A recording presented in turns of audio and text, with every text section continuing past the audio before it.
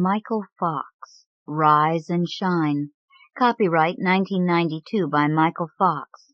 Published by permission of Raritan, 31 Mine Street, New Brunswick, New Jersey. At 8 a.m., the view from Stephen Paley's rooftop is a hopeful one.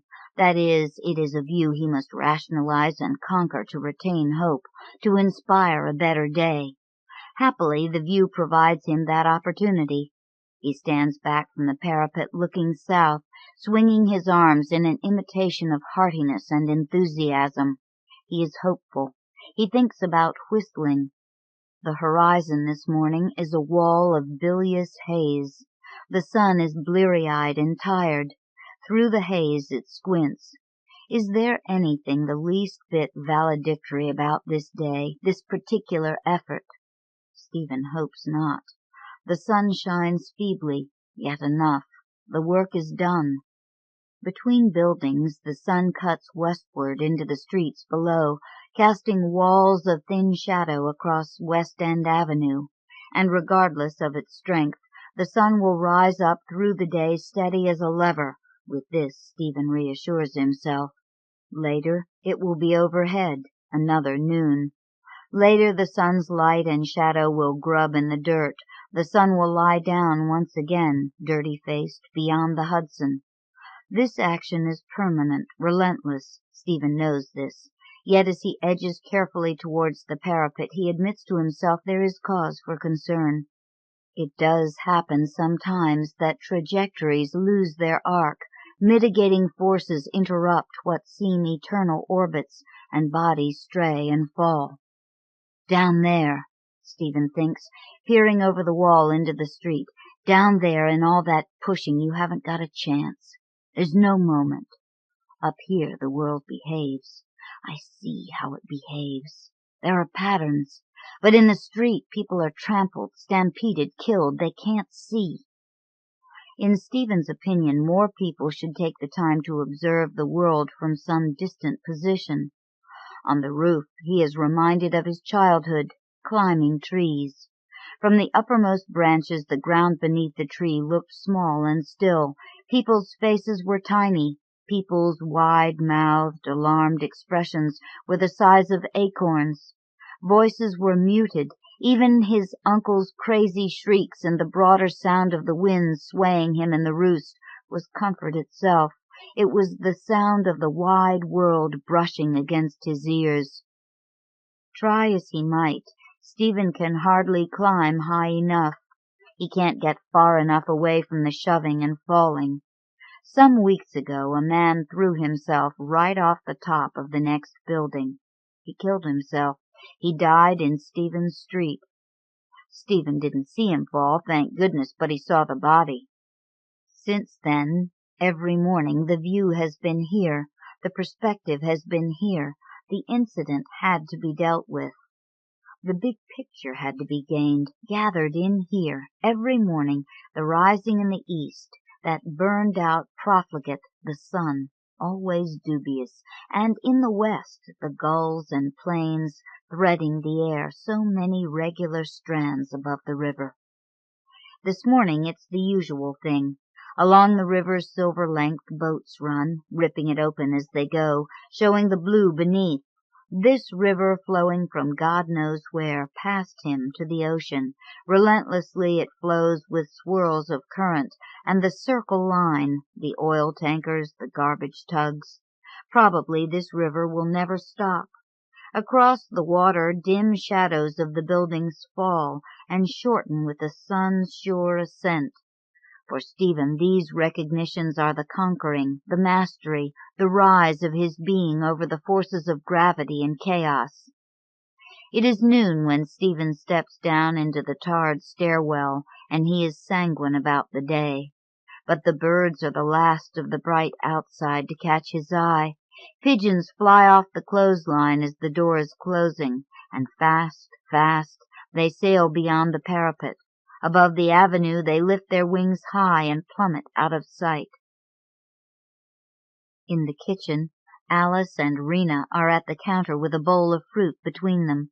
They are preparing a housewarming gift for the new neighbor down the hall and quarreling over it. But even so, they both hear Stephen sneak in the front door, turning the lock softly. Stephen comes in the kitchen, and with their backs to him, the two women continue to fuss over the bowl, picking up one fruit and replacing it with another, and then undoing that. Rena is stoned again, and Alice is determined to resist her bizarre influence over their presentation to the neighbor. She is meticulously taking out the flower petals Rena's thin fingers have arranged among the fruits. "What have you been up to?" Alice asks, carefully adjusting her eyeglasses. "I've been in my room," Stephen says cheerfully, "destroying your vacuum cleaner." Alice is relieved. She sees he won't bring up the suicide again. He'll hide the fact he's been on the roof. It happened weeks ago, and Alice, for her part, is tired of the obsession. This is cold of her, and she regrets that, but she won't discuss the incident any more. Falling bodies. Stephen's words are not going to rise up for her seriousness anyway. Better to avoid that kind of talk. She prefers it when they lie to each other and have fun. "You really should try the broom and dustpan," Alice says brightly. "You know, it works fine for us, doesn't it, Rena?" "Oh, well, a broom and dustpan. Sometimes you want sound, like machinery, power." Rena's eyes spark gleefully. "Did it explode or what?" "No, actually, I threw it," Stephen says. He opens the refrigerator and leans over into the cool white interior, looking for nothing. Alice says, "You threw it? Out the window, I bet. Or did you restrain yourself?" "Against the floor. It wouldn't eat." Rena laughs at this. Stephen comes out of the refrigerator and watches her replace flower blossoms in the fruit bowl while Alice is not looking. Rena's hands touch the fruit and rise like a heron's feet, stepping carefully among lily pads. "Well," Alice says with regret, "I guess I'd ask you to come along to this housewarming, but you just might freak out. I guess you have your hands full anyhow, what with repairing our vacuum cleaner and all."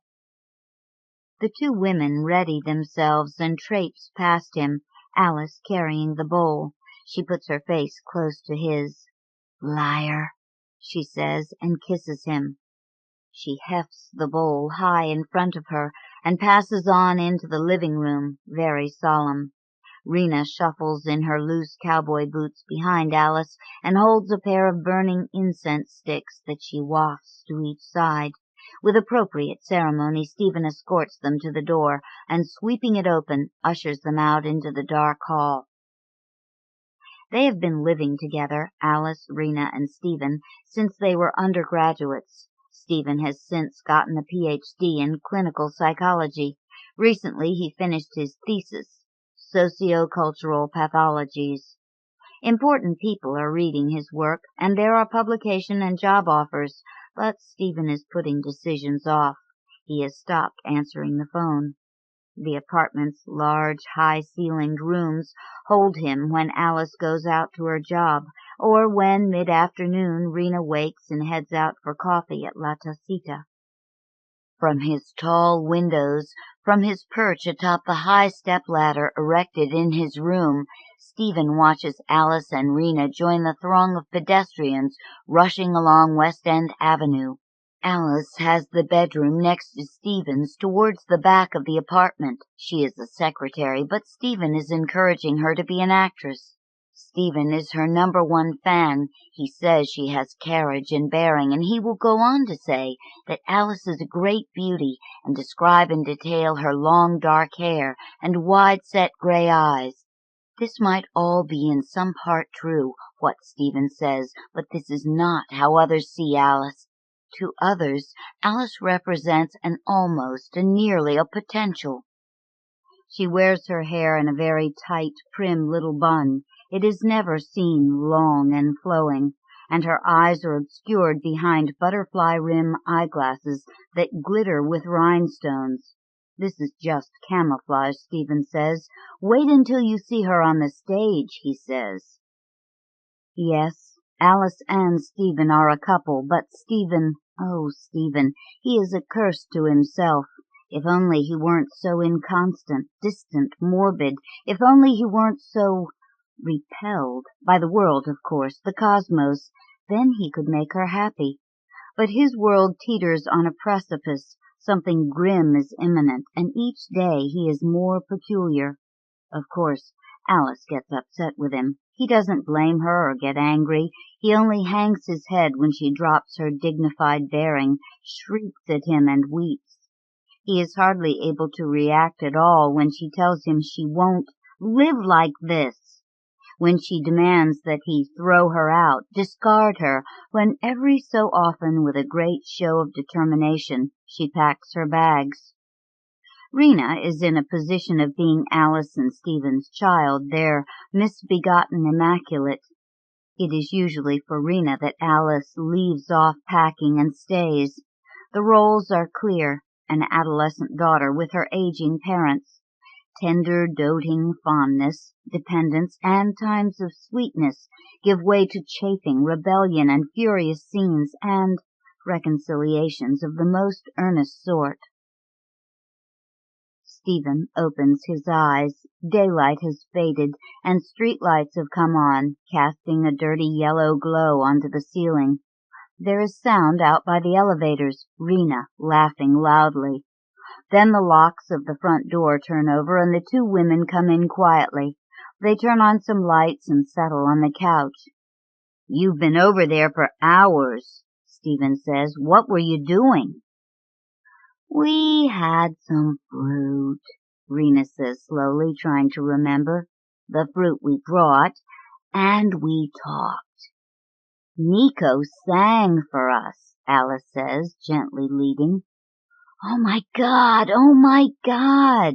Rena exclaims, and flaps her hands in front of her as though she has just burned them. "He sang! Oh, yes!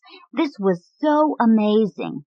With a dreamy look in her eye, she pulls a rolled joint from her vest and lights it. "It was an amazing voice," Alice murmurs. Rena passes the joint to Stephen. It crackles and smokes as he puffs. "What sort of thing?" "Opera. You didn't hear him?" "Opera?" "Singing. You didn't hear him singing?" Stephen passes Alice the joint. Holding his breath, he plays along. "Well, I guess I did, but I thought it was a record." Rena giggles nervously. "Yeah, well, you should have been there," she says, her eyes on Alice. They both begin to laugh. Their laughter sounds like shouts of relief, and Rena's eyes are full of water. Stephen laughs then, too, with a tight feeling like fear in his chest. "This was like a voice from fucking heaven," Rena says, and raises her hands to her hair. "We come in, we sit down, we introduce ourselves, right? His name is Nico. He's from Italy. Everything's nice. He's easy. What do we do? What does he do? You know, and he says he's a singer. An opera singer. Really, we say, like really stupid, you know. What kind of thing do you sing?" He's standing there, getting us drinks or whatever, and suddenly out of his mouth, the man is as big as a house, out comes this great big sound, it seemed louder than anything I've ever heard. Rena laughs. "I mean, there is nothing in rock and roll like this." She gets up and stands at the window looking out. "It was completely beautiful," she says with amazement. "He sang just for a moment," Alice says, "just one note. But it made the building shake. I mean it. I thought the windows were going to pop. The sound filled everything up and made it wobble." Alice and Rena, dewy-eyed, are no longer interested in the joint, so Stephen sets it on the window-sill, the ash hanging over. He sits down on the couch. Alice gets up. Alice and Rena stand close to each other by the window in tense, stilled postures. Rena says in a near whisper, "Later he sang again. like it was coming out of the walls or the floor. It was just in the room, this gorgeous sound. Wasn't it the sexiest thing you ever heard or seen, the way it came out of him? Alice's face reddens behind the glittering frames of her glasses. "Oh, well, my lord," she says, snorting at Rena's suggestion. "What he said to me as we were leaving? My God, it gives me shivers, and I don't know why. It's so ordinary. He said, 'Alice, I want to eat with you.' His laugh afterwards and his voice. 'I want to eat with you.' I nearly died."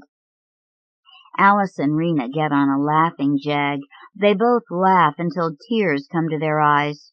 For Stephen, something is not funny about this. In the hysteria, the wild eyes, the tears, there is a lot he doesn't understand. He watches them warily, wanting to ask or say something arresting, devastating, shocking. He wants to pull them back from this new interest. Rena catches her breath and holds it, her long fingers covering her mouth. She says solemnly, as though awed by her own conviction, "I'm never doing drugs again, not ever." Rena lives in the small bedroom up close to the kitchen. There is another bed in the apartment for her, a proper room, but Rena prefers the small room. It is the furthest removed from Stephen and Alice's end. This allows her to come and go at all hours. But the more important reason is that the larger rooms frighten her when she is stoned, which she has always been. Rena sings backup for a white funk band. She leads that sort of life, sleeping when she sleeps at all from dawn to dusk, and living, it appears, on drugs and vitamins. Summers she spends touring with the band. When summer is over, she returns paler and more strung out than when she left. She is a thin, wispy girl with sandy eyes and disturbingly pale skin, a thinness and a paleness that are both fragile and elegant, an indifference that appears aristocratic, an expressionlessness that looks knowing. She uses a wide variety of pills daily in a moderate, highly skilled, cheerful manner. Alice and Stephen sometimes express their concern and their desire that she get clean, but they are only, when they speak seriously with Rena, performing according to their roles. They like her quite well as she is, fragile, alarming, exotic. One of the things Rena says, she says it often, is that she has no use for sex. Sex is an addiction, she says. Sex is a low-grade, zip-and-burn kind of drug, a habit that most people have no sense about. There are other indulgences Rena has little sympathy for, eating and sleeping. Friends of Rena's, male and female, drop in often to spend the day on the couch. They don't exactly sleep or do much of anything. They are long and thin and quiet people. None of them are, or ever have been, lovers of Rena's. From Stephen's position atop the stepladder in his room, high up near the ceiling, the view encompasses not only the entirety of his large, bare room, but the synagogue one street down, the sidewalks of West End, a glimpse of Broadway through bare trees along the cross street. From atop the ladder, Stephen listens to the sound of the world and shudders. He sits on high and listens. Whole days pass, a week. The radio reports frightening news, bombings of abortion clinics and a rash of violent crime against old people. The same people are responsible for both, Stephen theorizes from the top step. They've got the credo about investing in the future. They're pruning deadwood. The body is saving itself by pruning deadwood, protecting regeneration. In the social power vacuum, people prefer radical solutions. He sees himself as a limb, tender, exposed, expendable, or perhaps calcified, brittle, defoliated, dead wood. Into the crossfire of the street Stephen would never go. He would never come down from his perch if he had a choice. He leaves the apartment rarely to buy food and pick up a newspaper, and afterward hurries again to the roof. In the lee of the parapet, sitting on tar paper, Stephen scans the headlines, but only the Help Wanted section holds his attention. He reads the advertised positions and entertains his choices, the various lives he might live. A plumber's apprentice. I'll join the union, make a good wage, work alone. I'll fix pipes. I could do that. He feels this imagining is a healthy sign, and on other days he enjoys dreams of being a house painter, a garbage man, a construction worker, anything but a psychologist for which he has a degree. He dreams of a regular life, a working physical life, and contentedly settles on his bed for a midday nap. Alice and Rena he now sees rarely. He seeks them out at the usual times, breakfast with Alice, coffee with Rena, late nights with both. But their schedules appear to have changed. Like well-fed cats in a large house, their movements are mysterious. When he does run into them, he is surprised to find them so often together. Coming home from somewhere, going out, on the run, cheerful, arm in arm, and casual. "Ciao," Alice takes to saying. Stephen often hears them laughing out by the elevator, but they are quiet and serious when they enter the apartment. He might find them in the kitchen from time to time, making food together, and the laughter and whispering he can hear from the hall stops as he approaches. They hush up with little smiles on their pusses, and it is clear they are enjoying themselves. Some little secret they are harboring. It isn't a dirty secret, the sort hidden to avoid real shame. It is a happy secret, the kind you enjoy keeping from others because you know eventually they will find out. There is something else. Sometimes in their presence Stephen is aware they look at him in a sexual way, not with any heat, but with evaluating, probing eyes, as though gauging the ripeness of fruit without touching it. They look at him this way, he feels their eyes on him, and then they turn away, or start talking about some obviously neutral and camouflaging subject. And Stephen smiles at them, knowing, but knowing nothing in fact, and they smile back, turn away, very pleased with themselves, and almost bursting with their secret. There are times when, with a direct question, Stephen feels he could get it out of them, one of them alone, but he refuses to give them that satisfaction. Instead, he grows cold to them, especially Alice, whose behavior is just childish, her high-flying spirits, her cooling towards him, the way she looks at him as though he were a stranger. All of this, Stephen feels, is just a ploy, blackmail. Thus they pass each other in the long halls, each with head high and eyes cool, half-lidded, trying to outdo the other in diffidence and self-possession.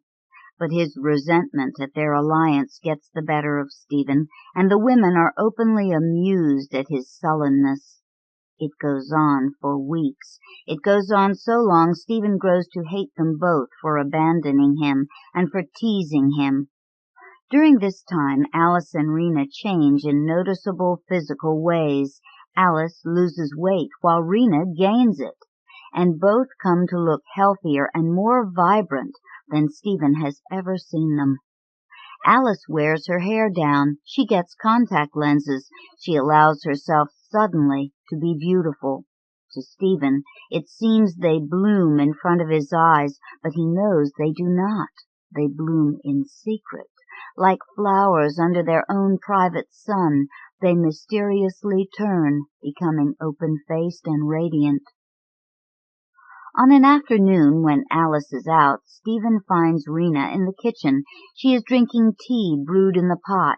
She invites Stephen to join her.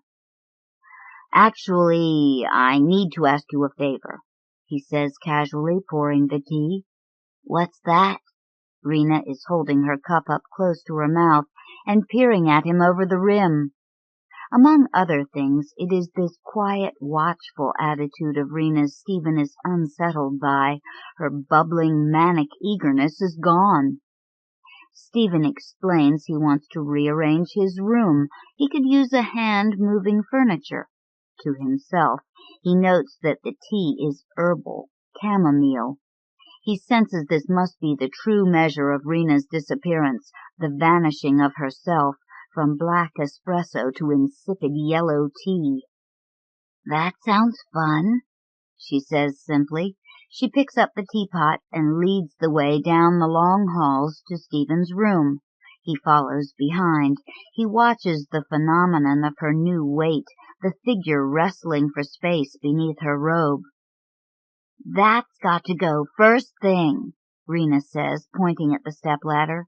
"No," Stephen says. "I just wanted to move my bed. I also need help with the bureau and the desk." Rena looks at him steadily while sipping her tea. "Let me help you," she says. They are finished by evening. Stephen's rather spare, practical room has become a boudoir, a grotto. His desk is gone, and the bureau now fits neatly inside the walk-in closet. But for a single chair, which now adorns the long wall facing the windows, the only other furniture remaining in the room is the bed. Smiling tolerantly, Rena has taken the stepladder away. The bed is an heirloom, a painted white metal double that Stephen's paternal great-aunt and uncle slept in all their married life. It now appears lonely and somehow lewd, too inviting atop the room's only carpet. Behind the headboard is hung a brilliant red cloth, and the ceiling has been brought low and soft by white sheets hung pillow-like wall to wall. Rena returns from stowing the ladder, and together she and Stephen stand by the entrance, looking in at their creation. The total effect, Stephen thinks, is summery, light and feminine, and sexy. He says so to Rena. She says deliciously. With her hips she makes a rude gesture. "Now all you have to do is get some futons, maybe for the corner, some boys and girls to play with on them. You'll be rockin'." She tucks a strand of hair behind her ear and, shifting her weight to her other hip, continues to contemplate the room. "You're into orgies now," Stephen says casually. He reaches over his head and smooths a sheet hanging from the ceiling. "Oh, yeah, I'm into everything now," Rena says and laughs, "except drugs. No more drugs." "And you and Alice are having an affair," Stephen says. He puts his hands in his pockets as though idly looking for something. Rena looks at him closely. "You mean with each other?" "Yeah," Stephen says, avoiding her gaze. He unfolds and examines a scrap of paper from his pocket. Rena laughs. "Well, we're almost a tiny bit like scratching the other one's itch, sort of, and I can see that, you know. With Alice, I can imagine it." She pauses, and there is a little smile in her eyes. "But no, we just love the same guy." Stephen pauses for 2 beats and says, "Well, you sure have a funny way of showing it." His expression is perfectly deadpan. Rena looks confused and then wide-eyed with amazement. She laughs in big gusts of hilarity. "Oh, Stephen," she says, "I'm sorry to laugh, but wow! You really should get out in the world more. You're losing touch. I mean, that's ridiculous. Where have you been lately?" Stephen only smiles, remembering Rena when she was dizzy and fun. Stephen sweeps the areas of the floor formerly covered by furniture. Dust collects in ash-gray forms that roll like tumbleweed across the room. Stephen sweeps them into the pan, deposits them in the trash basket by the window. It was from this window that Stephen watched as weeks ago a woman in the building opposite leaned from her window and began to wail. She wailed and pointed, and there he was, for Stephen and the rest of the world to see. A man lying sprawled in the parking lane. The man had fallen silently. No one or few people had seen him fall. No sooner had Stephen seen the body than someone rushed from the building and covered it with a sheet. Men and women in a quickly forming crowd looked to the roof, squinting angrily, then resumed shaking their heads and staring down at the sheet. A bloom of brilliant red soaked and ran through the cloth. Some time passed, and then from the long coats a schoolboy stepped forward. A book bag hung from one shoulder and thin blue hands stuck from his coat sleeves. With eyes fixed on the bloodstain, he looked quiet, attentive. He was listening. He picked up the corner of the sheet. Responding to mute command, he held the corner high. The crowd tightened, bowed for a still moment of attention. The boy and the crowd looked until at once they were all done looking and turned away. The crowd dispersed, and there was a cleared space, a cleanliness in the parking lane around the colorful sheet. Within minutes, another group formed. That was weeks ago. Stephen had seen this standing at his window where he is standing now, but the scene is a different one. Now the street is empty but for a young woman sitting on her stoop. Expanses of gray sidewalk and gray facade surround her like an aura. She is dressed in a black, shiny skirt so short, Stephen imagines he sees her underwear, the mannequin-like smoothness of her thighs beneath blue pantyhose. Occasionally she rises wearily and strolls to the curb as a car nears and slows. These are, Stephen thinks, signals given and signals received, trajectories hitting their targets.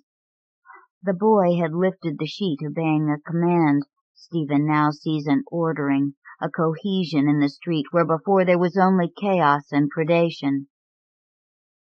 In this woman there is a mysterious heart, Stephen thinks, vividly imagining her insides.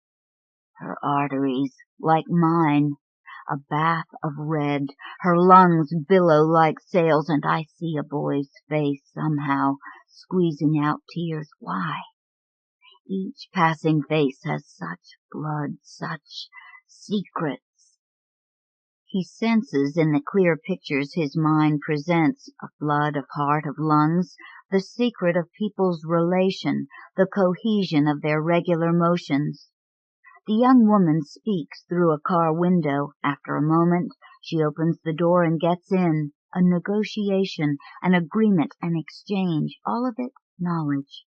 The command of finding out, Stephen thinks, the dirt and stink of finding out. The building fills with sound, a vibration rising in melody coming beneath the front door. In the elevator hall, the sound rings in Stephen's own head as he presses the doorbell of 3C. The singing breaks off, leaving a glancing echo in the place the sound had filled. Nico, his new neighbor, opens and fills the door, large against the light, enormous. He is not tall, but he is as broad as an ox. His face is red and damp like a child's. "Stephen, yes, hello," Nico says when Stephen introduces himself. "Come in, I'm glad to see you." His voice is light, mellifluous, with an Italian accent. His face is pleasant, not handsome, but round and full and moonish, friendly and amusing. He smiles easily with a lazy interest.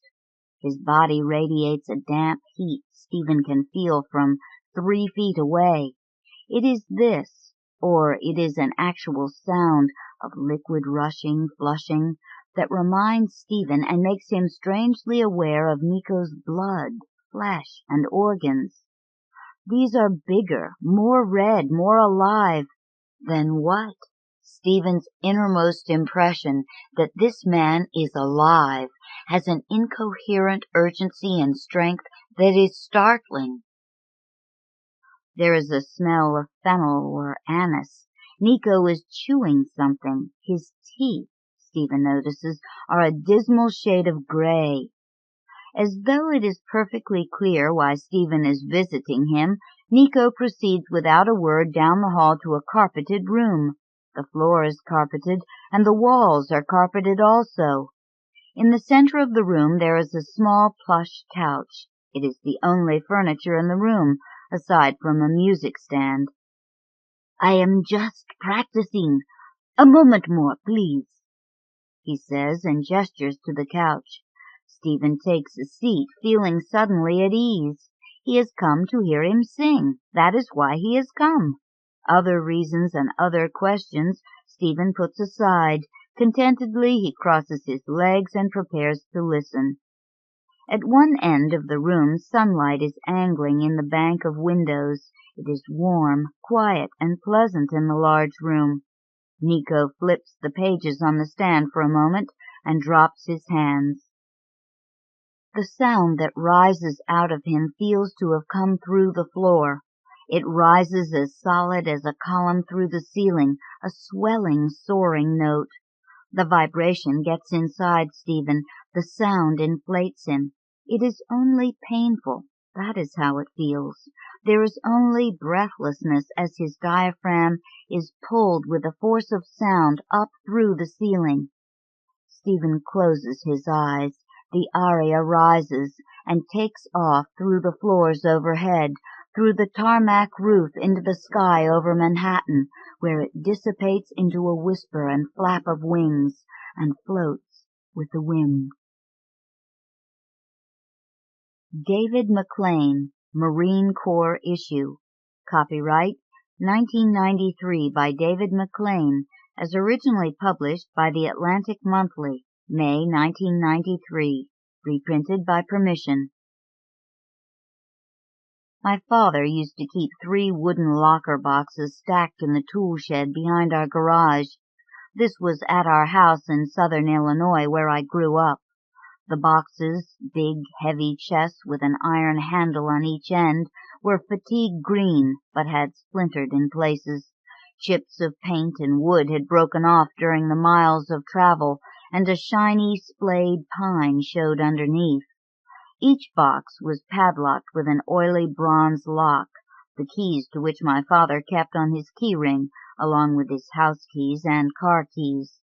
I knew that because I saw him open the top box once when a friend of his came to visit.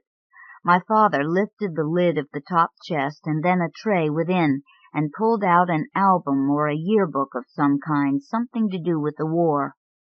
The visitor was an old Marine Corps buddy, still active and in uniform. They laughed over photographs and drank whiskey, a whole bottle. I crouched in the hallway around the corner from the kitchen and listened as long as I dared. I don't remember much of the talk, names and places I had never heard of, but I do recall the man's calling my father Gunny and commenting on his hands. My father had damaged hands. "Look at your hands, Gunny. God damn it, look at them."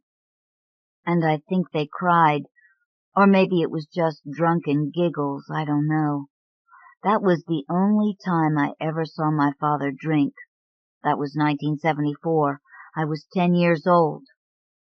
My original name was Charles Michael, and for the first 10 months of my life, my mother tells me, I was called Charlie. I had no father then. That is, he had never seen me. But when he returned from Vietnam the first time in early 1965, within a week he began the legal proceedings to change my name. Soon after, I was Jonathan Allen. I still am. I learned all this from my mother when I was 20 and needed my birth certificate for a passport application. My father was 3 months dead then, when my mother explained to me about Charlie and how I had been renamed for a dead corporal from a small town in Georgia. I see my father most often in 2 ways, playing handball, or years later sitting on the edge of our elevated garden, black ashes from a distant fire falling lightly like snow around him. As I said, my father had damaged hands, a degenerative arthritis, we were told.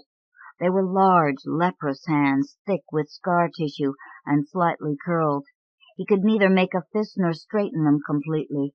Normally they hung limp at his sides or were stashed in his pockets.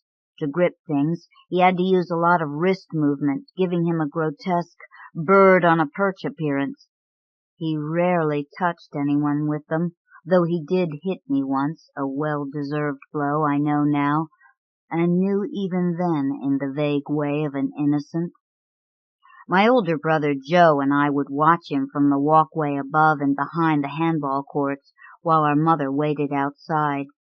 I was 6 years old, but can still see him clearly, playing alone, as always.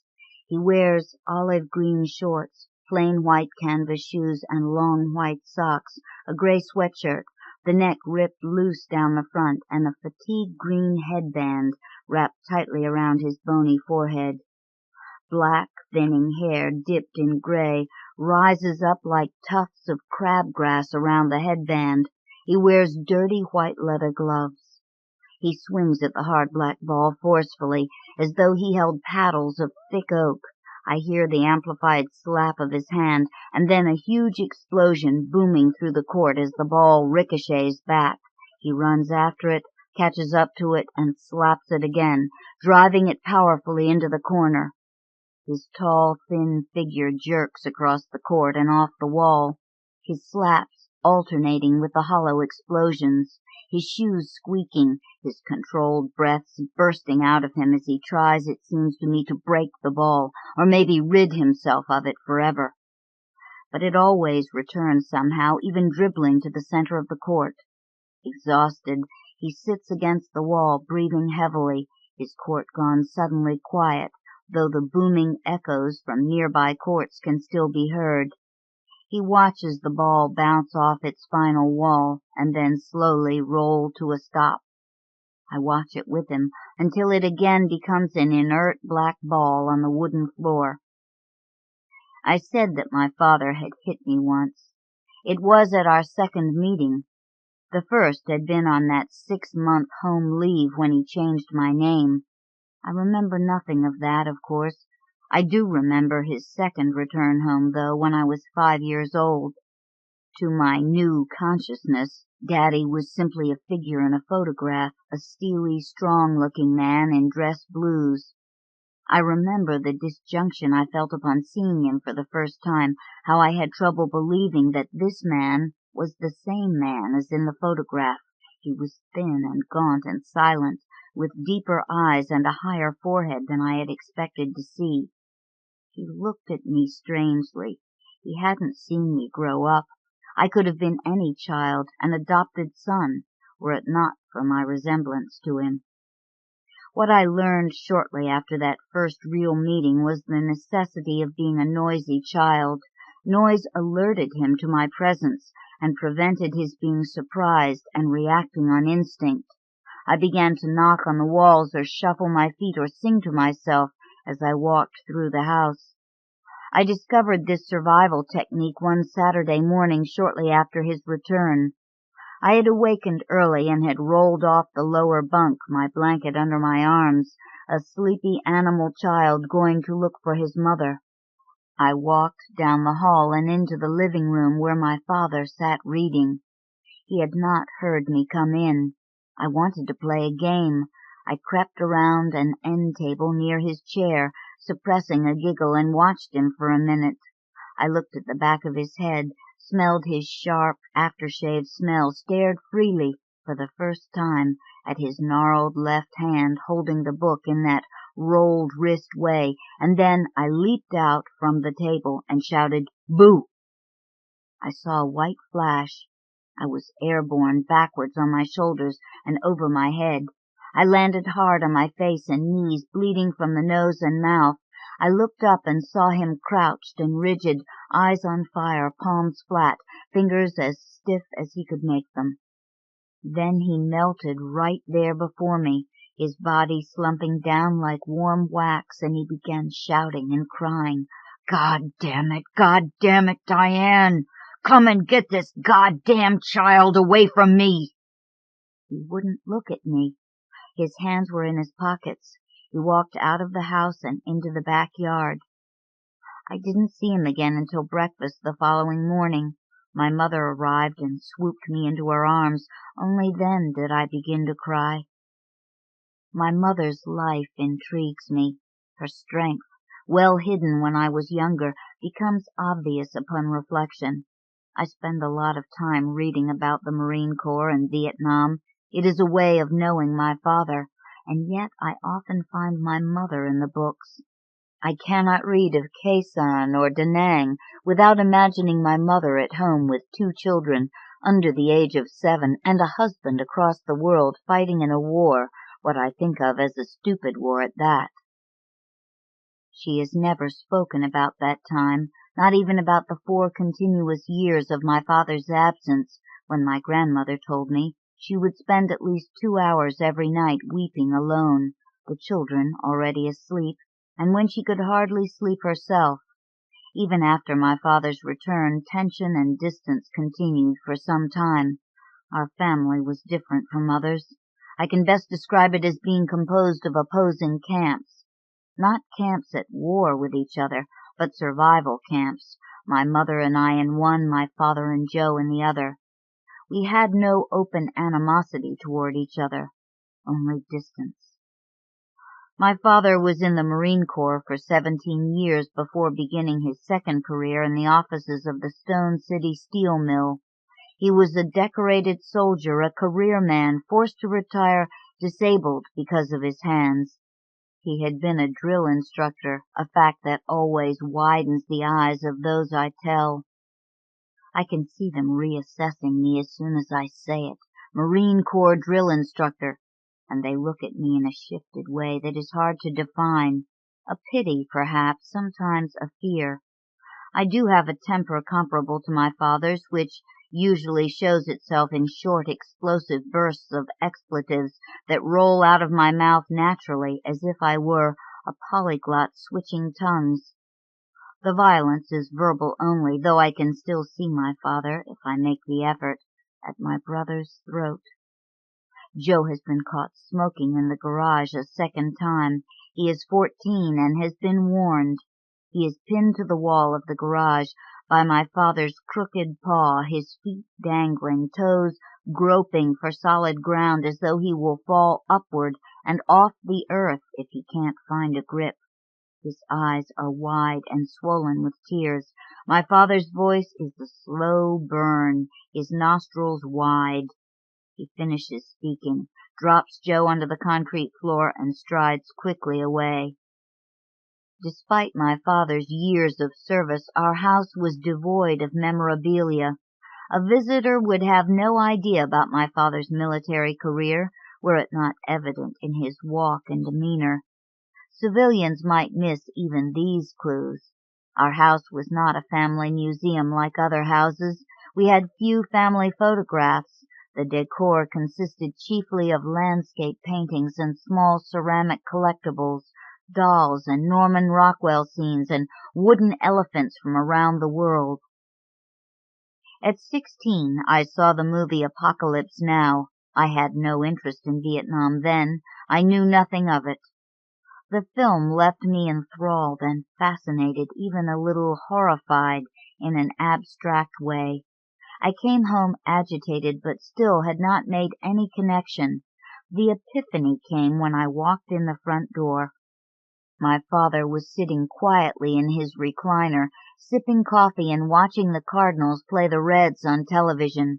My mother sat on the couch, crocheting under a lamp, humming a hymn to herself, our Labrador, Casey, resting on the floor at her feet. I stared at them for a long 20 seconds before my father snapped the spell.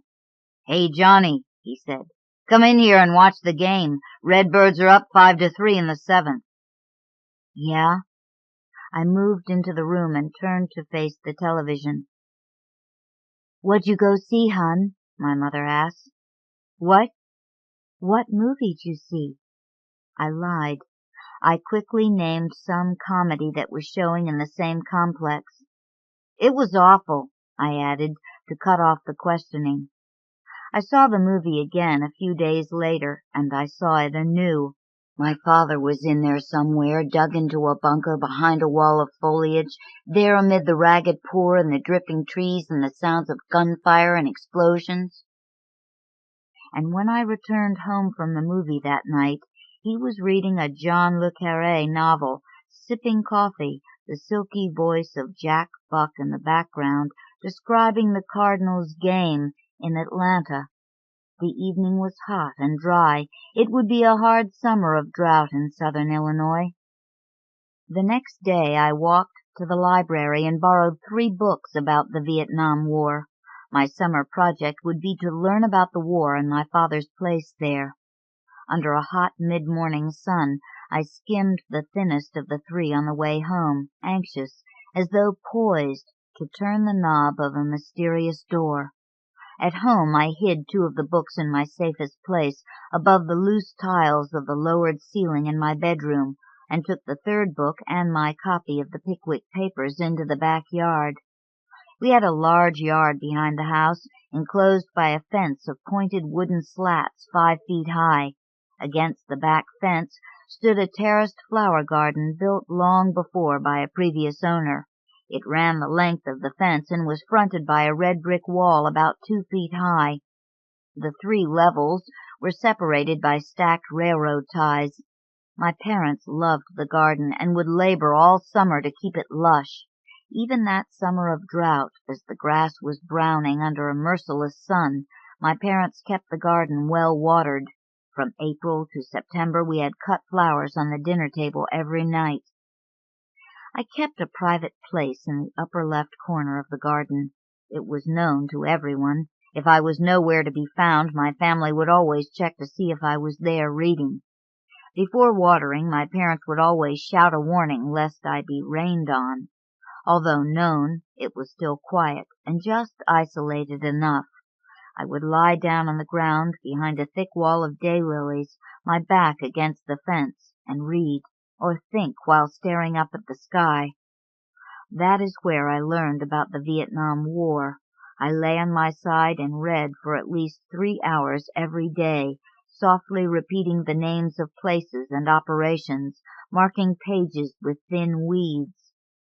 If called or found, I would rise from the flowers with the Pickwick Papers in hand, leaving the history book in a plastic bag among the daylilies to be collected later.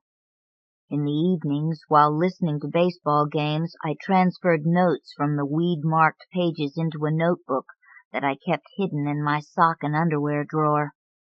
Within 2 weeks, I had finished those first 3 books. Upon completion of the 3rd, I emerged from the daylilies feeling expert.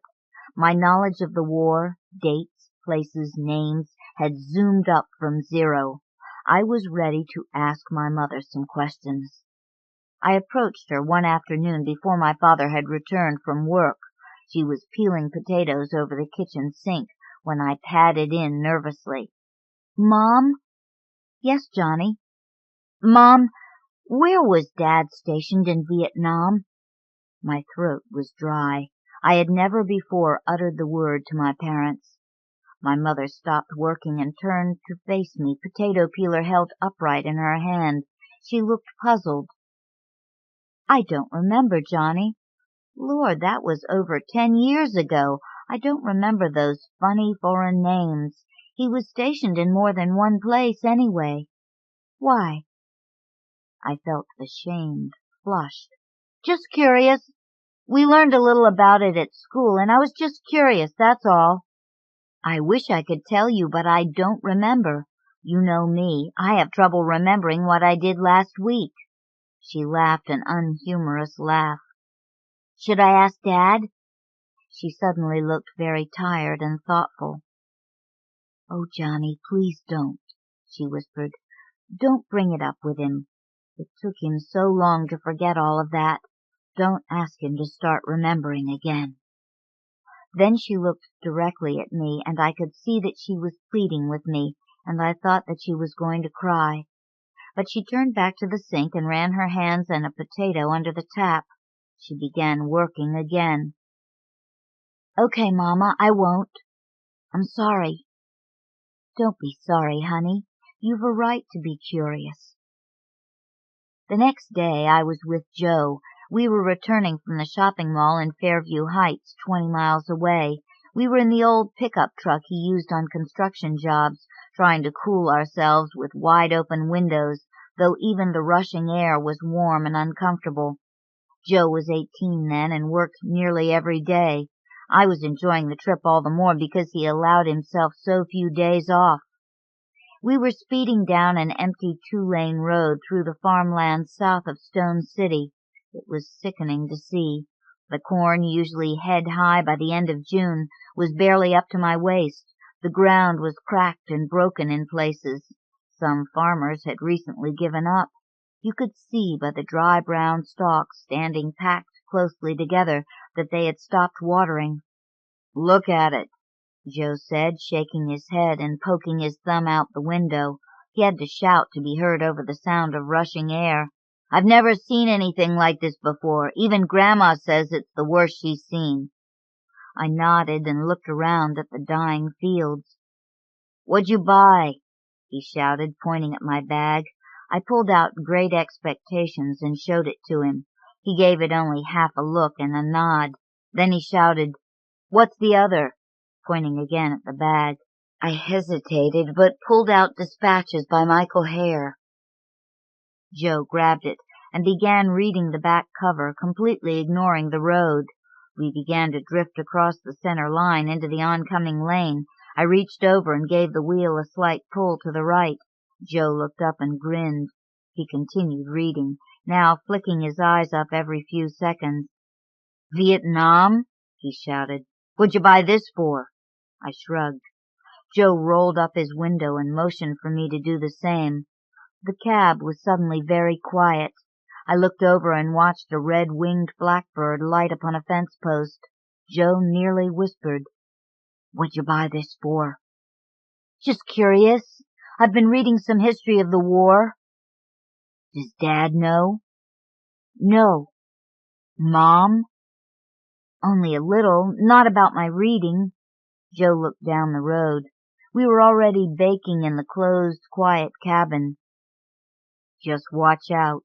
Keep it to yourself." He threw the book into my lap.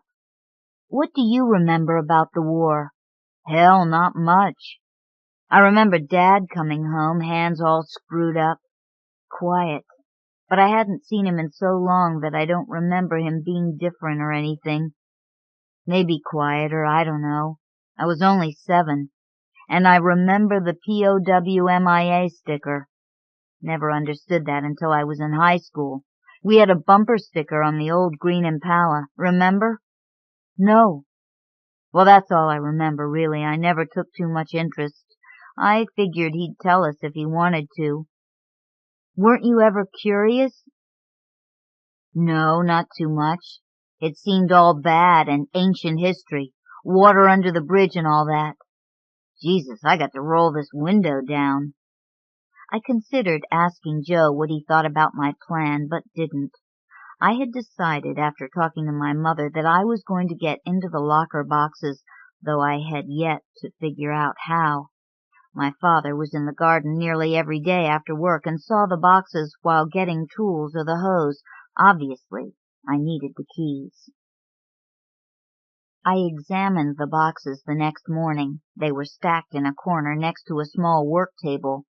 Coffee cans full of paintbrushes and nails and loose nuts and bolts stood on top of them. As far as I knew, they hadn't been opened in 6 years. Spider webs were constructed with a confident permanence between the sides of the boxes and the shed walls. I gave a cursory tug at the 3 locks, each of which had been scratched with a number. The locks were the common hardware store variety that always come with 2 keys. I began searching for the extras in the drawers in the tool shed. In the days that followed, I rummaged through boxes and cleaned the attic over the garage. I carefully went through my father's dresser with no luck. I did find 1 loose key at the bottom of a toolbox and raced out to the shed to try it, but it wouldn't even slide into the core of the locks. I would have to take the risky route for the operation. The useless old key would help. I spent 3 scorching days in the garden reading dispatches and an oral history of the war while I looked for the courage necessary to put the plan into effect. The plan was simple, but I wasn't certain it was safe. I would switch the old key I'd found for one from the key ring, rummage a box and switch the key for a second the following day, and then switch the one after that for a 3-day operation. The next morning I rose as early as my father, much to his and my mother's surprise. My mother was in the kitchen scrambling eggs, and my father was in the shower, as I'd hoped. I slipped into their bedroom and with nervous, fumbling fingers forced the key numbered 1 off the key ring, replacing it with my found key. The key ring was tight, and I slipped in my haste, gouging my index finger in doing so. I left the bedroom with my slightly bleeding finger in my mouth, jamming it into my pocket as I passed my mother in the kitchen. Later, quietly, with an archaeologist's caution, I removed the coffee cans from the top box and set them on the work table. I then slipped in the key and flicked open the lock. Despite the heat, I felt a shiver through my back and shoulders, my body reminding me that I was crossing some line of knowledge, transgressing some boundary of my father's. My hands shook, and I held my breath as I lifted the lid. The first thing I saw was a yellowed newspaper clipping, the death of James Dean, carefully cut to keep the date intact. I read the whole article with interest. I knew nothing of his death. Then I saw my mother's high school diploma, class of 1955, stacks of old photographs, family snapshots, black and white with wavy white borders. I found my old report cards from early grade school and all of my brother's report cards up to the 6th grade. I found a baked clay saucer with a tiny handprint pressed into it and Johnny, 1968, scratched on the back. It was all interesting, but not my reason for the risk, so I lifted out the tray full of family memorabilia and set it to one side. Underneath, I found uniforms, dress blues neatly pressed and folded, a shoeshine kit, a drill instructor's Smokey the Bear hat, little plastic bags full of Marine Corps emblem pins like the one on the hat, a tan uniform, and the yearbook my father had pulled out 6 years before for his visitor. It was a thin platoon book dated 1964 San Diego. I flipped slowly through the black and white photos, looking for pictures of my father. The photos were mostly headshots of similar-looking boys in dress blues and white hats. I found action shots of boot training, of the mess hall, of track and field competitions. I saw my father here and there leading a parade, demonstrating a hand-to-hand hold. He was still youthful and very muscular, stern-looking, but not weary. The picture of him in his dress blues was the same I'd learned to call Daddy before I'd met him. His hands looked normal in the photographs, the vulnerability gone, his arms strong and well-shaped like solid tree limbs. Upon looking through again, I noticed small notations next to a few of the photos. KIA, followed by a date. I was looking at dead men. I didn't know it then, but I would go back years later and find a picture of my namesake, Jonathan Allen Whitney, of Hinesville, Georgia, in that book. But that was all, and it amounted to little. I replaced the tray and closed the lid, reconstructing the tool shed as well as I could. That night at dinner I waited for the explosion, the accusation, my father holding up the key ring, his tight voice burning through me. I saw it all, but it never came. Later in my room I sorted through what I'd seen and made notes in my journal. I hadn't learned much, except that my mother loved James Dean and was a curator of her young sons' lives. As for my father, I'd found little new except the images of a younger, stronger man. I opened the second box with less trepidation, half expecting to see my mother's junior prom dress folded neatly inside, a dry corsage still pinned to the front. Instead, I found the memorabilia that probably should have been hanging on the walls inside the house. In the top tray were 3 wooden plaques, commemorating different things my father had done, all before the war. They were homely little plaques given to him by platoons or friends. His dog tags lay wrapped in a green handkerchief underneath the plaques. Joseph D. Bowen, pressed into the thin aluminum. The tags read Methodist, which surprised me, since he never went to church and mentioned God only as a prefix to damn it. I found a pile of old letters written by my mother, which had been mailed to an address in San Francisco. I couldn't bring myself to read them. I did, however, find 3 letters dated shortly after my birthday, and opened them. One contained the expected photograph, the usual hideous newborn with the words, "Hi, Daddy, love Charlie," written on the back. There was another photo of my mother with Joe and me. Joe was 2 and I was just weeks old. The picture was taken at my grandmother's house and dated June 30, 1964.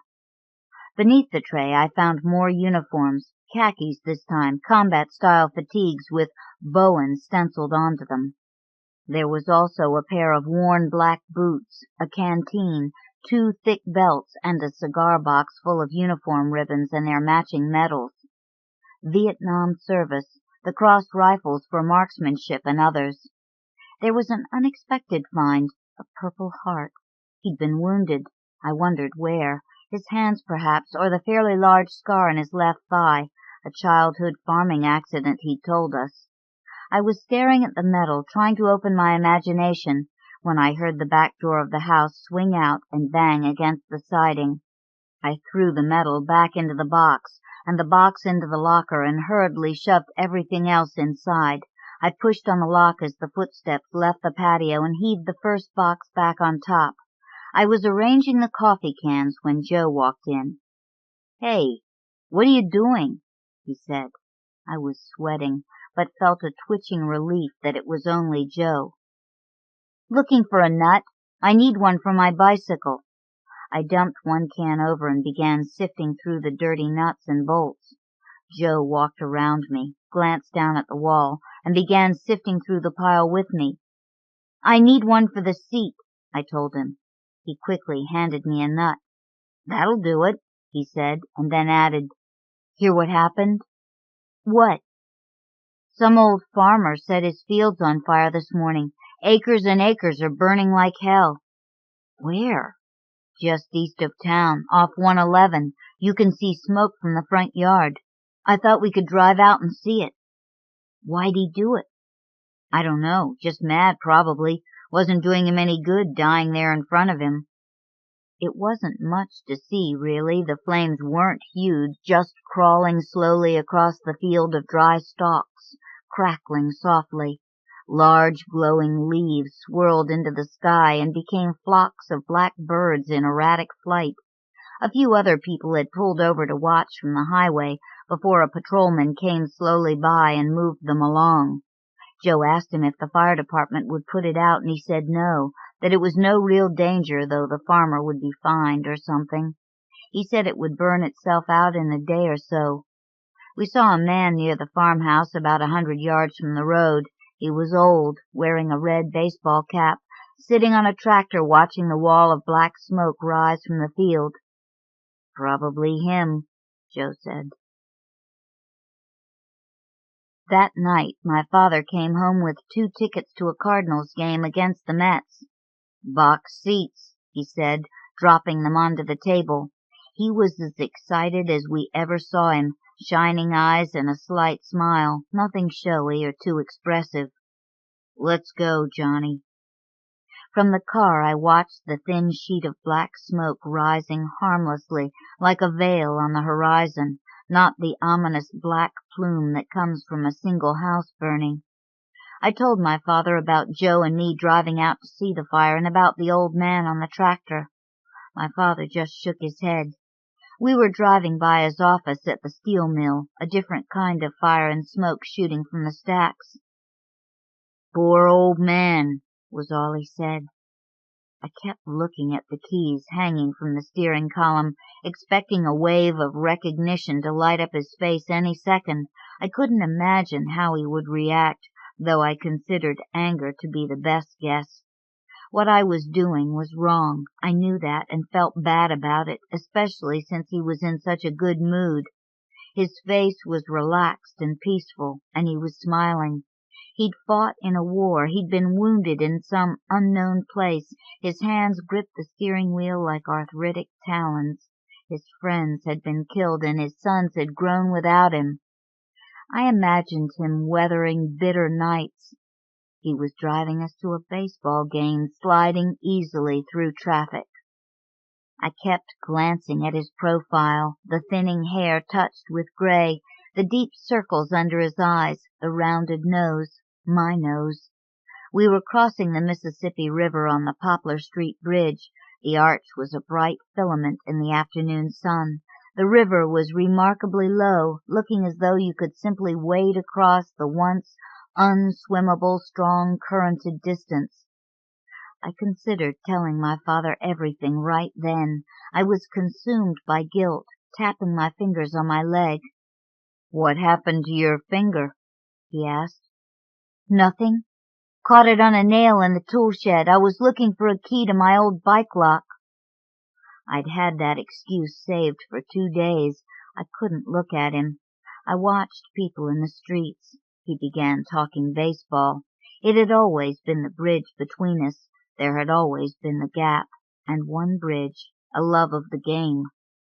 The game that night was exciting, a pitcher's duel with outstanding defensive plays.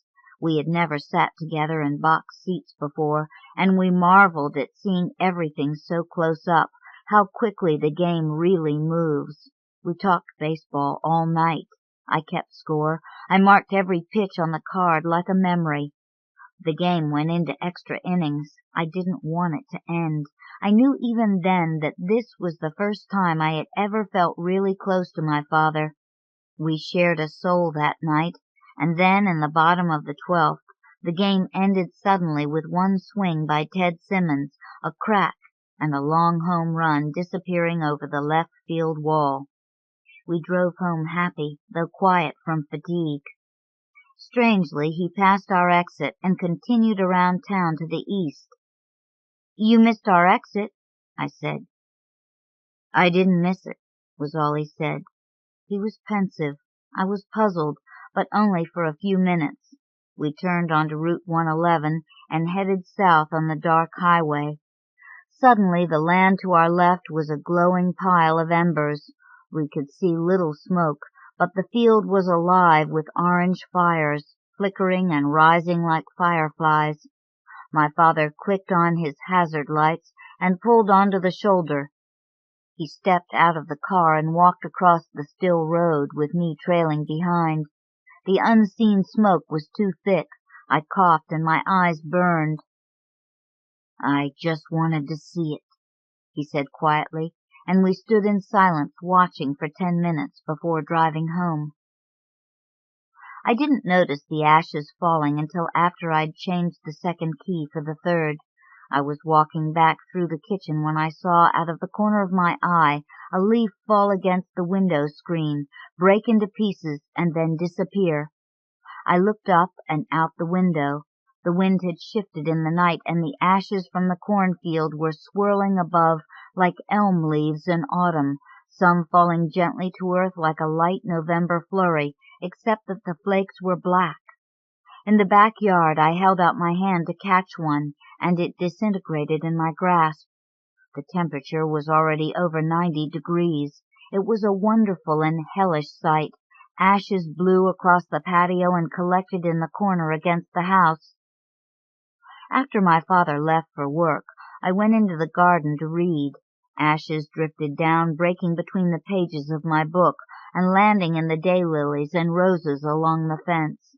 I felt strangely uninterested in the third box. The previous night had left me content with my knowledge of my father's past. A new understanding had come to our relationship. I felt guilty opening the third box, as though I were breaking some new agreement between us. The top tray contained nothing of interest. I found shoe polish, dried and cracked, 2 more plaques, socks, 2 dungaree hats. I sifted through these things mechanically and quickly, wanting to be done with it all. The compartment beneath was only half full. A musty smell rose out of the box. It came from the clothing, an old khaki uniform, tattered and worn, filthy but neatly folded. That lay on top of the items inside. Also within sight was an old pair of combat boots, unpolished and ragged. They, too, smelled musty. I lifted out the uniform and found a small box made of dried palm fronds. It was poorly woven around narrow sticks with an ill-fitting lid on top. Inside it were yellow newspaper clippings folded up into squares and a small paper ring box. I unfolded one of the clippings carefully so as not to tear its tightly creased edges. The headline read, "Local Prisoner of War to Come Home," and was accompanied by that same photograph of my father in his dress blues. The clipping was dated July 13, 1969. I read the article slowly, trying not to miss any details. It explained that my father had been a prisoner for just over 3 years, that he was to be released July 30, and that he would be returning to the base in San Diego within days. He was being held in a prison camp in the north, just above the DMZ, and had been captured while on patrol near Quezon in 1966. It gave details about the family in Stone City. I set the clipping aside and quickly unfolded the others. They all told the same story. One was from the Stone City paper dated the day of his release. I read them all twice, almost uncomprehendingly, before carefully folding them and returning them to the homemade box. I was a little afraid to go further, but I picked up the small paperboard box, felt it rattle, and opened it. Inside were teeth, all molars, yellowed and with black spots in places. I picked one up. On closer inspection, the black blemishes became legible. Painted on the side of the molar in tiny letters was NV 3366. I picked up a second. It read NV 51266. All 6 of them had dates, 3 from March 3rd, 1 each from 3 other days. I was breathing through my nose in a deep mechanical way, sweating heavily in the hot late morning. I put the teeth back in the box and set the box aside. I was shaking and didn't want to continue. There was more to see, a few letters, some folders, a small book. The book was a paperback, a Marine Corps field manual bound with a manila cover. It was titled Escape and Torture. I began flicking through the pages. There were some small, meaningless diagrams, a dull text about techniques for escaping from some generalized prison camp. Then there was a section on Vietnamese torture techniques. I began reading the clinical, distant descriptions of various forms of torture. Naked men in small, cold, concrete cells, sleep deprivation, swelling legs, tied hands, beatings. A few pages into the text, the notations began. They were written in black ink, always the single word, "this," in the margin, next to an underlined passage. The first, as I recall, described something with the feet, then beating on the legs, "this." Then the hands, "this," was bamboo splinters under the nails. "This" was a beating of the knuckles. "This" was being strung up by the wrists. I felt my stomach go hollow and my comprehension numb as I stared at that awkward, childlike scrawl in the margin of each page. I didn't hear my father walk into the tool shed. He appeared suddenly, as though he'd sprung from the ground. I felt a presence and turned to see him standing there in the doorway of the shed, holding his key ring in his right hand and my useless bronze key in his left. I have never seen such confusion on a man's face. He was startlingly angry, I could see, his body stiff, his nostrils flared, his breathing heavy, his jaw muscles rolling beneath his skin, but his eyes were weary, even desperate. We stared at each other while he decided what to do. I didn't move. I said nothing, only watched him. His eyes welled, and bright molten tears ran down his cheeks. Then he dropped the single key and walked away. I rose and walked out of the dark shed into the hot sun and falling ashes. He was sitting on the edge of the garden with his head down and his eyes closed as if in prayer, his hands lying loose and unattached in his lap. He then moved them to his sides and began clawing at the dry dirt in the garden until he had dug 2 holes and half buried each hand under the loose dirt. He sat as still as a memorial statue, and I realized that I didn't belong there. I left him with his head down and eyes closed and walked into the house. I see him there every day. In the 4 years that he lived beyond that moment, he told me a little about the war. It was a topic I could never raise. On occasion, if we were alone, he would begin talking about some aspect of the war or of his service. These were heavily guarded moments, slow monologues as he groped for the correct words to tell me. It is another way I remember him, speaking the things that he knew he wasn't capable of saying. This is how I love him the most, this great man. Semper Fi. Elizabeth Graver, The Boy Who Fell 40 Feet. Copyright 1991 by Elizabeth Graver. The Boy Who Fell 40 Feet is reprinted from Have You Seen Me by Elizabeth Graver by permission of the University of Pittsburgh Press. The girl he loved was shy and quick and the smallest in the class, and usually she said nothing. But one day she opened her mouth and roared, and when the teacher, it was French class, asked her what she was doing, she said in French, "I am a lion," and he wanted to smell her breath and put his hand against the rumblings in her throat. The boy he loved was in the class above and came from a faraway Arab country and was called Rashid. When the others wore navy blue, Rashid wore red, and when the others cut their hair short, he let his curl well below his ears, and when the rest of the boys joined in a huddle before soccer games, wrapped their arms around each other's shoulders and cried out, the Arab boy stood by himself and closed his eyes, and with him they always won. The boy didn't know how anyone could move that fast, Rashid a churning tangle on the field. He didn't know how anyone could hug that close to the ball or arc it so smoothly toward the net. In the end, it didn't matter, because a dark, thick happiness almost choked him at the moment time ran out, and he knew that nothing could change the score, and he breathed the clinging, sour smell of grass and mud and leaped with the other boys. Then in the locker room, comparing bruises, they sang together, school songs or something vaguely bawdy, or the national anthem tinged with sarcasm. Only a few things equaled this for the boy, having his feet measured for new shoes, bending a piece of orange peel until a fine spray shot up, falling asleep in the car when they had a car, and the smell of gasoline. There were so many things to think about, so many different ways, he thought, to get it off his mind. That was what his aunt said to his mother. Go to a movie, get a haircut, anything to get it off your mind. And the boy pictured his mother's mind like a breakfast tray, bent in the middle from overuse.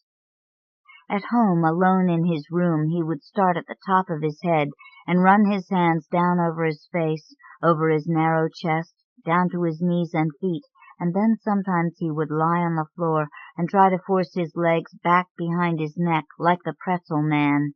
He had plenty of time for this lately and was sure that eventually he would succeed. His mother had a job to bring home money, but also, she said, because going to work as a secretary forced her to think a little about things like lipstick, stockings, and cutting her hair.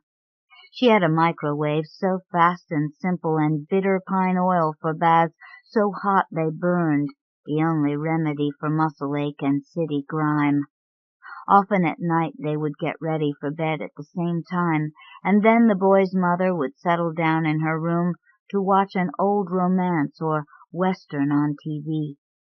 Later the boy would wake to voices and wonder who could possibly be talking in their house. At school, The teachers saw him as nicer and more inclined to help than he really was, and often they asked him to open the windows, shut the blinds, or erase the blackboard, which he did with a tight, obliging smile on his face, and with his mind on the lion girl or Arab boy or other things. Every once in a while, knowing his situation, his teachers tried to talk to him outside of class, but his eyes would wander to the door or window, and he would answer, "I'm fine, she's fine, he's fine, we're fine," as if, conjugating a verb, his mother left him notes. "Hi, back at 9, do your homework, and there is a nature special on TV at 8 if you want." Or, "Please do not answer the phone because it could be the insurance people."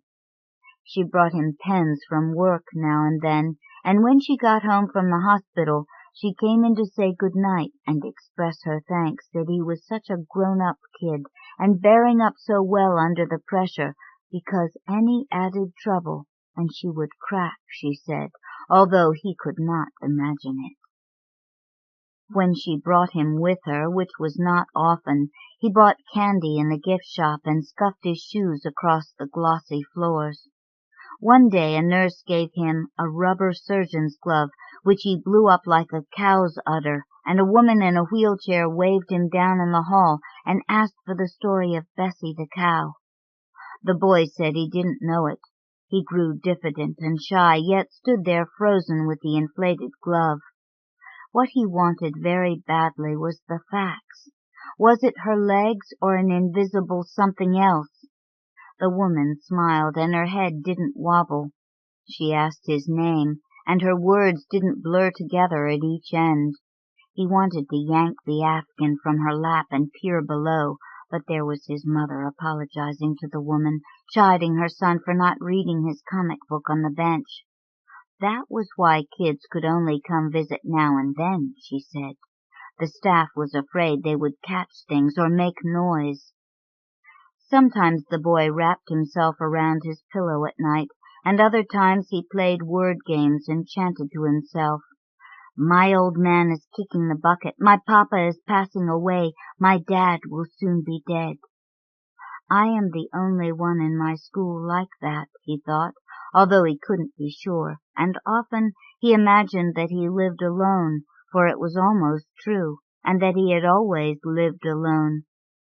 One day they read about the Mayan Indians who were waiting for the end of the world, and he realized that his life had grown calm and stretched like the insides of a balloon, and that since he had turned 8 2 years ago, and his body had begun to wake him up at night, and his father's body had begun to nibble on itself from the inside out, since then he had been quietly waiting for everything to end and begin. Coming out of school, he spied on them, the girl who set off alone, wearing a plaid raincoat even on the sunniest of days, Rashid, who leaned against the brick wall waiting for his brothers and sisters, and broke into that language when they appeared, noisy as a clattering subway car, and left without looking back. His house, thought the boy, was probably so full of people you couldn't help bumping into them everywhere you went, and probably all the children slept in one wide bed. The lion girl had an older brother at the high school. She had said it once in class, and if she ate too much sugar something happened to her blood, so that she grew pale and brought her hands to her face to her knees. He knew everything she wore, the colors of her notebooks and her locker number, S417. He had nearly mastered the art of looking at her sideways or through lowered lashes, but when she caught him, he wished he had never begun, and a taste like the tip of his pencil filled his mouth. His father said the drugs they gave him made him feel all soft and changed the way his skin felt, so that he wondered if he were growing fuzz like a peach. Once he had been the manager of a large sporting goods store, and often now when he couldn't sleep, he told his son, he counted inventory in his head. The boy pictured the rows of football jerseys and tennis rackets, the hockey pads to protect the athletes from each other, the smooth white chapsticks to protect them from the sun and wind. "See how he's glad to see you," his mother said when her husband closed his eyes. "He's having a real good day." "I have to go to the bathroom," whispered the boy. "Just tell him goodbye." "I have to go," he said, and his mother took him out. Most afternoons he went home to read her daily note and make sure nothing had changed, then put on the dirty yellow baseball cap they wouldn't let him wear in school, hunched up his shoulders, and went to roam or prowl. It was his mother who called it roaming, senseless roaming, but the boy preferred the word prowl, which was what animals did, because it made him think of secrecy and grace and some kind of final catch. He knew his neighborhood at least as well as the postman, and probably, he thought, as well as the bums, and maybe as well as the stray dogs who could see around corners before they got there. One afternoon in May, while his mother was at work, the boy perched on a mailbox like a gargoyle, examining the bottom of his sneaker. He was wearing it out in a funny way, he saw, so that the sole on the inside of the foot was thinner than the rest.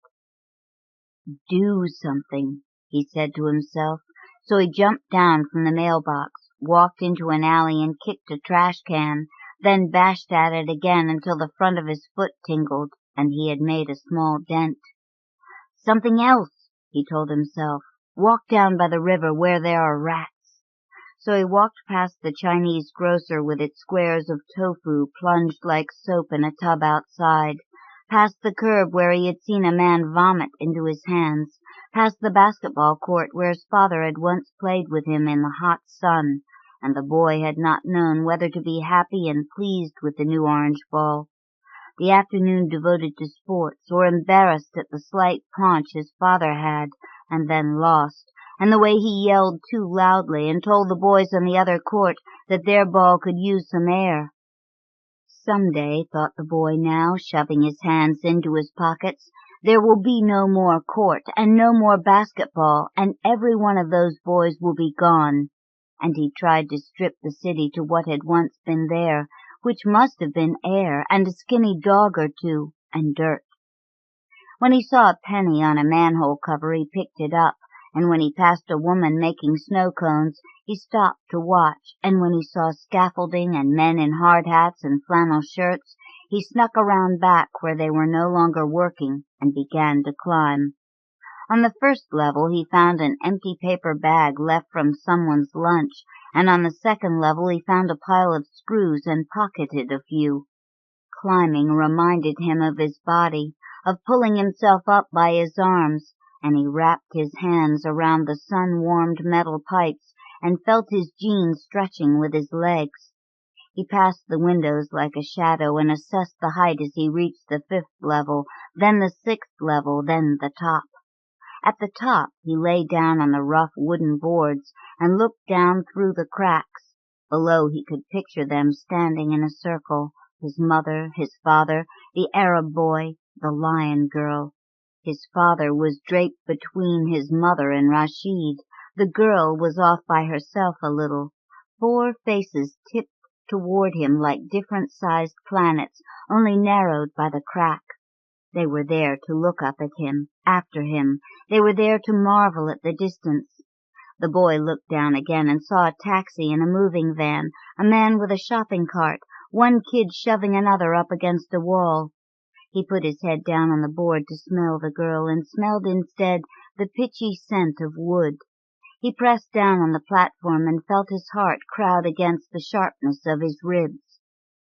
At the end of the alley was the river, and next to the river was the building site where he often looked for rats, and at the edge of the site, stretching its neck over a makeshift sidewalk in a pit, was a yellow crane. A woman was walking that day along the sidewalk. It had never happened before and would probably never happen again, but as the crane leaned forward to hoist its load of metal rods, it lost its balance and tumbled forward like a 35-ton bird. For a moment, movement, the pavement cracking, weight shifting as the crane's base pushed the plywood barrier halfway down the pit's slanted side, a crumbling of earth, then a creaking sound, a settling in, and the tipped base came to rest precariously against the displaced plywood barrier and lodged, overgrown and awkward, across the fallen woman's lap. From the scaffolding, the boy saw the glint of yellow and heard the scraping noise, and then he heard sirens and began to scramble down. By the time he had run the length of the alley to the site, the woman had opened her eyes to a crushing weight on her legs, pushing the sense out of her, knocking her silly, so much pain she felt she had been lifted to another world. "There's a lady down there," said a teenager to the boy, and they stood with the others at the edge of the roped-off area. Some people bit their nails, and others prayed, for they had already brought in a priest. Maybe, thought the boy, they needed someone small and careful to bring her things, because the police and medics had succeeded in communicating with the woman, and she had tugged twice on the rope they had lowered to say, "No, I can't move my legs," and once to say, "Yes, I'm all right," and once more to say, "Yes, a priest." "They know she's alive, but they don't know how to move the crane," said the teenager to the boy, and they peered at the machine tipped against the side of the pit at a crazy angle, as if waiting to slide further down the hole. "Move it wrong and she's a goner, huh?" The boy nodded and ducked off, tunneling his way through the crowd to the edge of the roped-off area, stretching his neck to see. "I'm small," he thought. "I could fit down there no problem and help her out." But as he peered over the edge of the pit, a policeman pushed him back as if he were a pesky dog and told him to get on home. The boy stood like a statue as if he hadn't heard, and the policeman waved a hand before his face. "You who, kid? I'm talking to you. No kids on the premises. Scram, or I'll have to bring you into the station." So the boy left the lady and the crane and went back to the scaffolding, but they were working where he'd been. He went down another alley, closer to home, and kicked at an empty metal garbage can lying on its side until it rolled. Then he leaped on top of it, lost his balance, fell, and got up to leap again, balancing and falling his way down the alley like a half-broken machine, until his jeans and shirt were streaked with grease and dirt, and bruises painted his cheeks and arms. When he got to the end of the alley, he turned the other way and started back. This time he whispered, all right," and pressed his fingers to his palms, knowing he'd caught the rhythm of the thing. It was a question of moving your feet at the same speed as the can, or no, moving them a tiny bit more slowly, because the feet pushed the can forward and made it go. It was a question of leaning back, just enough to avoid going over the front edge, but not so much that you got left behind. Timing and balance, he thought. Balance and timing. And he remembered the athletes who came to his father's store, the careful way they talked about their sports. He found he could go 10, 12, 20 feet at a time, arms flailing like a madman's, teeth clenched. He was the only one in the alley, and he could hear nothing but the hollow sound of the can, the pounding of his feet, the ragged intake of his own breath. He could feel nothing but his own body, until the pressure of a hand wrenched him from the moving garbage can, landing him hard on his left ankle, so that he fell forward to his knees. "You always screw around with other people's property," said a voice as the boy stumbled up, and the hand came down on his shoulder to shake him hard. The boy winced at the pain in his ankle and shut his eyes the way he used to when his mother yelled at him. He heard, "Where you from? You think this city is a goddamn playground? You got nothing better to do with your time?" Then the voice stopped talking, and the boy opened his eyes to find it belonged to a bulky man in a red T-shirt with a small ratty girl at his side. "You got nothing to say for yourself?" said the man. "My father died," said the boy, and the words hovered in the alley like suspended bells, so clear he knew they must be true. "Ah, shit," said the man, reaching out to touch the girl's head. "Today?" he asked, and the boy nodded and watched his sneakers, which were coated with a fine layer of dirt. "Ah, shit," said the man. "You better get on home. You got a mother at home?" The boy opened his mouth to say no, to tell the man he lived alone that he had always lived alone, but instead he found himself nodding, and the man said, "Okay, good," and rubbed the girl's neck. "You better get on home," he repeated. So the boy said, "Yeah," and turned to go. On the way back, he mumbled it. My father died. And nobody noticed because it was the city. Limping from his twisted ankle, exaggerating how much it hurt, he tried to picture his father with a pain like this, with a worse pain, so hot it lit you like coals until you turned white, then gray, then disappeared. Once the boy had not known about hospital smells, or how beds went up and down like dentist chairs, or the way people could eat through rubber tubes. He had not known the elastic possibility of change, and then one day he had come home to find the world on a whole new axis, everything slightly tilted like a bike on crooked training wheels. My father, he thought, was a goddamn honest man. His mother had said it on the phone to her sister. How could I not tell him what the doctor said? You got to talk straight to him. He's such a goddamn honest man. His father was tall, a jokester, with hair in his nostrils and on his back, and a way of tossing his head like a horse. That's all I know, thought the boy. All I remember, because the rest came from after. He sat down on a stoop a block from his house and lowered his head to his knees. "You dummy," he said to himself. "You dumbhead, get up." And he tried to think of something he might like to do, but he was so tired, as if someone had drained away his blood. He tried to think of things he liked, but his mind went blank, so he thought of things he disliked, and remembered the time his father had smacked him on the side of the head because he had stuck a pen into the pilot light of the stove. It had not been a gentle slap, meant to teach.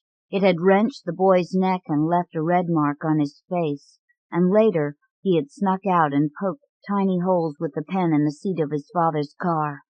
"Shit, shit, shit," whispered the boy into his hands, because he missed his father so much he couldn't move. When he got home, his mother was not there, and he pulled down his shade, crept into bed, and held himself. Later she came to the door, peered into his room, and said, "Asleep already? It's only 9." And he turned to display his cuts and bruises in a swatch of light. His mother wore an orange sweater and lavender skirt. She wore only the brightest colors, and her shoulders drooped. When she looked at him, she sighed and said, "Oh no, not a fight," and turned on the light by his bed. "Was it a fight?" she said, unbuttoning his pajama top to see where he was hurt, and he shook his head dumbly, and then for the first time in front of his mother in at least a year, he began to cry. "It was. Those bastard kids," she said, lowering herself to perch on the edge of his bed. "Those little bastard city kids. We have to get you into a different school." She put out her hand to pat the blanket covering him and breathed in, as if gathering herself. "Tell me about it," she said. So he told her how he had been down by the river, and there was this big crane, over where they're building that apartment building, and he had been walking along looking for rats, and suddenly the earth had fallen out from under him. "No," said his mother. "I heard about that. They were talking about that at the hospital, all the nurses." "Yeah, well, I fell 20, maybe 30 or 40 feet, he told her, and she moved closer to him and took his hand. "It's crazy. Thank God you weren't badly hurt. They should have taken you to the hospital." "I know," said the boy, wiping his face on the cuff of his pajama top. "Except nobody saw me, and there was this lady buried by the crane. They had this ladder over on the other side, and I just sort of climbed out alone." "Really?" said his mother. "Really? Did you do that? All alone?" "Yes," he said, and he knew she didn't believe a word of it. She was holding his hand, and he was leaning toward her, and then she was saying something, but he couldn't make out the words. "What?" he said, but she shook her head. "You liked your drawing, I think," said his mother, and for a minute he couldn't remember which drawing, but then he knew it was the one in India ink, the face of someone he had invented, a girl. "Come here," said his mother, and for the first time in a long time she held him as if he were a young child, and he breathed the warm air against her chest until she pulled away too soon and said she was tired and would get ready for bed. "It'll be okay," she said as she turned to go, and he blocked his ears with his fingers and burrowed down under the quilt, but he could sense his mother hovering in the room, so after a minute he surfaced and lowered his hands. "I'm sorry," she said from the doorway, half in, half out. "I'm so sorry about all of this." And her voice sagged, then rose again. "Rest is important, isn't it? Sleep well, Pumpkin. All right?" What she didn't know was that he couldn't fall asleep, not for the first hour after she left, not for the second hour, not for what seemed like the entire night. He drummed his fingers against the wall to the beat of songs. He took his flashlight from the milk crate by his bed and inspected the corners of the room. He got up to run his fingers over the books and cars on his shelf, then climbed back in with a flashlight and a mystery, but the print was small and strained his eyes. "I should count," he told himself. So he turned off the light and thought of 30 pairs of skis, 80 baseball bats, but the numbers stretched before him to infinity and made him more awake. His leg ached from where he had fallen, and he pressed on the tender spot until his hand grew stiff. "My mother is sleeping," he thought, and he knew just how she looked, flat on her stomach in her blue flannel nightgown under the plaid comforter, her head buried under her arms. Next to her bed, he knew, was the lamp shaped like a soldier holding a torch, and under the bed were her pink quilted slippers, and some wadded Kleenex, and some dust, and maybe a gum wrapper. And on her night table were her gold rings and the clock they had gotten free from the bank, the alarm set to 6:15. "And my mother is breathing," he thought. "First shallow breaths, and then deeper breaths. And her mouth is slack, and her fingers are limp. And my mother is sleeping." "My father," he thought. But they had put his father in a plain old hospital room, nothing special about it, and the boy didn't know how to go on. Susan Starr Richards, The Hanging in the Foaling Barn. Copyright 1993 by Susan Starr Richards. Originally published in the Thoroughbred Times, March 19, 1993. Reprinted by permission.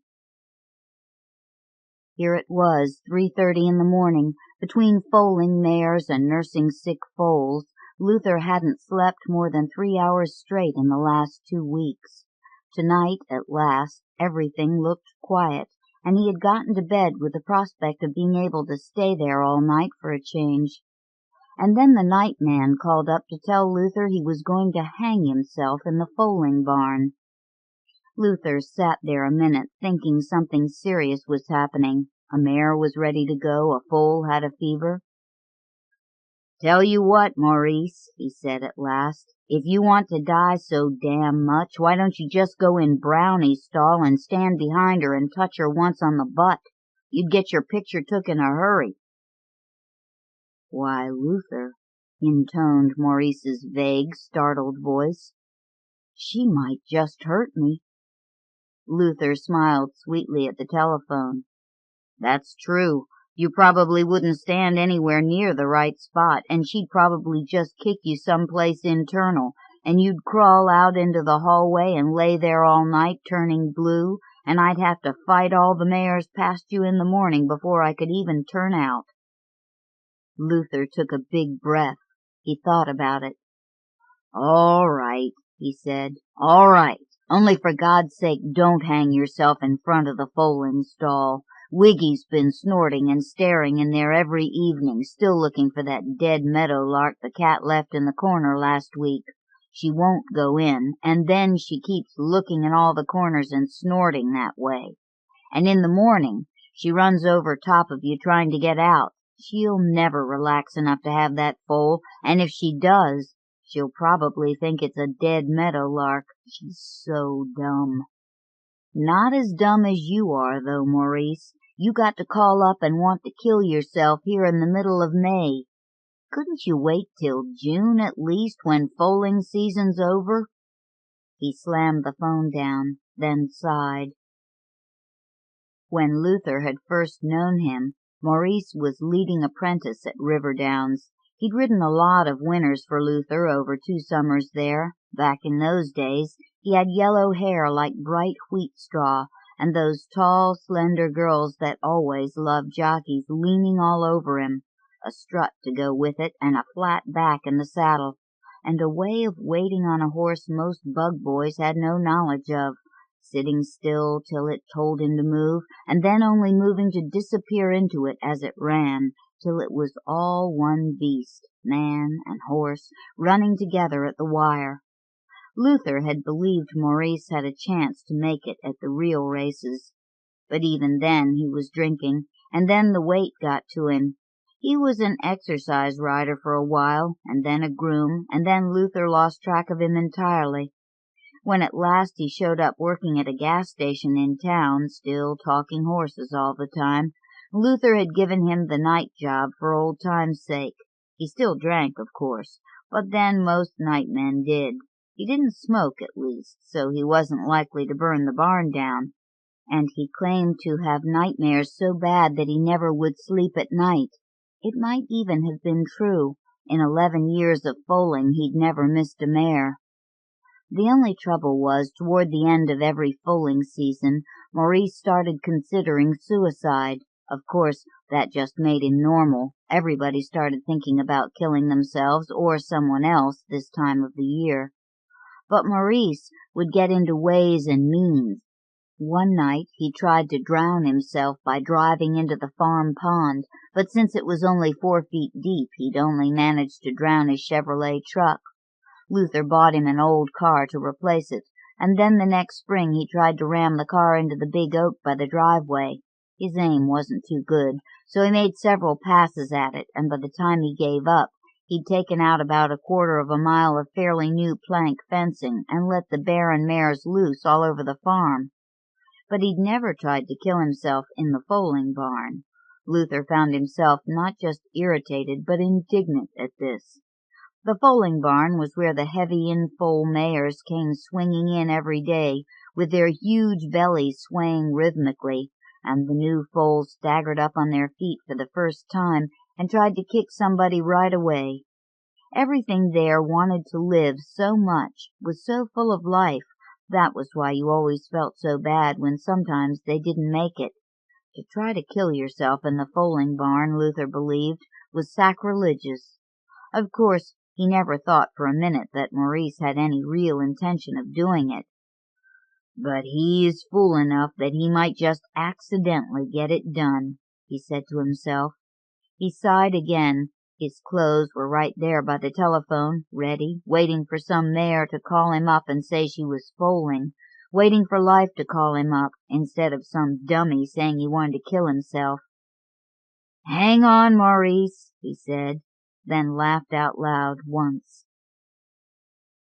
A branch came out and slapped at Luther's arm as he jerked the truck around the corner by the woods. Luther slapped back at it. The yearling colts came swirling up, blazing white and green-eyed in the headlights, racing the truck down the fence at a dead run, sliding on their butts like baseball players to stop in a scramble half an inch short of ramming through the gate for the second time this week. "That's right," he said. "You all keep trying to kill yourselves, too." The lights were on in the barn hallway, a big floating square of light with the dark trees outside touching the roof, grids of shadows in the squared-off reaches above. The mares looked up, big-eyed, interested, some of them speaking to him, ever hopeful of extra grain rations. The tack room was empty. He called. No answer. But he heard a little shifting noise up in the loft, like something afraid to move and afraid to sit still. Maurice was up there all right. He was sitting in the hay bales. Luther could just make out the top of his hair, which didn't look like wheat straw anymore, more like old grass hay by now. Luther went in the foaling stall to check on Wiggy. "She do any more digging?" he called up to Maurice. Maurice didn't answer for a while. "Been real quiet," he said at last. "Don't worry," he added in his sing-song mournful voice. "You ain't going to need me tonight." "What about that new baby? You see him pee yet?" "I done wrote you a note about that." There it was on the clipboard by the door, written in Maurice's own edifying style. "The colt's kidney acted." "Be with you in a minute, Maurice," Luther said. "My kidney's about to act." He went into Twinkle's stall to pee. There she was, talking to her little sick baby, so happy to see it on its feet again and nursing on its own. Not a bit happier than he was, though, after getting the foal up every 2 hours for the last 2 days. Luther calmed down some as he stood there, listening to the foal slurp its milk. All around him were the mares, munching slow and peaceful in their stalls, and some lying down and talking in their sleep to their new foals that hadn't been born yet, the way they do toward the end, having baby dreams. And here it all was in the middle of green fields stretching out in the dark, and the fireflies outside going on, off, and the air smelling like a great popsicle the way it always did down by the woods this time of year. And there was Maurice hiding up in the loft, wanting to kill himself. Talk about racehorses being crazy. At least if a horse killed itself, it was because it was trying to do something else, playing or fighting or just running. Luther started climbing up the ladder, cursing silently as he maneuvered himself up over the top.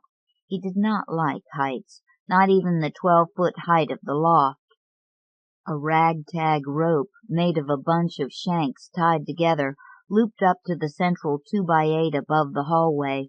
At the other end of it was Maurice, huddled up on a hay bale like some stray cat waiting to be kicked, holding a makeshift noose in his hands. "Look at you," Luther said. 41 years old, still healthy in spite of all the alcohol you put in your system, sitting up here on a hay bale wanting to hang yourself with a lead shank.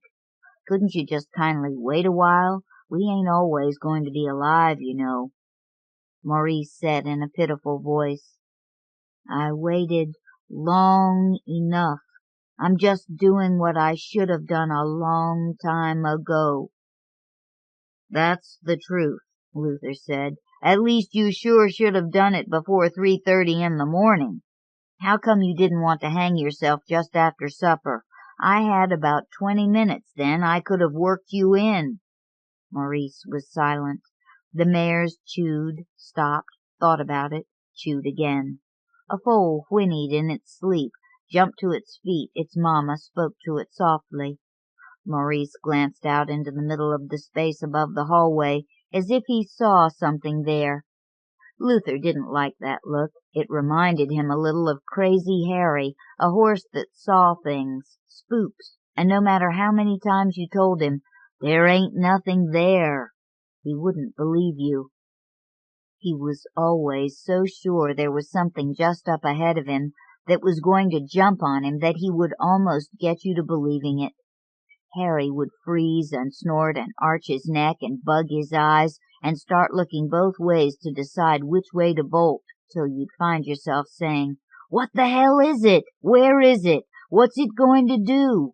You just couldn't pay attention to Harry at all, or he'd convince you the world really looked like he thought it did. What you had to do, Luther reminded himself, was to give him something else to think about. "Suppose you get it done," he said, nodding at the rope, settling himself on the bale opposite Maurice. "Then what? How do you know you won't come right back again? How would you like that?" Maurice stared at him, kind of cockeyed, the way he did. "Come back as a ghost, you mean? Ghosts can't feel nothing. But you'd remember feeling things.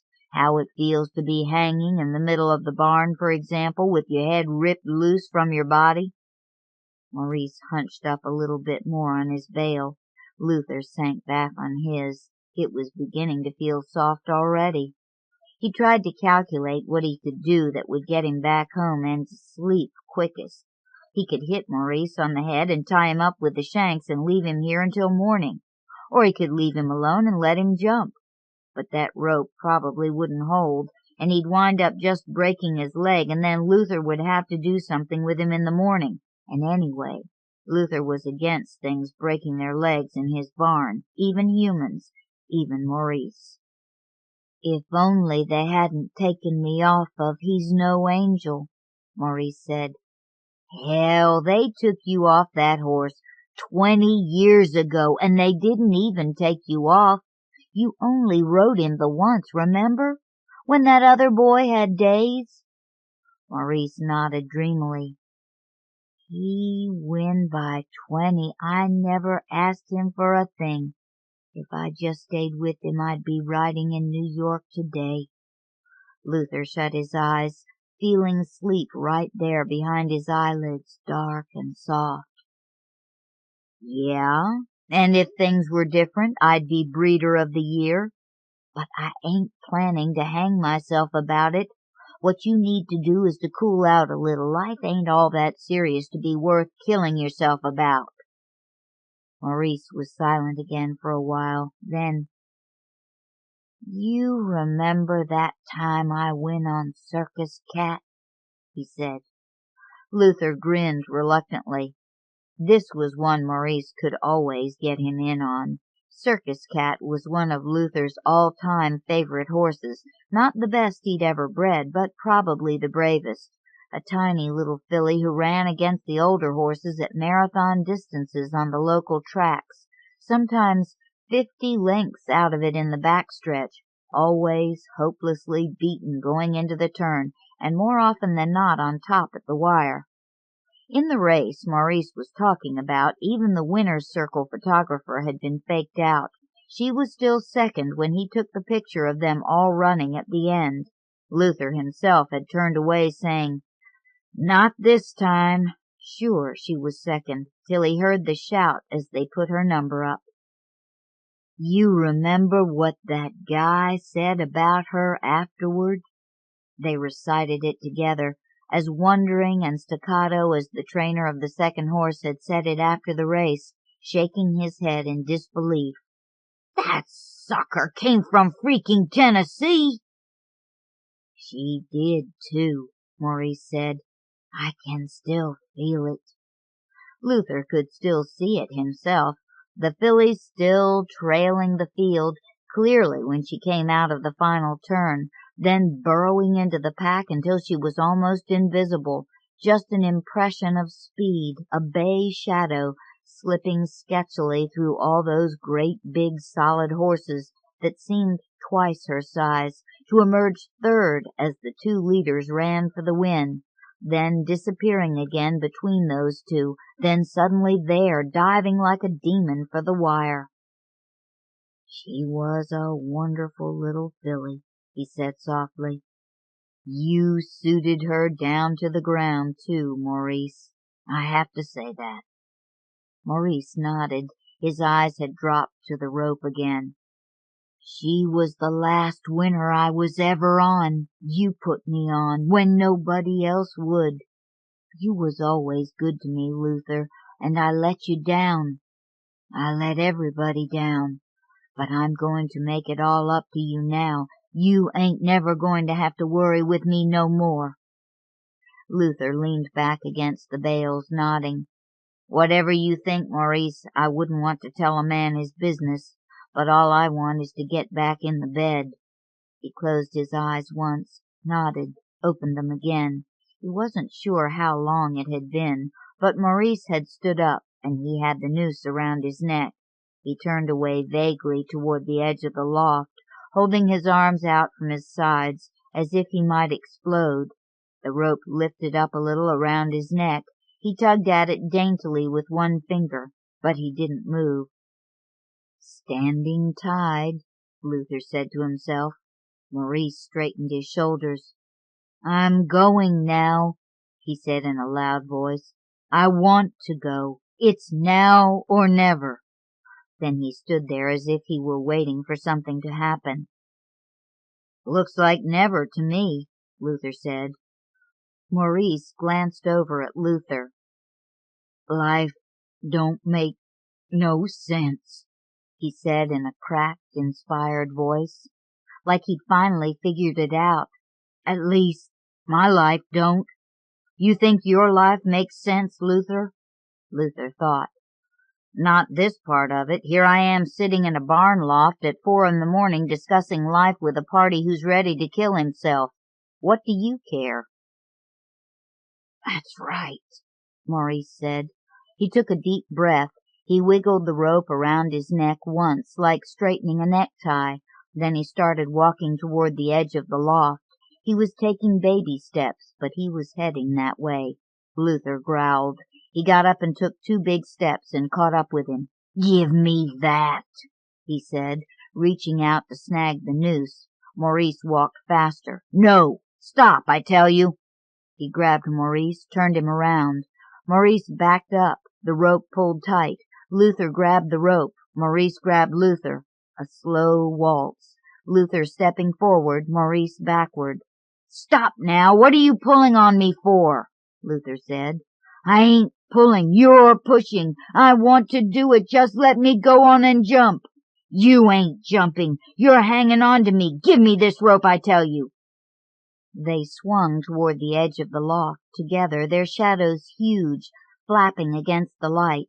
"Take that thing off your neck now." Luther was breaking a sweat. "Here, don't crowd me, you crazy booger. I ain't going to jump with you. This ain't no lover's leap." He was on the edge with his back to it, the space opening dizzily in the back of his head.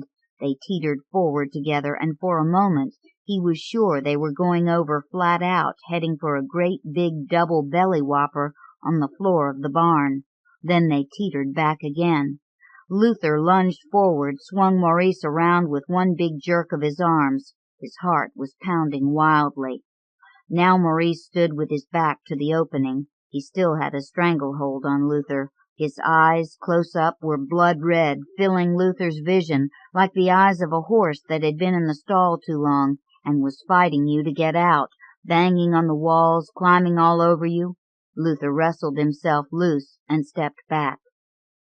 But then it was as if all that red had gotten in his own eyes. He saw Maurice crouched before him, looking strange, black lines running all over his face like it was a cup about to crack, talking in a funny, screechy voice, saying, "Don't, Luther!" or "No, Luther!" or "Whoa, Luther!" over and over again. Behind him was the great, complex, orderly opening above the hallway. Luther could feel the push coming all the way from his heels, could see Maurice rocketing off into the clean space behind him. But then there was a big blow in Luther's middle, like he'd been kicked, and he was sitting on the floor alone in the loft, and the rope was holding. It was swinging back and forth like a pendulum, while Luther watched it in disbelief, certain that Maurice had to be the weight at the other end of it, since nothing else could be, but trying hard to think of some other explanation. The rope started swinging and started jiggling, twitching, like someone was fishing with it. There was an unfamiliar noise, coming with the twitches, grunts of effort, it sounded like. The rope's motions got tighter and tighter, the grunts got louder and louder. His breath knocked out, sucking for air himself, Luther listened respectfully. Was it that much work, hanging? Then the whole barn seemed to shift, get up and crawl a little under him. Maurice's hay-colored hair, sticking straight up, was reappearing over the strawy edge of the loft. Now, when he had discussed the possibility of Maurice coming back from the dead with him a few minutes before, it had never occurred to Luther that he might really do it. The rope was still taut. It still held his weight, clearly. It still twitched and wiggled. But Maurice's hair was not down there at the end of it where it should have been. It was somehow bobbing or floating or flying back up toward the loft again, back toward Luther. And there was Maurice's whole head, staring at Luther over the edge. It opened its mouth several times to speak, but there was just a gurgle. At last it said in a surprised, interested voice, "This mare's foaling." There was a little whistling sound, and the head disappeared again. Luther sat there staring. Maurice had just come back from the dead to tell him his mare was foaling. Then he said, "What?" He jumped up and ran over to the edge. There was Maurice, all of him, head and arms and legs, wrapped around the rope, grinning up at Luther, looking livelier than Luther had seen him in years. "Hell, Maurice," Luther said, "you're going to have to do better than this. You ain't anywhere near dead." He grabbed hold of the rope and hauled Maurice in, hand over hand like a big fish, and they both scrambled back down the ladder.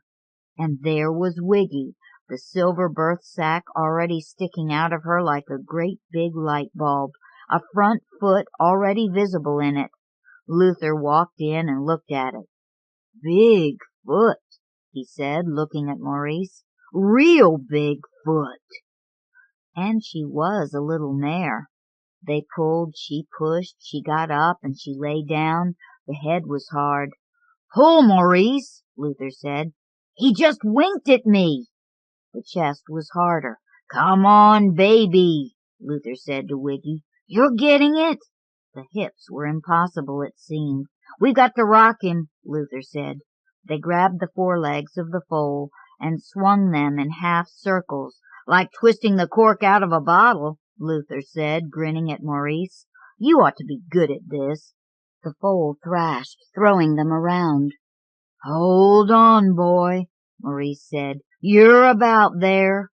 At last the mare gave a huge groan, and the whole thing came squirting out with a big rush. Then there was all the navel painting and cleaning up and rubbing on the colt and talking to him and getting him up to nurse, which took forever because he was so big. At last they sat at the end of the stall full of clean new straw, one in each corner, while Wiggy took her ease at the other end with her new colt beside her. Not yet gray or bay or brown, his soft, mysterious undersea color, indefinable, silky, shining from within, his beautiful neck arched as he rested, nose on the ground. He had a great big white star, just like his mamma did. Luther had seen that star in a lot of Winner's Circle pictures. Wiggy had been a good race mare, but she hadn't become the brood mare he had meant for her to be. She'd had some nice horses for him, though, the best he'd bred, in fact, and he still believed in her, unlike some of the mares he'd kept. And last year, because she'd foaled so late, he'd gotten her to a better horse than he'd ever dreamed of being able to breed to. It was more money than he'd wanted to spend.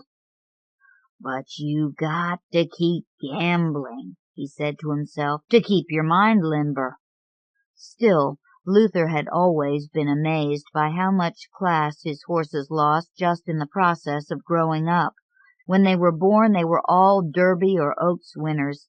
As weanlings, they won major stakes. When they were yearlings, it was just minor stakes. And when they went off to the races, he just hoped for a good solid $7,500 claimer. But that's the way it is with all of us, I guess, he thought. Look at Maurice, riding high at 17, then retiring early, as they say in the form. Wanting to hang himself at 41, and here he himself was. He'd made a little splash early on, raised some nice horses, sold some high-priced yearlings. But the champions he'd known he was raising when he was young had somehow become just horses. He was still just a small breeder. He still mucked his own stalls and rubbed his own yearlings, and he still had his hand on every one of his horses every day, and he knew by now that was what he did it for. But he looked now at the foal and the straw before him, his quick breathing and perfect little head and the complex of bones that would round out into sweet, smooth horseflesh and carry him to his fate. And he saw that white star getting larger and larger, coming down the lane at him like the engine light on a fast freight train, while the others in the field rattled along behind forever. "He could be any kind," Maurice said, startling him, reading his thoughts, and then doing it again, speaking softly, kindly, almost laughing. "You was trying to kill me, wasn't you?" Luther grinned at Maurice. "For a minute there I thought I might have to," he said. "You can kill yourself all you want," he added, "but you ain't doing it in my foaling barn." He knew all that didn't make any sense, but Maurice nodded as if he understood it perfectly. Luther rubbed his sore middle. "What did you hit me with anyway?" Maurice grinned back at him. "My head. I rammed you so hard, I went over backwards." "That figures," Luther said, nodding. "I thought you was a goner, but you grabbed onto the rope, didn't you, when you went off? And then you climbed right back up it like a bobcat on a leash." He shook his head. "I should have tied your hands back behind you, you know, like they do in the cowboy movies. Do a job, do it right." "Don't worry about it," Maurice said quietly, drowsily watching the foal. "It don't matter." Luther groaned and pulled himself upright, ready at last to go home to bed. But he stood there a minute listening to the meadow larks outside singing their high, sweet songs, the sound reaching out to the edge of hearing and beyond, till it seemed to him, as he listened, that the whole world was just one great big green meadow, starred with dandelions and full of racehorses, their long silhouettes sliding along fluid and silent, their reverent long necks bowed to the earth. He glanced over at Maurice, wondering if he could understand that too.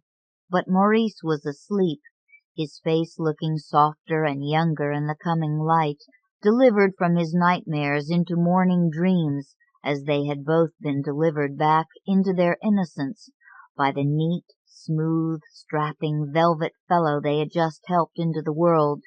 His mamma was up now and eating around him in a circle, her nose turned always to him as if she were tethered.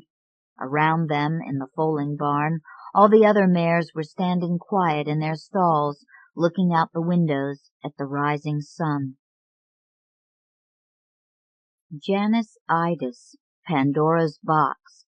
Copyright 1993 by Janice Eidus. First published in Witness, a publication of Oakland Community College, Farmington Hills, Michigan. Reprinted by permission. Pandora was a phone sex worker. She worked in an office in a dingy building in Soho. About 6 other women worked the shift with her from 8 at night until 3 in the morning. "I give phone," was the way that some of the other women described what they did. Pandora preferred saying, "I'm a worker in the phone sex industry." Pandora was not a prostitute. She resented the term Phone whore. Her clients didn't know her real name. They couldn't touch her, see her, give her diseases, make her pregnant. She sold words and images and voices, not her body. Never her body. Unlike some of the other women with whom she worked, Pandora lived quietly. She didn't drink or take drugs. She didn't trust herself to. She feared that if she allowed herself even one glass of wine, one pill, it would all be over for her. She would be opening a box that wasn't meant to be opened. Pandora's job didn't pay much. She lived in a dark studio apartment on the first floor of a building on 8th Avenue in Times Square, next door to a strip show joint. The neighborhood was rampant with muggers and crack dealers, but Pandora couldn't afford to move. She kept her hair short and wore loose-fitting jeans and T-shirts so as not to call attention to herself. And it wasn't as though rich women on Sutton Place never got raped or murdered. Where you lived didn't matter, not really. The world was a dangerous place. Many of Pandora's clients wanted her to be a dominatrix. As a dominatrix, she used the name Queen Bee.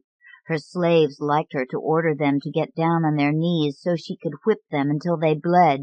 They liked for her to humiliate them in various ways, to call them filthy names and pretend she was smearing excrement on them, for instance, and then not allow them to clean themselves up. The slave men also liked to be ordered to wear diapers. They liked her to shove high-heeled shoes down their throats. Other of her clients asked Pandora to be a little girl who deserved a spanking for being so naughty. She spoke to those clients in a lisping, breathy, sing-song voice. Poutingly she would say, "Oh, Daddy, I've been such a bad, bad little girl." Those clients knew her by the name of Angela, a name she chose because it sounded angelic and innocent, and because innocence was precisely what those clients wished to abuse. Sometimes she was asked to have sex with a dog, usually a mean-looking German shepherd, or a horse. Frequently she was raped. She was asked to throw grapefruit at men and to lick the juice off their bodies. She was bound and gagged and tied up with nylon stockings. She was suspended from the ceiling on meat hooks. She never actually did any of these things, never. She herself was inviolate, untouchable, always in control. It was just fantasy, just impersonal dialogue transmitted over phone wires between strangers. The name of the company she worked for was Fantasy Phone Fun. Pandora never felt sexy or sensual over the phone. She believed that what she did was a kind of social work, helping frustrated and lonely men to obtain a small bit of pleasure in their lives. She was also contributing to society, helping to prevent these men from acting out their very dangerous fantasies, from really going out on the street and raping or murdering women. She was offering these men an outlet. She understood their loneliness, their fantasies. In her heart, she knew these men, had always known them. A lot of the other women at Fantasy Phone Fun wanted to be glamorous movie stars. Like Pandora, they had fled to New York from small towns and unhappy homes. Most, like Pandora, had never finished high school. But unlike Pandora, the ones who wanted to be movie stars perceived what they did at Fantasy Phone Fun as theater, as a rehearsal for bigger and better roles to come. Pandora felt sorry for those women because they were deluding themselves. A few of them made porn films and were hoping to be discovered that way. A few stripped in the strip joint next door to her building in Times Square. "Pandora, Pandora! Come here, Pandora!" Her father, the judge, the powerful judge in the sleepy upstate New York college town, used to call out to her when she was a little girl. She had no choice but to go to him. He would lock the door. "My little girl," he would say. "My little Pandora and her little box." When Pandora got into the big creaky bed with him, everything turned abruptly to a dream. It had to be a dream, because her real daddy, the man who bought her sweet candies and salty, crunchy pretzel sticks, the man who loved her more than anyone else in the whole world, The man who was respected by all the people in their town, that man would never do anything mean to her. Real daddies didn't hurt their daughters. Real daddies protected their daughters. So she wasn't there, not really, when this dream thing happened with this man who was not her daddy, this man who had stepped right out of her dark nightmares, out of her most frightening and horrid fantasies. Afterward, she didn't remember what had happened. She didn't even remember having dreamed him. When Pandora was a little girl, she resented her name. She'd read the tale of Pandora in a book of mythology for children. She hadn't liked the girl Pandora in the myth, even if she was beautiful, and even if her name meant the gift of all. It seemed to her that the other Pandora was a very, very bad and guilty little girl for doing such a thing, for having so little self-control, for opening the lid of that box and unleashing sorrow and evil and plagues upon the world, despite having been warned never, never to open the box. That other Pandora had too many desires, too much passion for a nice little girl. And Pandora didn't like the ending of the myth either, when the other Pandora finds hope at the bottom of the box in the guise of a butterfly. The other Pandora must have been a ninny to believe in hope. Pandora herself already knew better than to believe in anything. One afternoon, her heart racing, she found the courage to tell her father how much she hated her name. In a soft voice, she asked him please to change her name to something very simple, like Margaret or Mary. Her father was sitting in the deep brown leather armchair in his wood-paneled den. He poured himself a drink. When she was finished explaining her reasons for hating her name, he spoke very slowly. He said that she should remember that she wasn't the real Pandora from the myth. Nobody blamed her for evil, and at the same time, nobody was forcing her to feel hopeful if she didn't feel that way. Myths aren't real, he said. Myths explain the unexplainable, offer rationales for the irrational. He described myths from other cultures, the myth of Gilgamesh from ancient Sumeria, the myth of the Native American trickster. Many people, he told her, believe that the Bible is one big myth. Besides, he said, the world was filled with self-involved, narcissistic people who cared only about themselves, and nobody else really gave a damn whether Pandora was named Pandora or Athena or Aphrodite. He waved his drink and spilled some on his lap, and said he was tired of explaining all this to her. "You're just paranoid, Pandora," he said finally. "And paranoia is the ultimate narcissism." Paranoia was a major subject in their household, which consisted of Pandora, her 2 older brothers, and her father.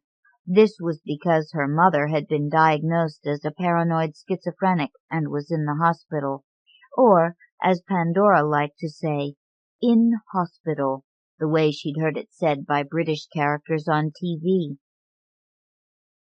Pandora had few memories of her mother, who had died in hospital. These were the memories she did have. Herself, as a very little girl in a pink flared dress, watching from her seat on the curb where her mother has deposited her, while her mother stands in the street directing traffic in her ripped, ankle-length house dress until the police come and take her away, and her mother claws and spits at them as Pandora begins to cry. Another memory, her mother walking naked in their garden with a checkered bandana tied rakishly around her neck, dancing and twirling her arms, shouting, "I am a butterfly!" over and over again, scaring Pandora, who is watching from a window, wondering why her mother is stealing the butterfly image from her myth, wondering if her own sad mother is trying to communicate something to the world about hope. And another, her mother not getting out of bed for months and months, so that Pandora has to get ready all by herself for school, has to remember to put her clothes out the night before, has to learn how to iron and wash clothes, how to cook meals for her father and brothers, how to give her father massages just the way he likes them late at night, after he's worked all day at the courthouse, where he's a very important man.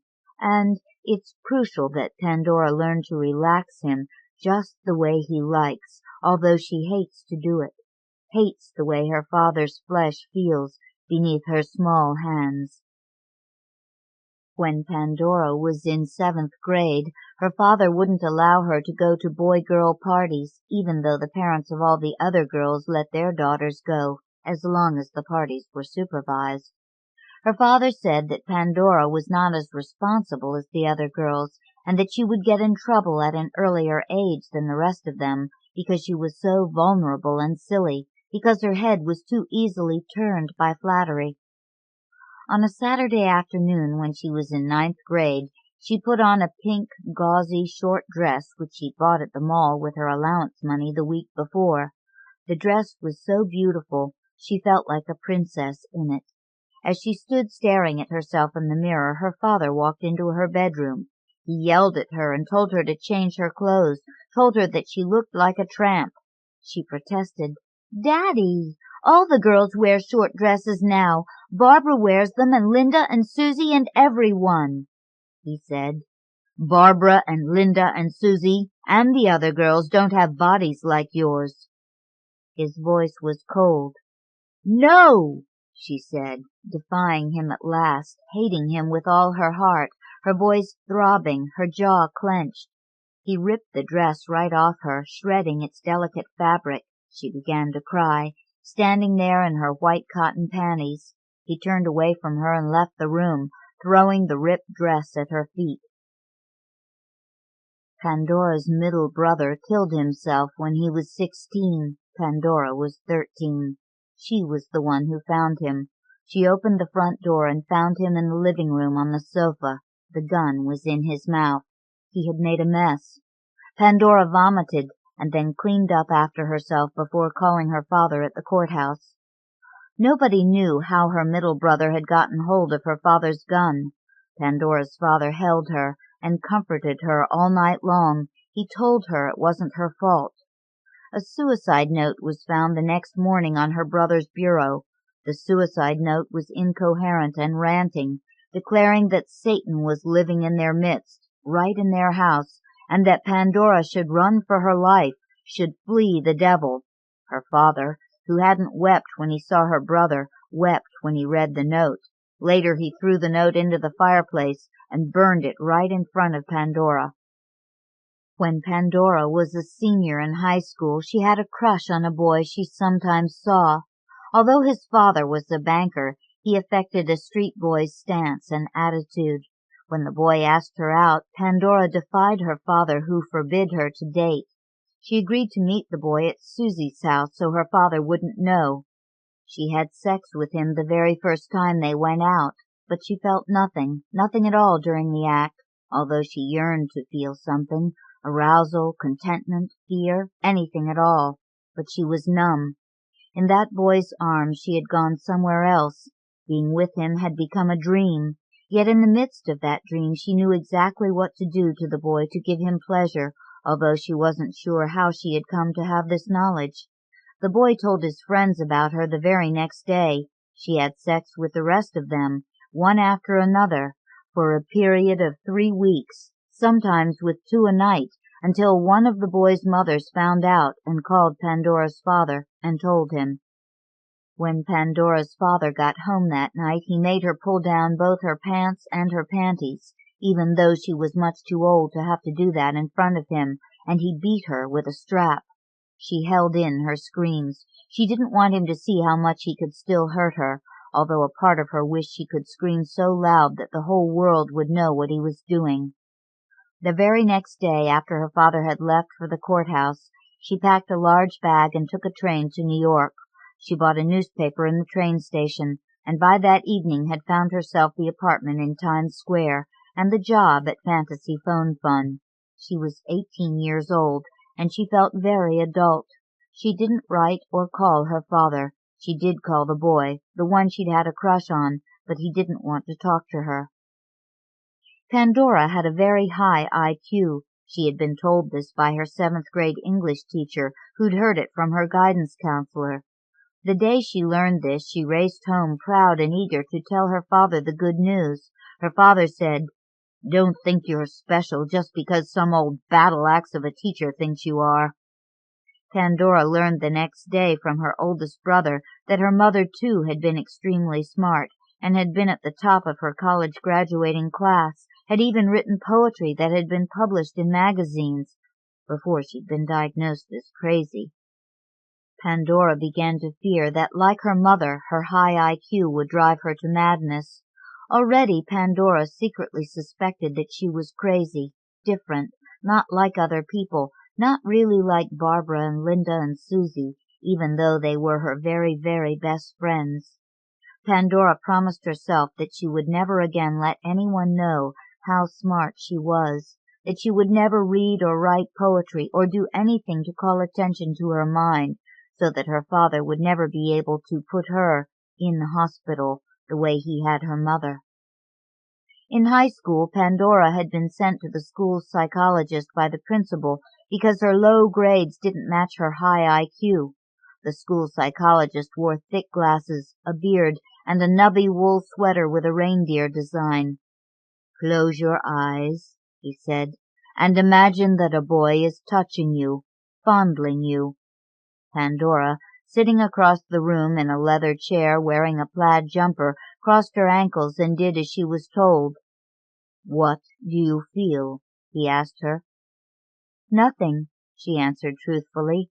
He told her to keep her eyes closed. She heard him rising from his chair, which creaked. He touched her breast through her jumper. "What do you feel now?" he asked. "Nothing," she whispered. He put his hand beneath her skirt, inside her white cotton panties. "And now?" he asked. Although Pandora continued to sit very still and to do as he told her, she didn't answer, because she was no longer really there, no longer in the room with him. Pandora called her father the day of her 19th birthday. She'd been living in New York and working at Fantasy Phone Fund for a full year. She expected him to yell and scream. Instead, he began to cry, saying he'd missed her and how sorry he was that he'd taken the strap to her that time, and how he wanted her to forgive him. He needed her to forgive him. He'd lost control because he'd been so worried about her. What he had done may have been misguided, but it was for her own good, and he hadn't deserved to be abandoned by her. He knew she was still a good girl despite what she had done. He'd hired a private detective, but nothing had turned up. He'd feared she was dead. He had nightmares. He couldn't sleep. He was sick with worry. She agreed, finally, to meet him for lunch. He took the long train ride down to Manhattan. They met at a restaurant she knew west of Times Square on 10th Avenue. She wore the only dress she still owned from when she'd lived at home and had been a high school student. It was rayon, with a polka dot design, and she felt like an imposter in it. Her father walked into the restaurant 15 minutes late because his cab driver had deliberately taken a long way around. He looked much older and frailer than when she'd last seen him. He wore bifocals, and his nose ran. It broke her heart to see him that way, but she resisted the urge to hold him and comfort him and say she was coming back home, which was what he wanted. When he asked her how she supported herself, she said she was a secretary. He offered her money. She refused. She stood and said she had to go, but after that she agreed to have lunch with him every few months. Her father brought her oldest brother and his wife along to one of their lunches. They met at a French restaurant on the East Side that her brother's wife had seen advertised in a magazine. Pandora felt out of place in such an elegant restaurant. Her brother was now a lawyer in their hometown, living only 5 minutes from their father. He drank 3 martinis during lunch and hardly spoke. Whenever their father said anything, her brother looked away and shut his eyes tight. When Pandora excused herself to go to the ladies' room, her brother's wife followed her. In front of the brilliantly lit mirror over the sink, as Pandora washed her hands with the restaurant's lavender-scented soap, her brother's wife said angrily, "Your brother is a drunk and a basket case, and I don't know how much more I can take." Soon after that lunch her father died. Her brother called Pandora to tell her. Their father had left most of his money to various charities.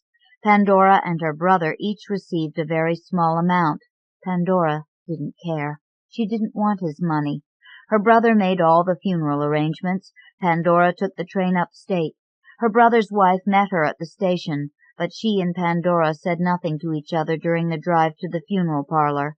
Pandora remained dry-eyed during the entire service. Before she left, she hugged her brother, who was also dry-eyed and whose breath reeked of alcohol.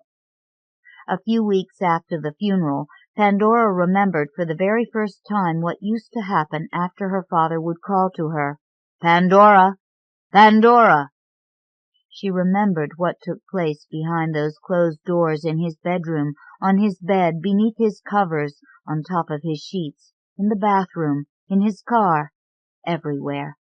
For the first time she remembered the nightmare of her childhood, the horror that lay at the very core of her being, the horror that had always defined her, that had marked and branded her, although she'd never known it. She screamed. She howled like a beast, wrapping herself in a blanket. She held a razor to her wrist, to her throat. She thought about putting her head in the oven, about running into the streets and jumping off a subway platform. Instead, she lay rigidly on the cold floor of her apartment, willing the memories out of her head, willing them far, far away, willing herself to feel nothing. About a month later, while she was riding the subway downtown to work, the memories returned. She had convinced herself that she could will them away forever, but now as she clung to the overhead strap in the crowded, hot subway car, as her body swayed with the subway's movements, she saw that the memories were far more powerful than she, and that they would continue to surface and haunt her whenever they chose. Only they didn't feel exactly like memories now, not so distanced. They felt more like visions, hallucinatory visions, like the flashbacks she'd heard that soldiers had after a war. The subway kept lurching, and the flashbacks kept coming, clearer and clearer. "Pandora! Pandora!" her father would call. She saw her middle brother touching her while her father stood above them, ordering her brother to touch her harder, harder, and deeper, deeper. When the subway reached her stop, she ran out of the car onto the platform and upstairs to the street. She walked the streets of Soho for an hour until she felt calm enough to step into the offices of Fantasy Phone Fun, not caring that she'd be docked an hour from her paycheck. Her first call that night came from one of her regular clients. He wanted Queen Bee to call him filthy names and to tell him over and over how worthless he was. When she was finished with him, another regular client called for Angela. He wanted Angela to wear a frilly, transparent little slip and no panties, and he wanted to tie her by her wrists to a closet door. A third client, a new one, wanted her to listen as he called her a bitch and a whore and a slut.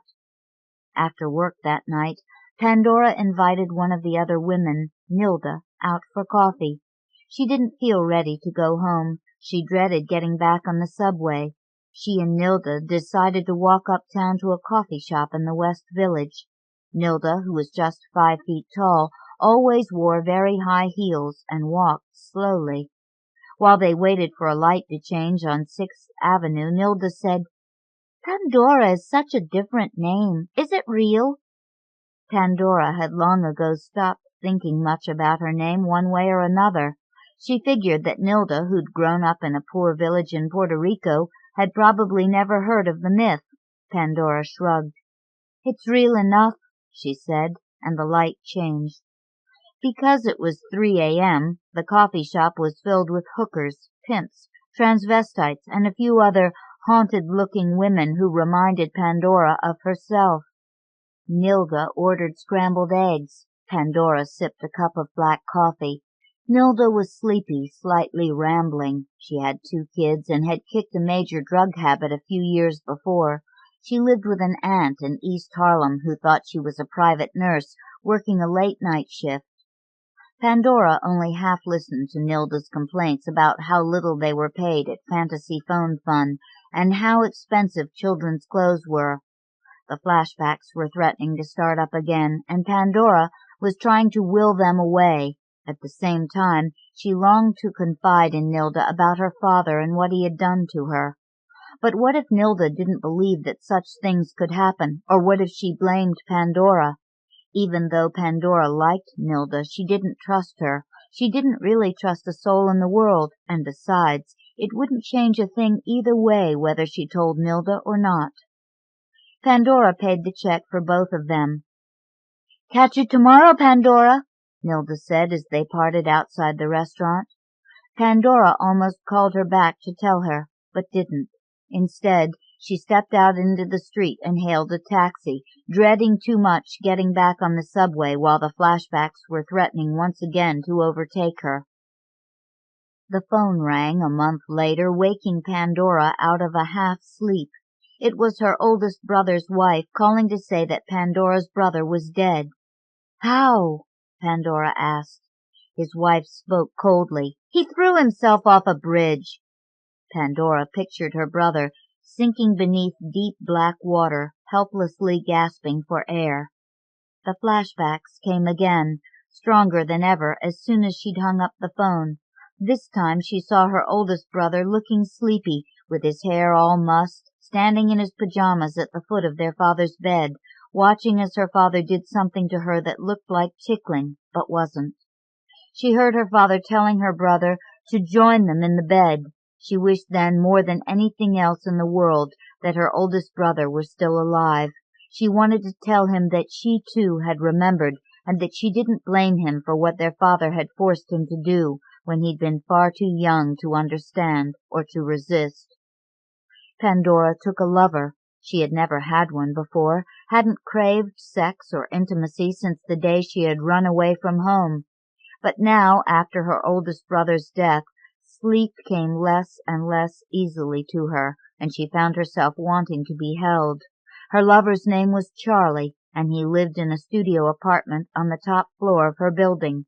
He was her age and handsome, with dark hair and a cleft chin. Although he acted in porno movies, he had no illusions of becoming a famous movie star.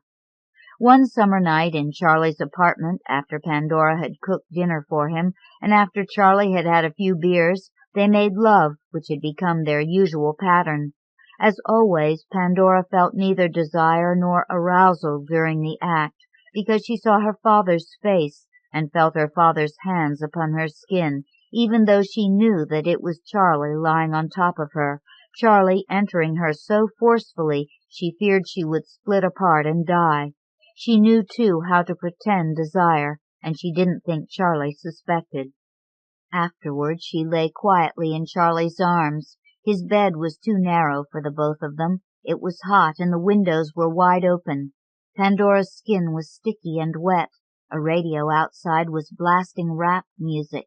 But despite everything, her lack of desire during sex, the narrow bed, the heat, and the pounding music, Pandora felt closer to Charlie at that moment than she had ever felt to anyone. He had been her steady, nightly lover for 3 months. She, who deserved nothing, had been given a gift. The music outside stopped, and as she lay very still in his arms, almost before she knew she was doing it, she was telling Charlie the truth about her childhood, about her family. At first she spoke hesitantly, but soon her voice grew more forceful. She told him about the suicide of her 2 brothers, and about how her middle brother had looked when she found him. She told him about the coldness in her oldest brother's wife's voice when she had called with the news of his death. Pandora also told Charlie about her mother, the naked, dancing butterfly lady who had died in hospital and whom Pandora could not forgive. "I believe," she said to Charlie, speaking aloud what she always had been afraid to articulate, even to herself, "that my mother chose to go crazy, rather than to admit what was happening, rather than to try to rescue her own children." Charlie lay his head upon Pandora's shoulder, and her eyes filled with tears, so that finally she was able to tell him everything, all the terrible things that her father used to do to her after he'd called her into his room. He was a monster. A monster, she repeated. It felt good to say the word aloud to someone else, to shame her father and to lay blame on him at last. Pandora described to Charlie the way she felt when the flashbacks came, the way she couldn't breathe and felt as though she would never be able to breathe again. For a long moment, Charlie didn't say anything. Then he said he believed her completely. She was so grateful she lifted up his hand and kissed his fingers one by one, the sort of impassioned, romantic gesture she'd seen actresses make in movies, but which she had never before been inspired to make, and she allowed her lips to caress each of his fingers slowly and lovingly. Pandora wanted to make love again, thinking that perhaps this time she would experience real desire. But Charlie sat up and began complaining about his poorly maintained apartment and the rough Times Square neighborhood. He told Pandora that he was thinking of moving to L.A., where it was so much warmer and prettier, and where he could live in a house right on the beach. After Charlie fell asleep that night, the flashbacks came. Pandora bit into her wrist to stifle her sobs and lay rigidly so as not to disturb and wake him on the narrow bed. Soon after, Charlie moved to L.A., and Pandora saw no point in taking another lover. She preferred her solitude once again, preferred to be alone with her feelings of self-loathing and shame and rage when the flashbacks came. During the next few months, Pandora noticed that Nilda was losing a lot of weight. Nilda had also developed a raspy, hoarse cough that wouldn't go away. The doctors finally told Nilda what Pandora had suspected. Nilda had AIDS. Her condition deteriorated rapidly, and very soon she was too weak to come to work. A timid girl from Korea who wanted to be a fashion designer took Nilda's place at Fantasy Phone Fun. Pandora missed Nilda. One afternoon Pandora rode the subway uptown to visit Nilda in the hospital. There were no other visitors. Nilda lay tiny, shrunken, hairless, covered with sores, almost unrecognizable. Nilda tried to lift her head to greet Pandora, but couldn't. Pandora reached for Nilda's hand and held it gently, fearing that even normal pressure would break those fragile bones. "I'm so sleepy," Nilda said. Her voice was soft, and Pandora had to lean way down in order to hear her. "Pandora, your name is so different," Nilda whispered, and then drifted off to sleep. Pandora continued to sit at Nilda's bedside, continued to hold her wraith-like hand in her own, watching as Nilda slept a troubled sleep. Pandora longed to lie down beside Nilda, longed to share in her pain and her dying, and she saw for the very first time the terrible irony and the terrible truth of the myth after which she had been named. She saw that her myth, like all myths, had no real ending, that it was destined to be repeated and repeated in different guises forever and ever. She saw that there were girls like herself and boys like her brothers all over the world, girls and boys who were destined to remember and then not to remember, destined to open boxes and then to close them tight, destined to reach out as far as they could to grasp onto hope, only to see hope fly away just beyond their reach, forever and ever. Judith Ortiz Cofer, Nada. Copyright 1993 by Judith Ortiz Cofer, reprinted by permission of the University of Georgia Press from the Latin Deli by Judith Ortiz Cofer. Almost as soon as Doña Ernestina got the telegram about her son having been killed in Vietnam, she started giving her possessions away. At first, we didn't realize what she was doing. By the time we did, it was too late. The army people had comforted Doña Ernestina with the news that her son's remains would have to be collected and shipped back to New Jersey at some later date, since other personnel had also been lost on the same day. In other words, she would have to wait until Tony's body could be processed. Processed. Doña Ernestina spoke that word like a curse when she told us. We were all down in el basement. That's what we called the cellar of our apartment building. No windows for light, boilers making such a racket that you could scream bloody murder and almost no one would hear you. Some of us had started meeting here on Saturday mornings, as much to talk as to wash our clothes, and over the years it became a sort of women's club where we could catch up on a week's worth of gossip. That Saturday, however, I had dreaded going down the cement steps. All of us had just heard the news about Tony the night before. I should have known the minute I saw her holding court in her widow's costume that something had cracked inside Doña Ernestina. She was in full luto, black from head to toe, including a mantilla. In contrast, Lydia and Isabelita were both in rollers and bathrobes, our customary uniform for these Saturday morning gatherings, maybe our way of saying no men allowed. As I approached them, Lydia stared at me with a scared rabbit look in her eyes. Doña Ernestina simply waited for me to join the other two, leaning against the machines, before she continued explaining what had happened when the news of Tony had arrived at her door the day before. She spoke calmly, a haughty expression on her face, looking like an offended duchess in her beautiful black dress. She was pale, but she had a wild look in her eyes. The officer had told her that, when the time came, they would bury Tony with full military honors. For now they were sending her the medal and a flag, but she had said no, gracias, to the funeral, and she sent the flag and medals back marked, ya no vive aquí, does not live here any more. Tell the Mr. President of the United States what I say. No, gracias. Then she waited for our response. Lydia shook her head, indicating that she was speechless, and Elenita looked pointedly at me, forcing me to be the one to speak the words of sympathy for all of us, to reassure Doña Ernestina that she had done exactly what any of us would have done in her place. Yes, we would have all said no, gracias, to any president who had actually tried to pay for a son's life with a few trinkets and a folded flag. Doña Ernestina nodded gravely. Then she picked up the stack of neatly folded men's shirts from the sofa, a discard we had salvaged from the sidewalk, and walked regally out of el basement. Lydia, who had gone to high school with Tony, burst into tears as soon as Doña Ernestina was out of sight. Elenita and I sat her down between us on the sofa and held her until she had let most of it out. Lydia is still young, a woman not yet visited too often by la muerte.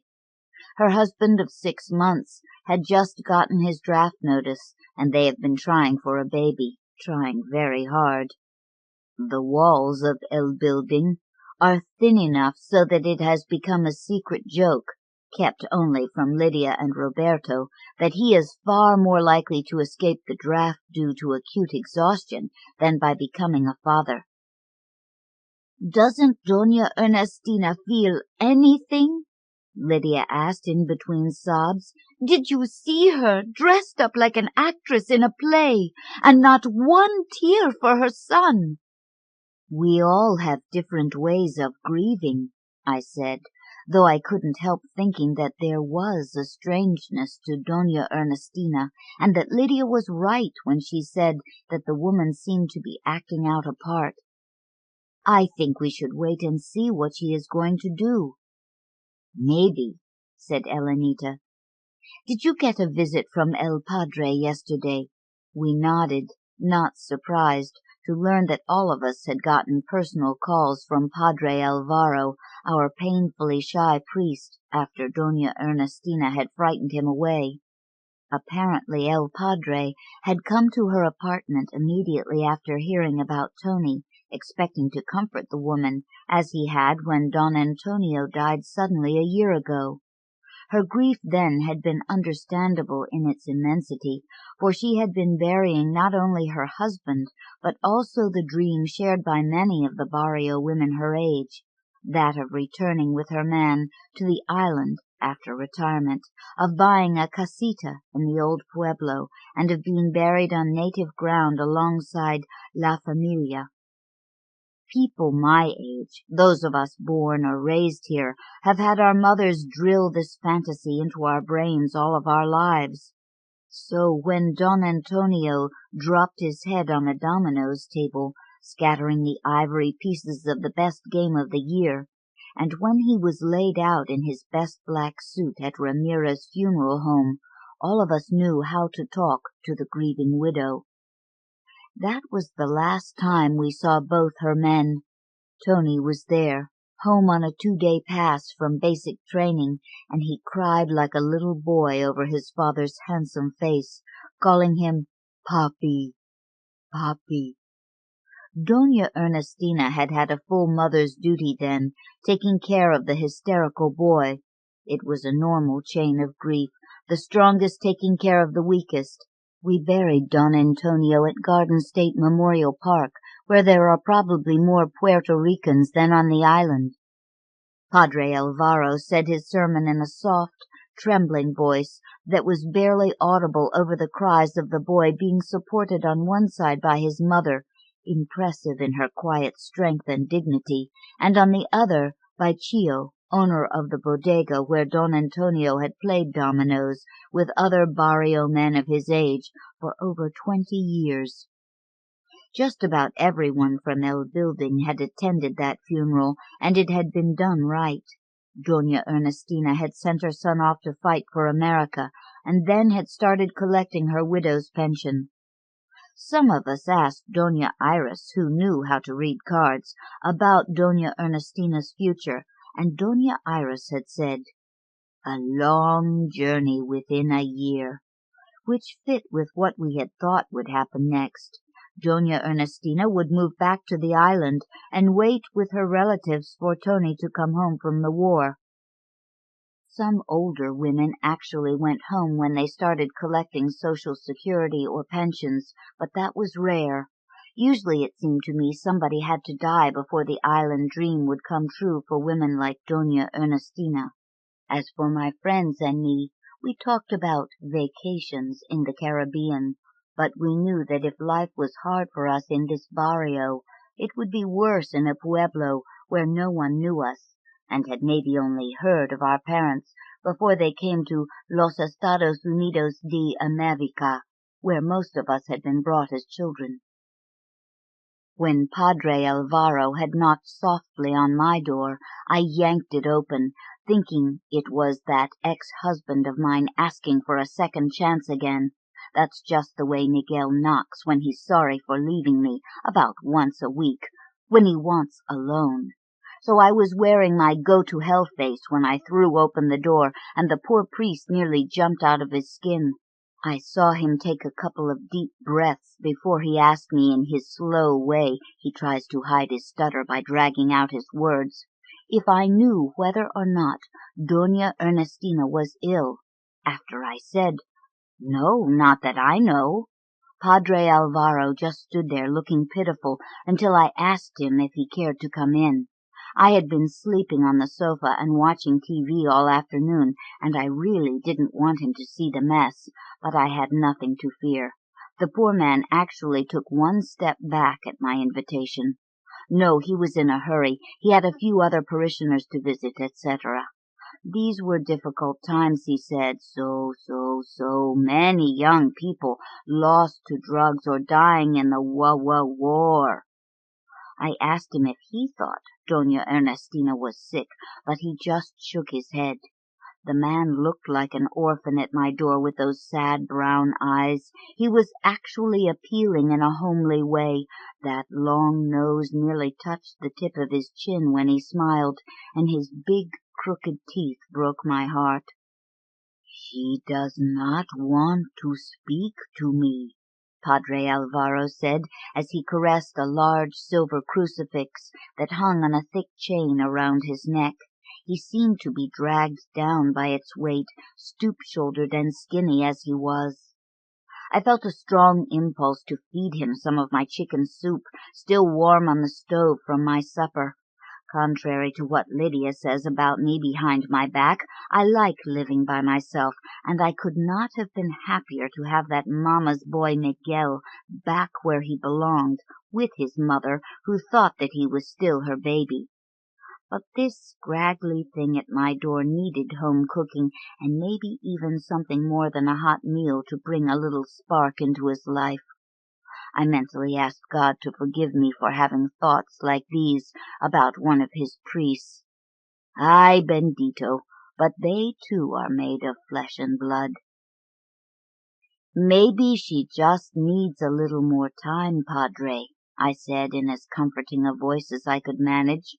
Unlike the other women in El Building, I am not convinced that priests are truly necessary, or even much help, in times of crisis. "Si, hija, perhaps you're right," he muttered sadly, calling me daughter, even though I'm pretty sure I'm 5 or 6 years older. Padre Alvaro seems so untouched that it's hard to tell his age. I mean, when you live, it shows. He looks hungry for love, starving himself by choice. I promised him that I would look in on Doña Ernestina. Without another word, he made the sign of the cross in the air between us and turned away. As I heard his slow steps descending the creaky stairs, I asked myself, what do priests dream about? When El Padre's name came up again during that Saturday meeting in El Basement, I asked my friends what they thought a priest dreamed about. It was a fertile subject, so much so that we spend the rest of our laundry time coming up with scenarios. Before the last dryer stopped, we all agreed that we could not receive communion the next day at Mass unless we went to confession that afternoon and told another priest, not Alvaro, about our unclean thoughts. As for Doña Ernestina's situation, we agreed that we should be there for her if she called, but the decent thing to do, we decided, was give her a little more time alone. Lydia kept repeating in that childish way of hers that something is wrong with the woman, but she didn't volunteer to go see what it was that was making Doña Ernestina act so strangely. Instead, she complained that she and Roberto had heard pots and pans banging and things being moved around for hours in 4D last night. They had hardly been able to sleep. Isabelita winked at me behind Lydia's back. Lydia and Roberto still had not caught on. If they could hear what was going on in 4D, the rest of us could also get an earful of what went on in 4A. They were just kids who thought they had invented sex. I tell you, a telenovela could be made from the stories in El Building. On Sunday, Doña Ernestina was not at the Spanish Mass, and I avoided Padre Alvaro so he would not ask me about her. But I was worried. Doña Ernestina was a church cucaracha, a devout Catholic who, like many of us, did not always do what the priests and the Pope ordered, but who knew where God lived. Only a serious illness or tragedy could keep her from attending Mass. So afterward I went straight to her apartment and knocked on her door. There was no answer, although I heard scraping and dragging noises like furniture being moved around. At least she was on her feet and active. Maybe housework was what she needed to snap out of her shock. I decided to try again the next day. As I went by Lydia's apartment, the young woman opened her door. I knew she had been watching me through the peephole to tell me about more noises from across the hall during the night. Lydia was in her baby doll pajamas, although she stuck only her nose out. I could see Roberto in his jockey underwear doing something in the kitchen. I couldn't help thinking about Miguel and me when we had first gotten together. We were an explosive combination. After a night of passionate love-making, I would walk around thinking, Do not light cigarettes around me. No open flames. Highly combustible materials being transported. But when his mamma showed up at our door, the man of fire turned into a heap of ashes at her feet. Let's wait and see what happens, I told Lydia again. We did not have to wait for long. On Monday, Doña Ernestina called to invite us to a wake for Tony, a velorio, in her apartment. The word spread fast. Everyone wanted to do something for her. Chio donated fresh chickens and island produce of all kinds. Several of us got together and made arroz con pollo plus flan for dessert. And Doña Iris made 24 pasteles and wrapped the meat pies in banana leaves that she had been saving in her freezer for her famous Christmas parties. We women carried in our steaming plates, while the men brought in their bottles of Palo Vallejo rum for themselves and candy-sweet Manischewitz wine for us. We came ready to spend the night saying our rosaries and praying for Tony's soul. Doña Ernestina met us at the door and led us into her living room, where the lights were off. A photograph of Tony and one of her deceased husband, Don Antonio, were sitting on top of a table, surrounded by at least 12 candles. It was a spooky sight that caused several of the older women to cross themselves. Doña Ernestina had arranged folding chairs in front of this table and told us to sit down. She did not ask us to take our food and drinks to the kitchen. She just looked at each of us individually as if she were taking attendance in a class, and then said, "I have asked you here to say goodbye to my husband Antonio and my son Tony. You have been my friends and neighbors for 20 years, but they were my life. Now that they are gone, I have nada, nada. Nada." I tell you, that word is like a drain that sucks everything down. Hearing her say nada over and over made me feel as if I were being yanked into a dark pit.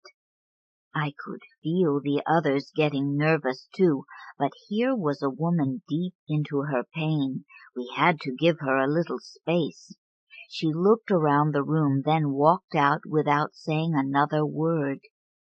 As we sat there in silence, stealing looks at each other, we began to hear the sounds of things being moved around in other rooms.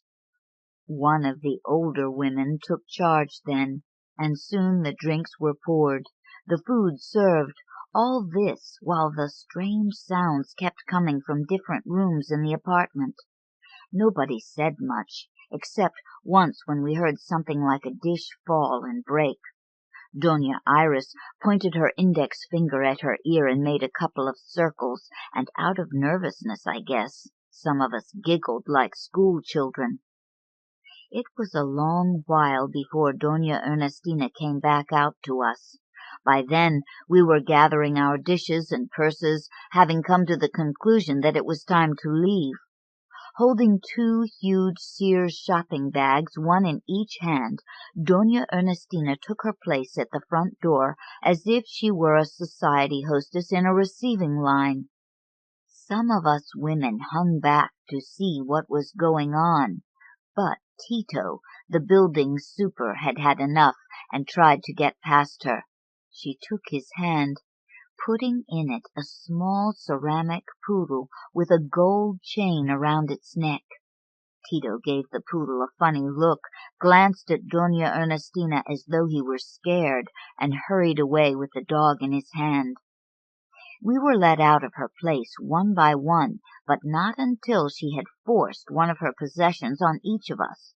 She grabbed without looking from her bags. Out came her prized miniaturas, knickknacks that take a woman a lifetime to collect. Out came ceramic and porcelain items of all kinds, including vases and ashtrays. Out came kitchen utensils, dishes, forks, knives, spoons. Out came old calendars and every small item that she had touched or been touched by in the last 20 years. Out came a bronzed baby shoe, and I got that. As we left the apartment, Doña Iris said, "Psst," to some of us, so we followed her down the hallway. "Doña Ernestina's faculties are temporarily out of order," she said very seriously. "It is due to the shock of her son's death." We all said, "Sí," and nodded our heads. "But what can we do?" Lydia said, her voice cracking a little. "What should I do with this?" She was holding one of Tony's baseball trophies in her hand, 1968, most valuable player for the Pocos Locos, our barrios team. Doña Iris said, "Let us keep her things safe for her until she recovers her senses, and let her mourn in peace. These things take time. If she needs us, she will call us." Doña Iris shrugged her shoulders. "Así es la vida, hijas. That's the way life is." As I passed Tito on the stairs, he shook his head while looking up at Doña Ernestina's door. "I say she needs a shrink. I think somebody should call the social worker." He did not look at me when he mumbled these things. By somebody, he meant one of us women. He didn't want trouble in his building, and he expected one of us to get rid of the problems. I just ignored him. In my bed, I prayed to the Holy Mother that she would find peace for Doña Ernestina's troubled spirit. But things got worse. All that week, Lydia saw strange things happening through the peephole on her door. Every time people came to Doña Ernestina's apartment to deliver flowers or telegrams from the island or anything, the woman would force something on them. She pleaded with them to take this or that. If they hesitated, she commanded them with those tragic eyes to accept a token of her life. And they did, walking out of our apartment building carrying cushions, lamps, doilies, clothing, shoes, umbrellas, wastebaskets, schoolbooks and notebooks, things of value and things of no worth at all to anyone but to the person who had owned them. Eventually, winos and street people got the news of the great giveaway in 4D, and soon there was a line down the stairs and out the door. Nobody went home empty-handed. It was like a soup kitchen. Lydia was afraid to step out of her place because of all the dangerous-looking characters hanging out on that floor. And the smell! Entering our building was like coming into a cheap bar and public urinal combined. Isabelita, living alone with her 2 little children and fearing for their safety, was the one who finally called a meeting of the residents. Only the women attended, since the men were truly afraid of Doña Ernestina. It isn't unusual for men to be frightened when they see a woman go crazy. If they are not the cause of her madness, then they act as if they don't understand it, and usually leave us alone to deal with our woman's problems. This is just as well. Maybe I am just bitter because of Miguel. I know what is said behind my back. But this is a fact. When a woman is in trouble, a man calls in her mama, her sisters, or her friends, and then he makes himself scarce until it's all over. This happens again and again. At how many bedsides of women have I sat? How many times have I made the doctor's appointment, taken care of the children, and fed the husbands of my friends in the barrio? It is not that the men can't do these things. It's just that they know how much women help each other. Maybe the men even suspect that we know one another better than they know their own wives. As I said, it is just as well that they stay out of our way when there is trouble. It makes things simpler for us. At the meeting, Isabelita said right away that we should go up to 4D and try to reason with la pobre Doña Ernestina. Maybe we could get her to give us a relative's address in Puerto Rico. The woman obviously needed to be taken care of. What she was doing was putting us all in a very difficult situation. There were no dissenters this time. We voted to go as a group to talk to Doña Ernestina the next morning. But that night we were all awakened by crashing noises down on the street. In the light of the full moon, I could see that the air was raining household goods. Kitchen chairs, stools, a small TV, a nightstand, pieces of a bed frame. Everything was splintering as it landed on the pavement. People were running for cover and yelling up at our building. The problem, I knew instantly, was in apartment 4D. Putting on my bathrobe and slippers, I stepped out into the hallway. Lydia and Roberto were rushing down the stairs, but on the flight above my landing, I caught up with Doña Iris and Isabelita heading toward 4D. Out of breath, we stood in the fourth-floor hallway, listening to police sirens approaching our building in front. We could hear the slamming of car doors and yelling in both Spanish and English. Then we tried the door to 4D. It was unlocked. We came into a room virtually empty. Even the pictures had been taken down from the walls. All that was left were the nail holes and the lighter places on the paint where the framed photographs had been for years. We took a few seconds to spot Doña Ernestina. She was curled up in the farthest corner of the living room, naked. "Como salió a este mundo?" said Doña Iris, crossing herself. Just as she had come into the world, wearing nothing, nothing around her except a clean, empty room. Nada. She had left nothing behind except the bottles of pills, the ones the doctors give to ease the pain, to numb you, to make you feel nothing when someone dies. The bottles were empty too, and the policemen took them. But we didn't let them take Doña Ernestina until we each had brought up some of our own best clothes and dressed her like the decent woman that she was. La decencia. Nothing can ever change that, not even la muerte. This is the way life is. Así es la vida. Mary Tannen, Elaine's House. Copyright 1993 by Mary Tannen. First published in Epic, reprinted by permission. Janet, an editor of children's books, and Alice, who paints wooden jewelry for a living, are sitting on the terrace of Elaine's Nassau house, which Janet has rented for the long Easter weekend, Thursday through Sunday. Alice is disoriented. She always is the first day in a new place. It doesn't matter that the flight was short and there was only an hour's time difference to adjust to. It's the light and heat, the colors, so many shades of blue in the sea and sky after months of New York gray. She thinks she hears Janet asking her to name the 7 deadly sins, decides she must have imagined it, and drifts back into heat-induced reveries. 7 letters, Janet says. She's sitting with her chair tipped back, her ankles crossed on the wall that surrounds the terrace, and, Alice notes with relief, working the crossword puzzle, not launching them into a discussion of metaphysics. Adultery? Too long. Anyway, you're thinking of the 10 Commandments, Janet says. She rubs suntan lotion on her midriff.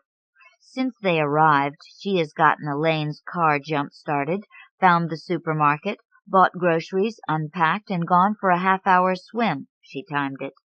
Alice, who stayed behind because she was expecting a call, rummaged in her duffel bag until her bikini came to light. She has yet to go swimming. Sloth. But it's not long enough, Janet says. She runs her fingers through her hair, which is short, pepper and salt, and stands up energetically on her head. Alice's hair is wavy, reddish gold, shoulder length, but most of the time she keeps it pulled back with a rubber band, where it doesn't get in the way when she paints. I think pride is one, Alice says. She is watching a boy, 18, maybe 20, trying to windsurf. Elaine's house is on a cove, and the wind is tricky close to shore. Pride wouldn't be a sin. It's a good thing.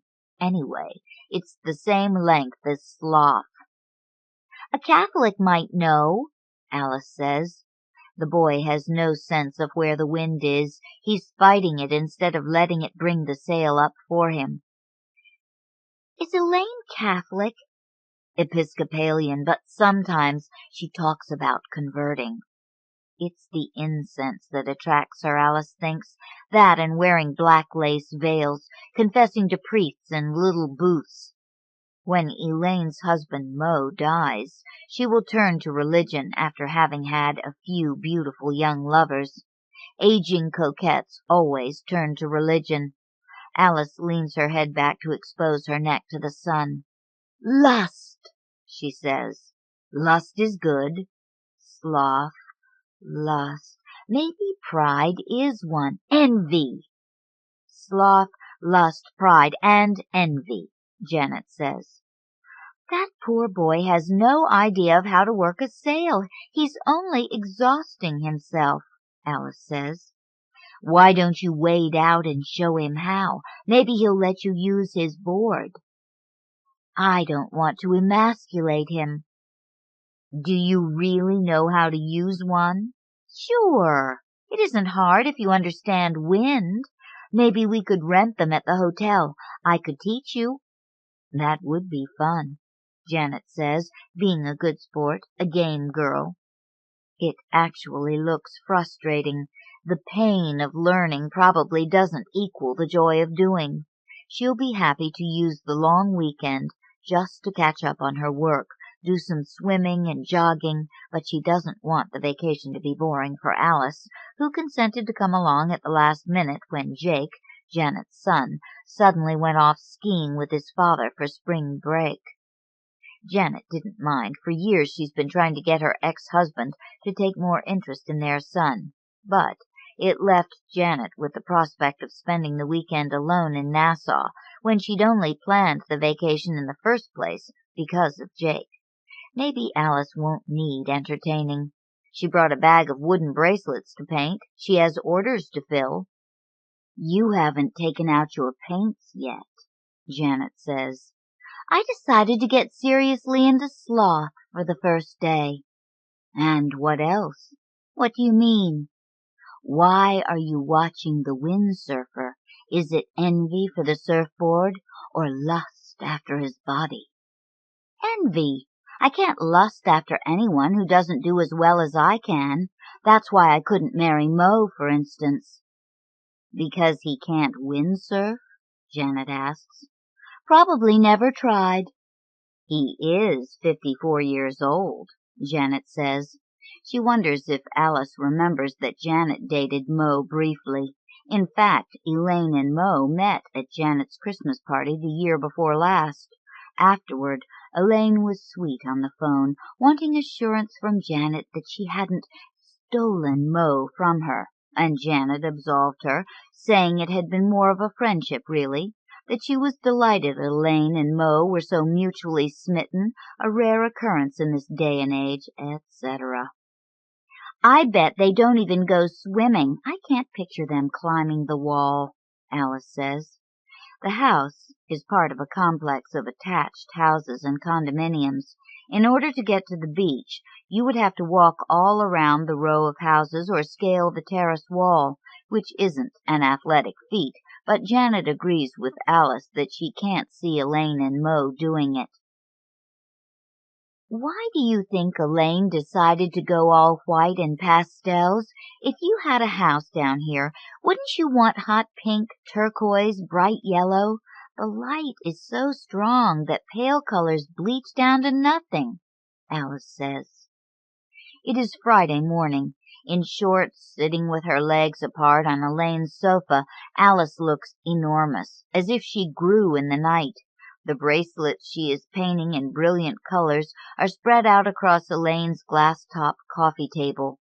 Janet admits the room is very white, white drapes on either side of the sliding glass doors, which Elaine calls French doors, white sofa and armchairs. On the dining table is a white linen cloth, hand-painted with dashes of blue. Under the coffee table is a douri rug in muted shades of lavender, pink, mint green. But Elaine is pale. She decorated to complement her coloring. She told me she wears mostly white when she's down here, Janet says. I feel like I'm sitting inside an eggshell. The only practical thing is the carpet. The dark green carpet came with the house. Elaine hates it, but she hasn't gotten around to changing it. Why don't you go out to the terrace to paint? Janet asks. She's secretly fearing for Elaine's Dury. Mo bought the house for Elaine last fall. I need it, Elaine told Janet over lunch in New York. I need something of my own to connect me to the earth. With her whispery little girl voice, Elaine did seem a wraith to be pitied with no place to call her own. She and Mo live in a duplex in Manhattan and spend weekends at their farm in Connecticut, but these are places Mo shared with ex-wives and, therefore, are not truly Elaine's. Only later, back in her office, did Janet remember that she herself rents and doesn't own the place she lives in, fourth floor walk-up. Jake has the bedroom, and that shelter, not real estate, is one of the basic necessities of life. I'll help you move your paints, Janet offers. Alice and Janet are reclining on lawn chairs they found on the beach near the house, admiring the evening sky and drinking straight rum on the rocks. Alice has a red nose and shoulders. Janet, who used sunblock and cover-ups, has turned an even brown. The day was hot and still, and for some reason the whole complex ran out of water in the afternoon. The toilet flushed with a dry, asthmatic hiss. Showers were out of the question. The women rinsed under a trickle of cold water from the outdoor shower by the condominiums. Avarice, Alice says. Janet is puzzled, then she laughs. Oh, we're back to the 7 deadlies. Sloth, pride, lust, envy, avarice. Sounds right. What made you think of avarice? Elaine. She gets Mo to buy her this house, and then she asks you, her friend and underpaid editor, to give her money for staying in it when Mo provides her with everything she wants. That was the deal with Mo, I think. She has to take care of the expenses on the house, so she rents it to her friends. To teach her responsibility. Alice has taken the lime out of her drink and is sucking on it, pursing her lips in a disagreeable way like an old maid. Alice has never married. The men she gets involved with are always too young or unstable, or they live in foreign countries. A few weeks ago, Alice was very enthusiastic about someone she'd met, Peter, but she hasn't mentioned him lately, and Janet wouldn't ask. She wonders if Peter is the friend who was supposed to call, but hasn't. How old are you, Alice? 35? 37? Why are you looking at me like that? Janet laughs and spills a drop of rum on her blouse. That's the trouble with women living together. We're too attuned to each other's signals. Jake would never notice. Well? What? Why were you looking at me? What were you thinking? I was wondering if you were committing the sin of envy. Elaine, you mean? Envious of Elaine? Why should I be? She's an artist, same age as you. I wouldn't call her an artist. She's an illustrator. You don't call that art, do you? Those pie-faced children and bunnies she turns out? Okay, not an artist. She's someone with an art background who leads a very easy, pleasant life, and you work. You work 12 hours a day, even on vacation. I wouldn't trade a day out of my life for hers. Be married to Mo? He adores her. Never. Alice gets up to check on dinner, chicken curry, cooked with some interesting root vegetables, and leaves Janet to watch a planet glowing on the horizon. Venus it must be, and the colors changing to deep indigo, black, and silver. Alice puts a glass into her hand, filled again with rum and ice and a fresh slice of lime. Oh, Alice, should I be doing this? It's your vacation, isn't it? Alice stretches out on her chair with a second glass of rum. All you have to do afterward is get your body back over the wall and eat dinner. Besides, you might need it. I burned the curry. Oh, that's what I smelled. I thought it was the tropical air. No, it's burned curry. I rescued it, though, most of it. In the morning, Janet sees that the blouse she brought for going out at night has curry stains on it. The second rum was a mistake. It spoiled the mood of the evening.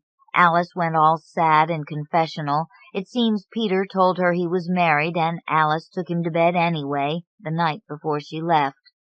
She gave him the number here and told him to call, but he hasn't. Janet couldn't think of anything to say that wouldn't sound judgmental. Downstairs, a metamorphosis has taken place in Elaine's living room. Sand is moving in on the green carpet.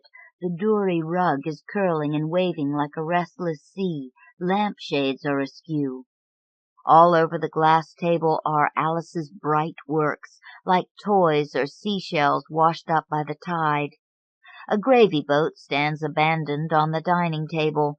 They ate inside last night because of the little mosquitoes that came out.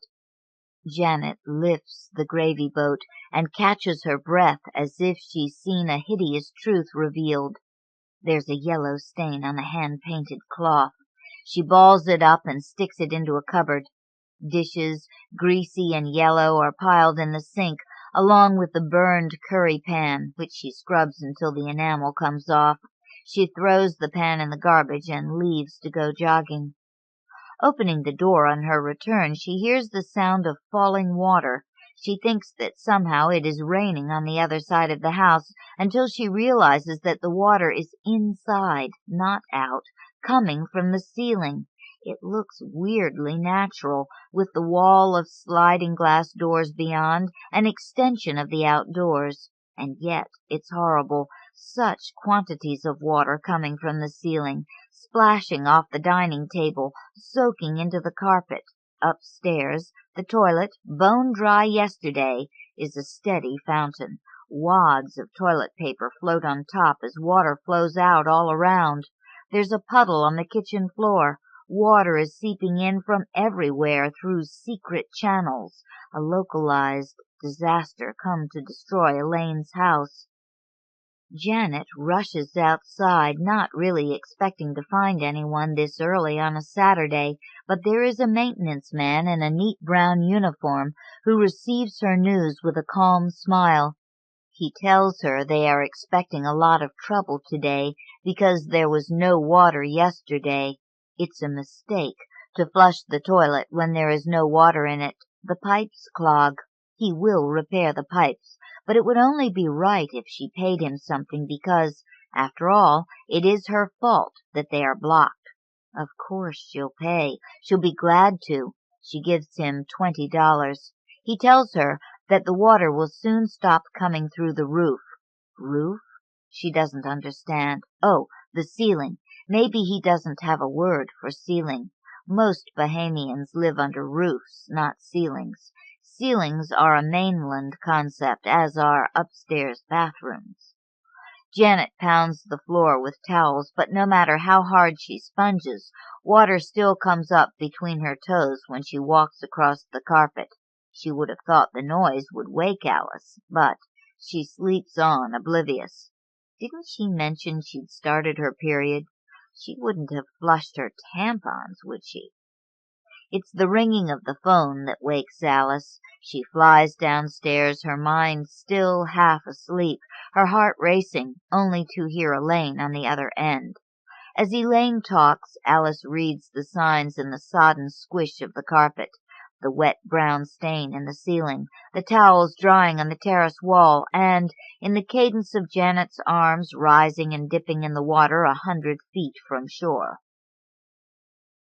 Elaine called. She wanted to know what the hell was going on, and I told her to get down here quick, that you were destroying her house. Alice enjoys her own joke hugely. Janet looks around for a dry towel, but there aren't any. She stretches out on the wall to bake herself dry. Actually, she did call, Alice says. I knew she would. I felt it when I was swimming. She has sixth sense. What did you say? Nothing. I told her everything was fine. Thank God I wasn't here. You know me, I would have been compelled to tell her everything, Janet says. Alice is calmly painting bracelets with pyramids and spheres, arcs, ladders, intersecting lines, creating patterns with another part of her mind, not the part she uses to speak with Janet. Elaine gave me a list of things she wants us to do. Oh? Alice produces a piece of paper from the pocket of her shorts. I like her style. Rent your place to friends, and then ask them to do favors for you. What's this? At the bottom of the list are written pride, lust, avarice, covetousness, envy, sloth, gluttony. Elaine knew them. Janet, shivering in the breeze, the sun's gone behind a cloud, ponders the words. These are mainly sins of wanting too much or what belongs to someone else. Medieval inventions to keep the peasant in his place, Alice says. But there's still sins today, aren't they? Sloth, lust. Alice says they're more like positive attributes, that people go to sex therapists to work on lust. They practice relaxation technique to learn sloth. Janet is watching a lizard on a piece of driftwood. He does rapid little push-ups, moving his head up and down. It must have something to do with perception. He gets the whole scene going up and down, and then he can pick out an insect because it isn't moving with the background. I can't believe there isn't some reward for virtue, some punishment for sin, she says. If you believe in heaven and hell, or that you'll come back as a cockroach in the next life, no, not that. But I do think there is a price to pay. There has to be in this life. Who's keeping track? Who's got the scorecard of sins? Who's meting out punishments? God? Another lizard has come out and is also doing little push-ups. With both of them facing each other, nodding their heads up and down, it looks as if they're sending signals or performing a ceremony. Janet argues that the idea of sin wasn't merely an invention by priests to keep the flock in line. It also had to do with how a person felt within himself, and in that sense the idea of sin is still valid today. When one of the 7 deadly sins takes over, you get out of balance. Your emotions run haywire. When you're in balance, you feel good. It's a state of grace. It's guilt that makes you suffer, not sin, Alice says. The 7 deadly sins look like basic biological drives to me. The only sin is in repressing them. That's what leads to cancer and hypocrisy. Alice flicks her brush over the bracelet she is painting. It leaves a trail of red across the sphere, making it look like a bleeding planet. But Alice always insists there are no messages in her art. The shapes are only shapes, not symbols. Janet spends the rest of the day accomplishing Elaine's list of errands. She also takes the towels and the tablecloth to the laundry, where they can't guarantee that the curry stain will come out, and buys a pan to replace the one that burned. Alice paints and goes for a swim in the late afternoon. When she comes in, she sees that the dory has been hidden away somewhere. Janet is looking at the brown blot on the ceiling. Do you think it's gotten smaller since this morning? She asks. Alice hadn't really noticed how big it was before. Oh, definitely, she says. She throws her used towel on the back of an armchair, and Janet snatches it up. "I think you need to get out," Alice says. The restaurant, one Elaine recommended, is the kind of place where the people all know each other. They're packed in 3 deep around the bar, shouting over the jukebox and the roar of the blender, which is constantly whipping up pink and yellow drinks. Everyone is dressed differently, swimsuits and sweatshirts, tennis whites, evening clothes, but they have one thing in common. They all dressed for something else and have dropped in before or after. Only Janet and Alice, outfitted specifically to come here, seem out of place. Alice and Janet look terrific. Alice used the blow-dryer and her hair is fluffed out and curly. She's wearing lipstick and makeup, a big white shirt belted over tight jeans, sky-blue cowboy boots. Janet didn't have anything but her curry-spotted outfit to wear, so Alice persuaded her to borrow something of Elaine's, who had plenty of things hanging in the closet, and Janet and Elaine are exactly the same size. Alice picked out a long white skirt for Janet to wear with a matching top that's ingeniously cut so it looks like a jacket with a little buttoned vest beneath. It shows just an inch of midriff. "I can't wear this. I'm a mother." Janet laughed in front of Elaine's full-length mirror. "You're about the only one who can," Alice said. "Look at you. There's not an inch of fat around your middle. You should show off more. Show off your tan." Janet didn't have any shoes to wear with the dress, so why not borrow Elaine's red high-heel mules, the kind of shoes that encourage you to shorten your stride and sway in the hips a little, the way Elaine does. The red mules are not a good choice if you are standing at a bar waiting endlessly for a table. Janet thinks back on her jeans and sweatshirt, her sneakers, things she was going to wear before Alice persuaded her to disguise herself as Elaine. For whom did she think she was dressing? These people who all know each other? That man with the interesting face and prematurely gray hair who looked them over when they came in, then turned back to the bar? Suddenly the place clears out and everyone goes off to whatever they had planned. Alice and Janet are given a table. They begin discussing marriage, Elaine's and Mo's. Alice wants to know if Janet thinks Elaine loves Mo. It was a marriage of convenience, I suppose, but it seems to be working all right. He has a rough-hewn charm. He looks like a toad next to her. Whenever she sees a good-looking man her own age, she's got to realize she's made a mistake. Alice is eating ribs. Janet ordered conch stewed with tomatoes and onions. "Does he love her?" Alice asks. "He's proud of her. He likes to show her off, and she enjoys that." Janet imagines them coming in the door, Mo holding it open for Elaine, she stepping in with her chin held just a little higher than is natural, flicking her blonde hair back from her shoulder. "What do they do when they get home?" Alice asks. "What do you mean?" "When the show's over, what then?" "We don't know. No one knows. I bet they sleep in separate rooms." "Maybe they make love all night and she comes 5 times, each one better than the last," Janet says. She stops herself from adding that, after all, Mo is a practiced lover. Janet knows this because she and Mo did have a night together, just one, before that Christmas party. Janet was so quick to absolve Elaine and so averse to playing the part of the woman wronged that she had almost forgotten that night. She's certain Mo has. "I don't think Elaine likes sex all that much. She's too fastidious," Alice says. "She might have another side." "Maybe they're into bondage. Maybe he ties her up."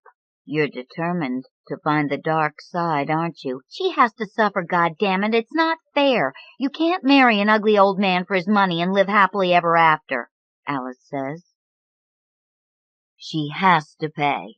Janet says. Damn right. People are looking at them. Janet wonders if they've been screaming, Mo and Elaine. Someone here might know them, might even recognize Elaine's clothes and shoes, but they would look different on Elaine, more dashing, sexier, more expensive. Some of the conch in tomato sauce slips off her fork and rolls down the front of Elaine's dress. The spots do not come out under cold water. In fact, as Janet stands in the ladies' room with the front of Elaine's skirt in the sink, it seems that they are spreading. In fairy tales, that's how you tell a troll. You give her a stain to wash out, and the more she rubs, the worse it gets. The figure in the mirror could be a troll, with wild, smudged eyes. It's the makeup. The eyeliner Alice lent her, insisted she use, and Alice talked her into wearing these clothes. Alice is so careless that it almost looks intentional, fed by hidden springs of envy for what Elaine has. Janet will have to be more vigilant, prevent Alice from doing any more damage. Alice has ordered 2 cappuccinos. They turn out to be coffee laced with rum and topped with whipped cream from the can. Janet drinks hers anyway because it's hot, and the wet skirt, the bare midriff, are giving her a chill. The gray-haired man is still at the bar when Janet teeters past in the ruined skirt. If she can make it in these shoes through the parking lot, which isn't a lot, really, but a hard-packed dirt clearing with trees standing among the cars, she'll be able to drive home safely, she tells Alice, who hasn't expressed concern. Someone has painted the trunks of the trees white, so they will show up even in the dark. Later, Janet is convinced she saw the trunk clearly through the rear window as she backed the car into it. That's how it always seems in hindsight. Alice tells her, driving home because Janet has become catatonic, staring straight ahead at the curves in the road. The crease on the fender hardly shows. Elaine won't even notice it, Alice says. That night, Janet dreams that Elaine's house has crumbled and washed out to sea, leaving a gap in the row of townhouses. Inside the broken shell, tropical plants are growing. Birds with brilliant plumage fly in and out, and cat-sized lizards signal to each other. It's disturbing, yet beautiful at the same time, like water cascading from a ceiling. Dennis Trudell. Gook. Copyright 1993 by Dennis Trudell. Gook first appeared in the Sheraton Review, Volume 19, Number 1, Spring 1993. When I was young, our suburb had a prep school that later closed and sold its 40 acres for a county park. Among its wooden buildings were 2 gyms, and friends and I would sneak into the older girls' gym to play basketball on winter Sundays. We knew the Asian janitor who lived on the grounds might kick us out, but we'd unlatch a locker room window after jimmying open a door, so that was no problem. We'd climb back inside once his slight form trudged out of sight. Often we continued the same half-court game he interrupted. The school had seen better days, paint flecking on clapboards, locker room moist and smelly, showerhead dripping. Yet my friends and I were too cushioned by economics to imagine how little the janitor was paid, probably little more than apartment and meals. To think why he seldom bothered rechecking the gym, despite his threats. No come back. Much wrong I tell you other time. Go before call police. No come back long time ever. We sort of liked his appearing. The games we returned for were sweeter once he'd reminded us they were illegal. Maybe he was, too, and that's why we sensed he wouldn't call police.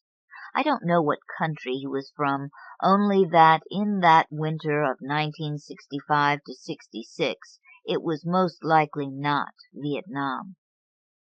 It wasn't much of a gym, just 6 feet between baselines and wall, wooden backboards, 1 rim an inch too high, but on those Sundays we considered it ours. In love with basketball and ourselves, we felt an unused gym on a winter day was a crime against nature, ours anyway. What happened was part due to our adolescent belief that a moral issue was involved. One Sunday the janitor did return, found the unlatched window before again confronting us. "No play here. I lock window. You no come back. Police for sure if return you. This time go for always." What happened was also due to our wish to find two or more wrongs can make a right. We were romantics in ways suburban teens a decade later could no longer be. We didn't need drugs. We felt the world and future grinned at us. Me, Len Grunwald, and Cy Rabb versus Rob Beauchamps, Fred Chunka, and Mel Duncan that mid-afternoon. Park Lawn School gym, sleet beating on it and Rob's car nearby, and melting from the cap of this small man beside the court. Grun held the ball. He was maybe our best player, though Fred Chunka was the deadliest shot our school had produced, held the varsity single-game record. Grun frowned at the man, and the rest of us frowned. If we left now, there'd be no more basketball that day. Our sweat in the cold car would feel like it did after bouts of just necking on dates. Something moved among us, defter than any pass. Then Grun dribbled to a corner. No other of us moved except Fred Chunka, a step late to stop Grun's sudden drive for a layup. "The leader does it again! Catches Chunka dreaming of Sandy Krebs' boobs," called Cy Rabb, who came mostly to amuse us and himself by announcing our play. His pudgy form, with discernible boobs of its own, shuffled around ineffectively. I think he spoke from habit just rather than to defy the janitor. I think none of us, including Grun, knew what our terms for leaving were before Grun spoke again. "That's 12-10, game of 15. We'll finish it first, okay?" The man didn't understand, or didn't realize the words were for him. None of us looked his way as Fred passed to Rob, took a return pass, sank a long one-hander. "Chunka hits another. He cans it, pots it, he flushes it down," Cy announced. For it was a decision now. We moved the ball quickly. Grun to me, to Cy, who skittered it back to me. I was aware of the janitor's stare as I shot, and it banged off the rim. "Ryder misses! Crops fail in Iowa. Floods cover the Sahara," Cy said. Fred Chunka rebounded, looked to pass, but I had Rob covered, and Mel Duncan was now facing the janitor. The man stomped one of his boots. "Go now, you law-breaking! Why you not leave fast, fast? No play this building!" The rest of us stopped. Then Mel noticed drips under the man. "Floor's getting kinda wet," he said, pointing. He wasn't mocking. Mel was the largest and gentlest of us. He'd quit football that fall after an opponent he blocked was carried off. "You leave!" shouted the janitor. The vinyl cap moved down over his eyebrows as he stomped again. I think if he hadn't touched Mel, we would have just shrugged and left. Surely if U.S. troops weren't in Southeast Asia, Grun wouldn't have said what he did moments later. Mel still pointed at the floor. The man took a step and pushed his hand aside. "Jeez," Mel said. This moved a quiver up the man's body, ending with a throb of his head, which bent, aiming the cap's top at Mel, then lurched into his stomach, driving Mel's breath out. He fell down, gasping. "Holy balls!" said Rob Beauchamps. The janitor spoke in another language. Grun stood closest to him. He was an honor student, read newspapers. "Watch yourself," he said, then said, "Gook." We never knew if the man understood that. He'd maybe heard it from Park Lawn kids since March, when U.S. Marines had landed at Da Nang. Anyhow, he took off the cap and flailed it at Grun. He missed, but drops flew on Grun's face. "God damn!" said Grun. Beside him, Mel got up, and the man's gaze darted between the 6-footers. Then he kicked out. His boot got Mel in the crotch, doubling him over. At that moment, the man's face looked more puzzled than angry. Then Mel's groan jerked him into motion. He turned and ran from the gym. "Hey, fucker!" called Fred Chunka. We heard the boots run past the front door toward the locker room. Mel was red-faced, murmured that he was okay. "Gooks. They call them gooks over in Vietnam," Grun told us. He spoke softly, as if half apologizing for the word. Fred's jaw was thrust like during arguments in our games. He never argued back, just shot whenever he got the ball, and seldom missed. "What you think?" Rob asked. "We go scare the shit out of that gork." "Gook," Grun repeated. "What do you say, Mel?" said Rob. His father had left home that year, was living with another woman. Recently at school, a teacher most of us feared grabbed Rob's arm for making noise. Rob jerked it away so hard the man slammed a wall. He just stared when Rob hissed to never touch him again. "You don't kick a guy's nuts," Grun said.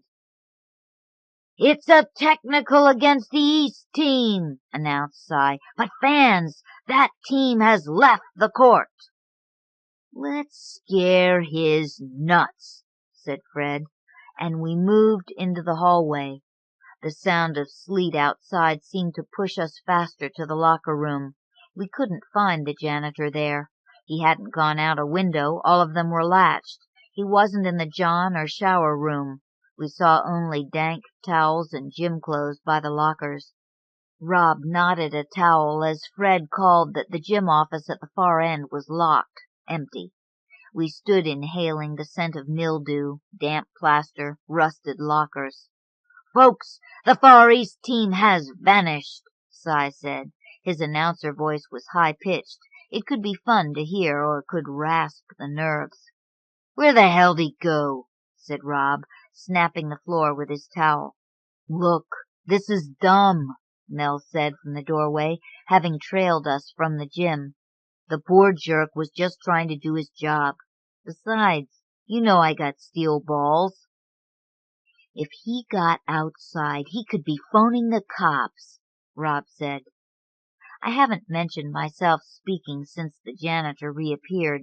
I was the shortest of us, the only one not on the varsity team. Cy was the manager. I was grateful being included in the Sunday games. "Bet he's more scared of cops than he is of us," I said now. "And we could say the gym door was ajar. We thought it was open house or something. Asshole comes and yells stuff we can't understand. Next he's kicking Mel." "You do not," Grun told us, "kick someone's testicles. Not in this country." "Let's just leave now," said Mel. "Sure he isn't hiding in that office?" Rob asked. Fred shrugged, so we went and looked through the office door's glass. No one was under the desk, nor between it and the wire mesh panel to the gym for handling equipment. We returned to the lockers. Might have given up and left if Rob hadn't noticed a locker open. "Hey, that was shut before. They all were. He was in there." We gazed at it. Rob reached into the locker, held up a pair of panties. He snapped them. Probably not his, but he should get 20 flicks for being so sneaky. Rob smiled, but I didn't. The man had been hiding 10 feet from where I'd devised our possible lie. "Come here, guys," we heard Fred call from the shower room. We found him by a manhole-like cover in the drying area. It was cast iron with a ring for lifting, and of course it was rusted. "I heard something. He's down there," Fred told us. Rob bent to the cover and listened. He nodded. The leaky shower head dripped, echoed. I felt something danker than the air near my flesh. This was weird. Either the man was panicked out of his mind, or he was making fools of us. I thought how quiet he'd been in that locker, how fast he'd gotten from there under the iron cover. Now Rob lifted it, revealing a shaft with some rungs leading to pure darkness. For the first time I wondered why the man hadn't run outside after kicking Mel. "Can't see shit," Rob said. "We know you're down there, guy." Nothing answered. We heard no movement. "Must lead to a crawl space or whatever," said Grun. Rob looked angrier than before. "Come on out, jerk off! You're just making it worse for yourself." "Bet he's halfway to hell by now," Fred said, voice strained. Mine would have quavered just then, and even Grun looked dubious. Maybe nobody had to get hurt that day if one of us had said then, "Hold on, this is getting too strange, and I need it to stop." Instead, Rob said, "Anyone want to climb in, or should we close this and wait a while?" No one volunteered. The blackness under the third vague rung looked almost solid.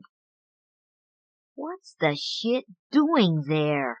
Fred said. "Wetting his pants? Trying to enter a sewage pipe and climb out a toilet?" "Here, Gooker, Gooker, Gooker," Rob called. He was my best friend, though all 5 were friends I enjoyed more than ones I have now. I mean, I loved them. "Should we check if there's another way out of there?" I asked. "You guys, this is dumb," Mel insisted. "Let's just go." "How about I shut and guard this while you guys check?" said Rob. "We don't find one, it means he's trapped. We could pitch a wastebasket in there, turn him into one huge gook bump and call it a day." Grun nodded. "Right. By the time he gets the nerve to come up, his supper'll be cold. Fish heads or whatever. His old lady'll be pissed off and wailing." So we'd mouthed some venom to counter our anxiety, and everyone but Rob and Mel left the shower room.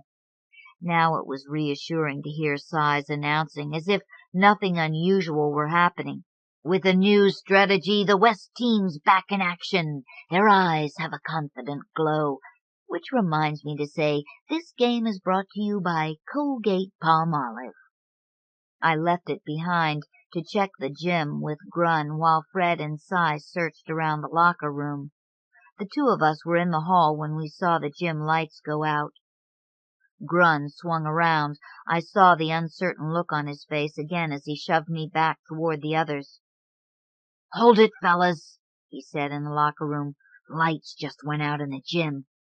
He's either there now or else—" "Maybe yanked some wires down below. I'm gonna yank his," said Fred. "Electric wires don't run underground," Grun replied. He liked knowing things we didn't. "Downtown in cities they do, but not in a place like this."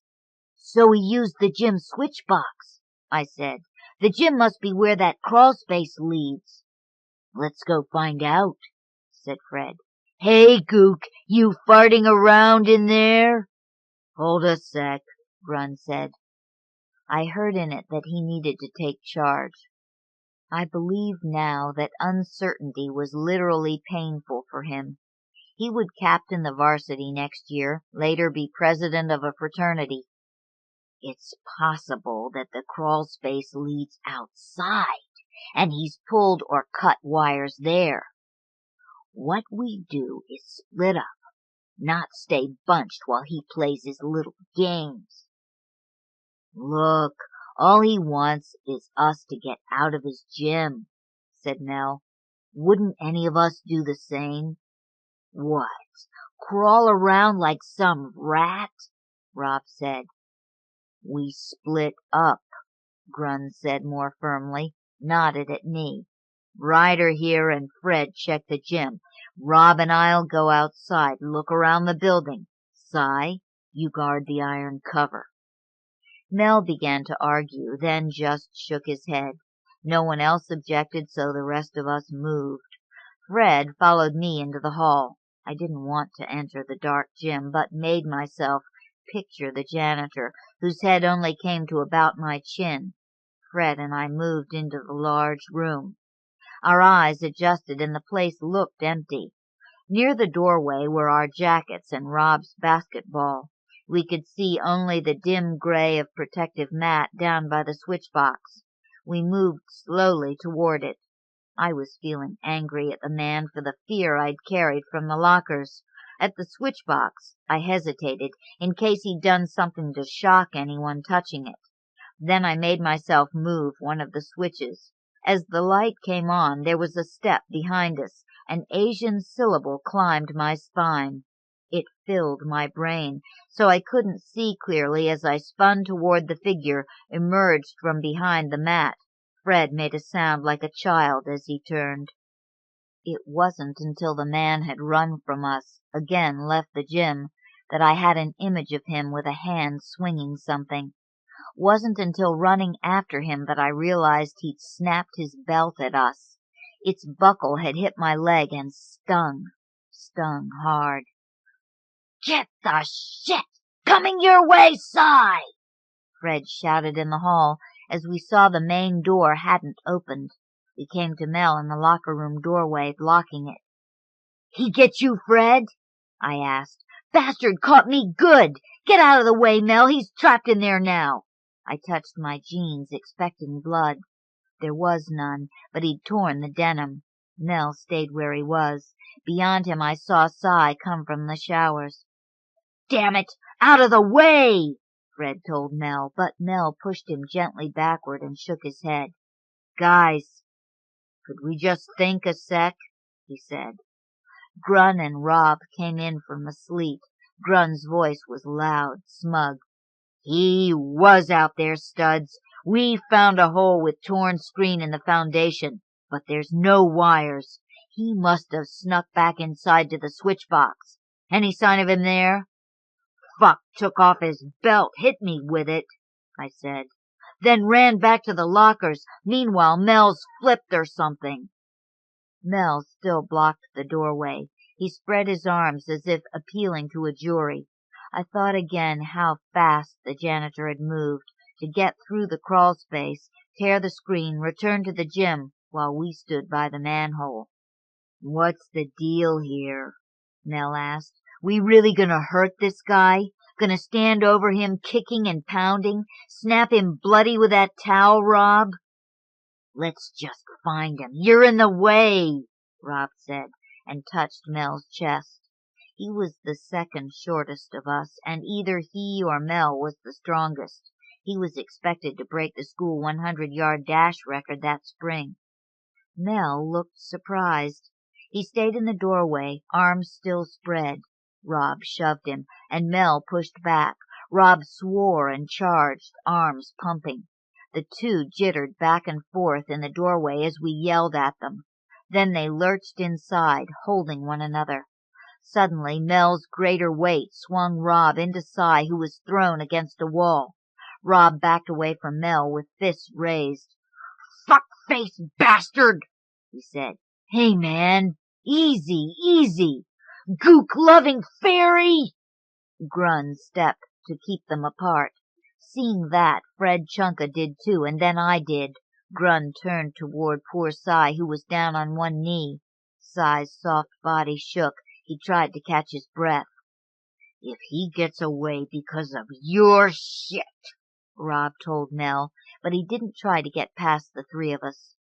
Mel's shirt was torn, but he looked mostly sad, gazing from Rob to Grun to Si. Neither he nor Rob was hurt, though both were flushed, breathing loud.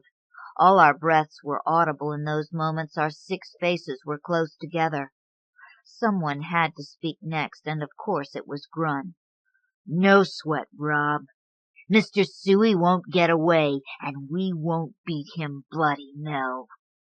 "Suey?" I said. "Right. First name's Chop." The rest of us had to smile then, and Si had to try for something funnier. "West team just ran a tricky pattern, fans." He paused, still gasping, "but decided to save it for football. Your announcer calls timeout to pry lungs from kidneys." "So, where is he? In a locker again?" Rob said. His hands were no longer balled in fists. Mel was touching his ribs, wincing. Grun led 4 of us past the lockers while Mel stayed there. We found a window open, the same one we'd climbed in before. We stared out at the weather and no one spoke. Then a row of connected lockers tipped over on us. "You leave now!" was shrieked as they crashed. I glimpsed the man atop the next aisle's lockers, having pushed the others with a boot. Fred's elbow hit my face, and I was knocked across a bench with his weight on me and lockers on him. My back sirened pain from the bench edge. I tasted blood from biting a lip. I felt Cy jam against me, also caught between the lockers and bench. Grun was beside him on knees, back supporting a locker at the end. Fred was swearing. Rob swore at him and the rest of us to get the lockers back upright. The janitor's shriek seemed to ricochet off walls like a handball. After getting the lockers off us, we found no one was really hurt. Cy was worst off, a wide scrape down one arm. It turned from pink to red as we stood touching ourselves for cuts, ripped clothes. The janitor, of course, had vanished again. "Did he run out the door past you, Mel?" Grun asked. "Nobody went by me." "That shifty yellow fuck," said Fred Chunka. His long face glared. There was a rip in his sweatpants. His gaze looked suddenly older. "He set us up," I said. "Opened that window, crouched on lockers till we were bunched, then pushed them on us." "Damn it! He's creaming us!" "Don't do any funny announcing," Grun said. He looked as if Cy had pushed the lockers. Cy shrugged. His eyes were moist. "You okay?" "That arm looks mean," said Mel. Cy averted his eyes. He picked up a towel, pressed it to his arm. "Where'd he go, if not out to the hall?" Rob asked. None of us thought Mel would lie about that. Mel never lied. Rob looked strange. I expected rage from him, but he appeared muted. He stared up where the man had been with something like respect. Not Fred, though. He knotted a towel. "That Gook made us bleed, so now he's got to pay some blood." "Please, you guys," begged Mel. "Let's knock it off. I just hate—" "The Gook's smart," Grun said. "Fast and smart. Doesn't go by any rules. Got me mad." "Hate this violence." Mel's lips trembled, and he turned away. "Suey needs to learn a lesson," continued Grun. "I'll see if he went back to his crawl space. Fred, you and Cy check the office again. Rob, you and Ryder try the gym." "I don't know," Rob said. "Maybe Mel's right. Maybe we ought to just—" "You don't swing belts or push lockers on people," Grun declared. His mother had gone to Smith and his father a 2-year college. Grun's father got excited when the varsity did poorly, would murmur to his wife. We'd see her tap the coach and repeat the words in her cool, patrician voice. The coach would nod. Fred took his towel toward the office. Cy Rab looked frozen in place with his bleeding arm. I followed Rob into the hall. We were almost to the gym when Cy shoved over another row of lockers. The crash rushed Rob and I back to the doorway. We saw Cy lift a bench to his chest, then above him. I hadn't thought he was that strong. He threw the bench at a wall where it gouged plaster. The others had run back too, and tears on Cy's face embarrassed us. "Not there," Grun said at the shower entrance. "Didn't climb back in his gook hole." "What's happening to us?" I wanted to yell. I didn't. I was afraid to have others look at me like we looked at Cy. I heard him throw another bench as Rob and I returned to the gym. We found it empty. Its lights were still on. We shrugged at each other and at Mel, who'd followed us. All 3 of us were about ready to give up. I know my stomach felt like rusted lockers. We might have gathered jackets and tried to convince the rest to leave if Rob hadn't noticed his basketball missing. He told us that, and Nell and I gazed with him at empty corners of the gym. I had a sense that all of us, 6 teenagers and the janitor, were trapped in the building, that each time he outwitted us, turned out lights or pushed lockers or whatever, we had to stay longer, get someone else hurt, and sobbing. "Where's my damn ball?" Rob said, and I shrugged. There was nothing to do but return to the locker room and tell the others. When Cy heard it, panting at where the second thrown bench had a crack, I saw he was glad Rob's ball was gone, as if that justified his tantrum.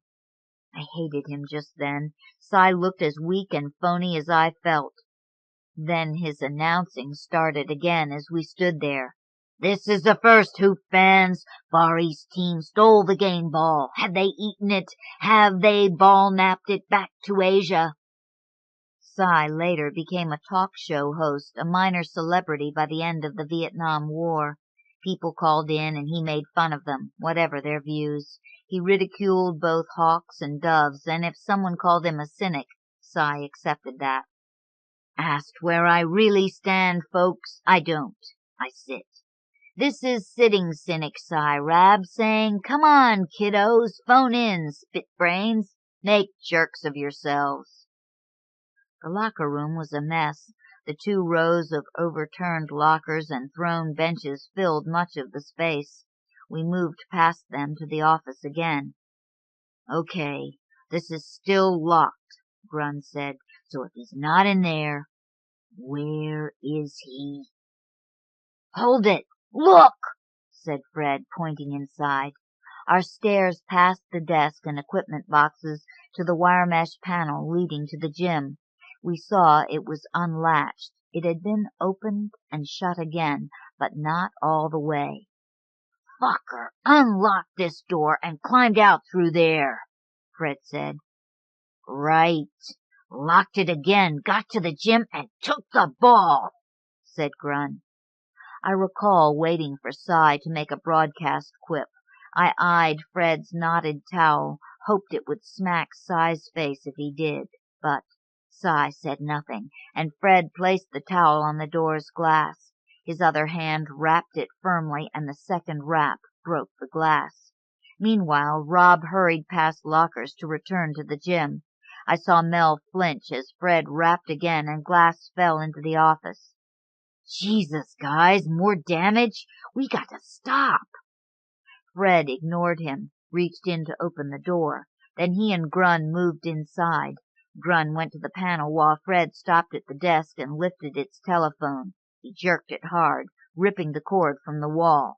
"Hey, fellas, check this one out," Rob called from the gym.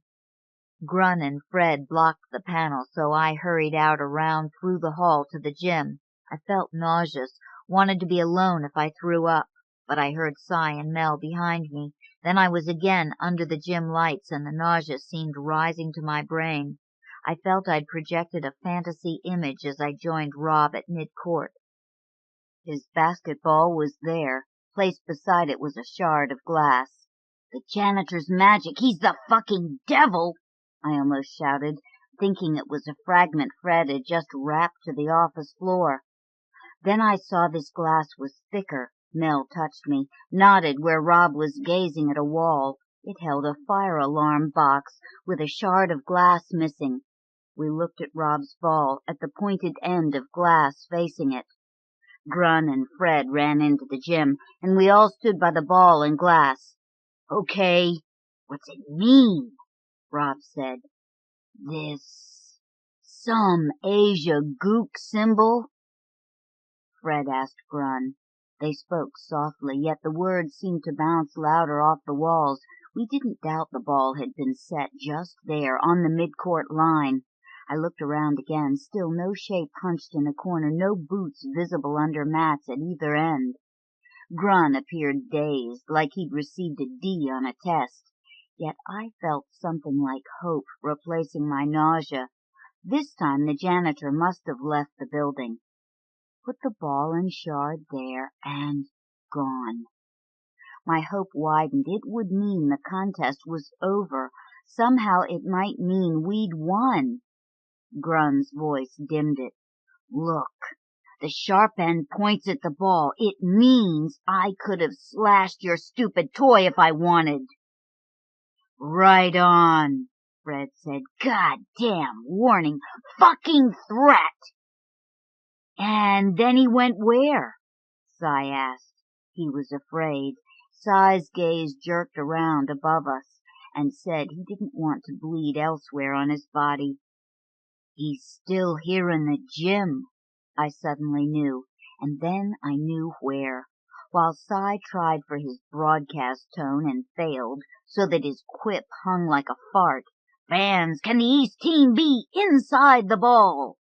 I knew where the janitor was, where he had to be, because he wouldn't leave the building with us still there. In 1966, I didn't know why he wouldn't. I'm not certain I do now, but he wouldn't leave. Had placed ball and glass as one more plea for us to. I faced the mat he'd hidden behind before snapping me with his belt, then turned to the end where we had played, faced that backboard and beams from the wall holding it in place. I was thinking, you could just say nothing. Then Grun said, "Tell you, I'm shit out of ideas." Up behind the backboard, at that end, I told them, pointing at wall hooks for a volleyball net you could use to climb atop the protective mat. From there you could climb onto a beam. I had been cut from the varsity, but wanted Grun and the rest to know I was smart. Otherwise, the day might have ended with no more harm than Cy's scraped arm, plus the locker room damage. Instead, we all went to look behind the blackboard, and that's where he was, squatting on one of the beams from the wall. The janitor's face, gazing down, was smaller than his boot soles over the beam's edge. It looked calmer than I'd seen it before. "Okay, better come on down now," Grun said. He spoke with more authority than since dividing us up when the lights went out. "Got a choice, Gooker," called Fred. "Climb down, or we knock you down with a ball." But he wasn't the one with Rob's ball. Mel had picked it up, and now he said, "We're not touching him." And I don't know where that would have led, because Mel didn't want to hurt anyone, but he may not have been able to keep Fred and Grun and maybe Rob and maybe me from shoving the man around any other way. Then Rob Beauchamps went to the wall, gripped the higher net hook. He pulled himself up so his sneaker rested on the lower one. Rob, the most eager and restless of us, whom I remember as a boy running with hair flying, lips parted in a grin as air moved against them. Saying nothing, he put a knee on top of the mat and grabbed the man's beam. He pulled himself onto it. He didn't seem angry. Rob's anger seemed drained away after the fight with Mel. He might even have helped protect the man once they were down. I think he climbed there more to know he could do it than anything else. But one of his knees, maybe damp from the locker room floor, slid off the beam. He swung abruptly under it, holding the beam with one hand, then kept swinging as his grip wouldn't hold, so that he made a half turn on the way down. He hit, facing the floor, and what hit first, with a crack that brought my nausea spewing out instants later, was his right knee, shattering bone there forever. That sound turned the air crimson for me, wild crimson. When I looked up from my vomit, from Rob's writhing, and saw through that color, it was the janitor's eyes I saw. They were full of pain, as if he too felt a knee break. He jumped down from the beam and landed softly, just a rubber squish 2 yards from Rob. He was bending to help Rob when Fred Chunka slugged him in the face, hit him with a fist and all his might, the fist of his shooting hand. The sound wasn't loud. Nothing could seem loud after that crack, but some teeth were knocked out, and I've wondered often if the jaw wasn't broken. I've wondered if surgery weren't needed to restore the face's bone structure, and who would pay for that. I don't know. I was one of the three with Fred and Cy who ran from the gym to bang on doors of nearby houses. We tried several before someone was home who agreed to call an ambulance. The paramedics would have come 10 minutes sooner if we'd phoned from the gym office, but no one ever said that would have made a difference to Rob's knee. When we three returned to wait for the siren, the man was gone, and I never saw him again. There were 2 teeth and part of a third and drips of his blood on the floor. We cleaned that up along with my vomit. Then Fred and I got the lockers up right before the ambulance came. The paramedics didn't ask why we were in the place, nor did anyone from Park Lawn School ever learn who'd damaged the wall and bench. As I said, the school closed a few years later, its buildings were torn down, and the grounds became a park. My parents wrote me about it. I was in college then, with a student deferment from the draft. So were Grun and Fred and Cy. Fred wore a sling briefly, but his hand was sprained, not broken, from slugging the man. It soon healed, and he went on to more scoring records. Rob had 2 or 3 operations on his knee and still walks with a limp. Our parents never doubted our story, that he'd climbed onto the beam as a dare. We never went back to that gym. Cy Rab grew from pudgy to fat and became a radio personality. Mel Duncan went to a 2-year college but dropped out and was drafted. He went to Vietnam, where they made him kill some young men. Helen Fremont, Where She Was. Copyright 1992 by Helen Fremont. Originally published in Plowshares, Winter 1992-93. Reprinted by permission. Jana and I were in the bathtub on a drizzly afternoon, miles from anywhere. She was turning the hot water on and off again with her foot. I leaned against her, comparing legs. It made me think I was 7 again at the Albany Art Museum, copping a feel of those rich velvet cordons when none of the guards were looking. Her legs wove around mine and just kept on going. You could string them along an art exhibit for half a city block. Her left foot hung over the edge of the high-lipped bathtub, one of those tubs that's perched on 4 porcelain paws, like it's fixing to walk away. No, my mother doesn't know. She thinks Jana and I are friends. I love that word, friends. We were up to no good, lolling around on that rain-soaked winter afternoon in Dix Notch, Virginia. 2 streets, a flashing yellow light at the center, and a white Victorian mansion to one side, on a hill. Downstairs, 3 cats did a slow slalom between the legs of chairs. The innkeeper was snoring in his bed, a book of crosswords open, upside down, on his chest. Actually, it really doesn't much matter where the innkeeper was. He could have been in the kitchen cooking a slow-burn veggie dinner on that gas stove the size of a twin-engine plane. Or leaning over the sink, cutting cucumbers in the salad. Plink, plink, plink. Green wax skin sliding off the peeler like snakes. You'll just have to take my word for it and hope for the best. So we were back in the tub, fumbling with paper-thin bars of ivory on a steel dish, the water plunging from silver faucets. The tub was deep and old, a creamy yellowed porcelain, cracks in its Victorian skin. I sank my breasts and shoulders under water, and the soap slipped between my legs. I felt for it, and it squirted through my fingers. The water rose, and a green cloth fanned out just below the surface. I could go on and on. You're more interested in Elmer, in dinner, in his reasons for leaving New England 22 years ago, quitting his job as a math professor and coming here, buying this old wreck of a Victorian and coaxing it back into an inn. But I don't know that story. If you want to know all that, you can stop in and read the brochure. But listen. We'd been for a walk in the woods that day, pouring rain, wet leaves, puddles of water in every leaf, the great wetness. The air was thick with big juicy drops of rain, translucent apples of water. It curled my hair and slicked it to my scalp. Jana's hair is thick and black. It turned blacker. The trail was covered with leaves, covered with water. It climbed high above the town in a lazy switchback. The ground shimmered. The air felt like cotton, and our breath hung in our faces. There was no room for it to go anywhere. Jana was talking. I walked ahead, and the words drifted up to me over my left shoulder. She was telling me how she felt. "I don't know," she said. "I can't say right now." Jana was like that.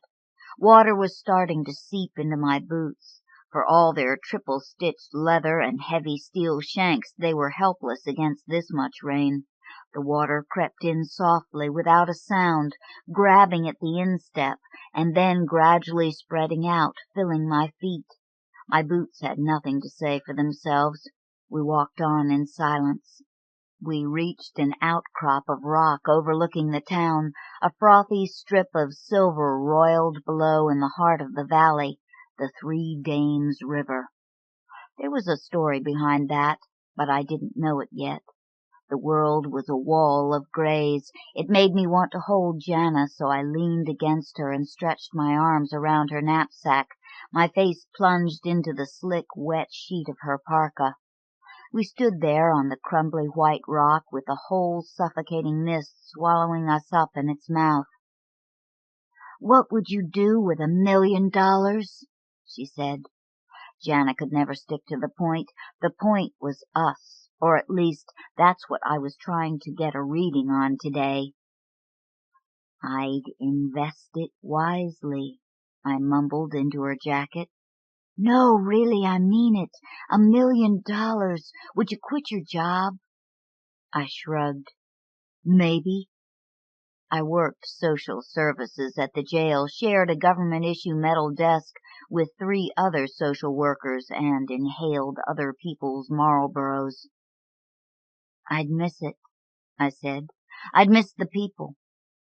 Everyone I knew was at the jail, including Jana. She did part-time work for corrections and had a private practice on the side. About a year ago she did a tooth extraction on one of my guys, and I was never the same after it. Those long, thin fingers, the bright lights, her shiny silver instruments. "I might do social services some more," I said. "I don't know." We walked on. "What about you?" I asked. She giggled. Obviously she had given it a lot of thought. "The truth?" she asked. I nodded, irritated for some reason. I could never get a straight answer out of Jana. 2 years we'd been together, 2 years of late nights and long talks, and I still didn't know where she stood. She seemed to be thinking it over now. "I don't know," she said finally. Elmer had rung the gong for breakfast at 6:15 that morning. It was a 12th century Tibetan gong the size of a satellite dish. It was greenish, thick, and dull. It sounded like the bombing of several small villages. Elmer had bought it on a trek to the Dalai Haram and had let UPS figure out how to get it back to Dix Notch, Virginia. It had taken 8 months.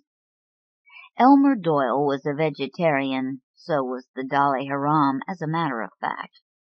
Jana, on the other hand, was a renowned eater of stews, steaks, and hamburger. She could eat half a fried chicken in one sitting without even stopping for breath. Quick and quiet, no crumbs on the counter. Her jaw worked like a piston till her plate was clean. Consequently, she was in danger of losing weight this weekend. We reached a level, grassy knoll, a sort of détente between up and down. The path snaked through a thin stand of trees, their trunks clammy and dark, their heads tossed in a fuzz of rain. A small dip, and then a trail junction. We turned left on a blue-blazed trail that plunged back into the valley. We followed the stream through tall green streaks of grass. It grew steep and muddy. The stream flew over its banks and flooded our trail. Soon it was no longer a stream, but a river, a forest of rushing water. Our path went under and came up for air on the other side. We tried to follow it, crisscrossing the stream again and again. We'd walked through that river and back across it so many times I didn't know which side I was on anymore. The water was ice and it filled my boots, my feet swimming in suitcases of leather, but I kept walking anyway.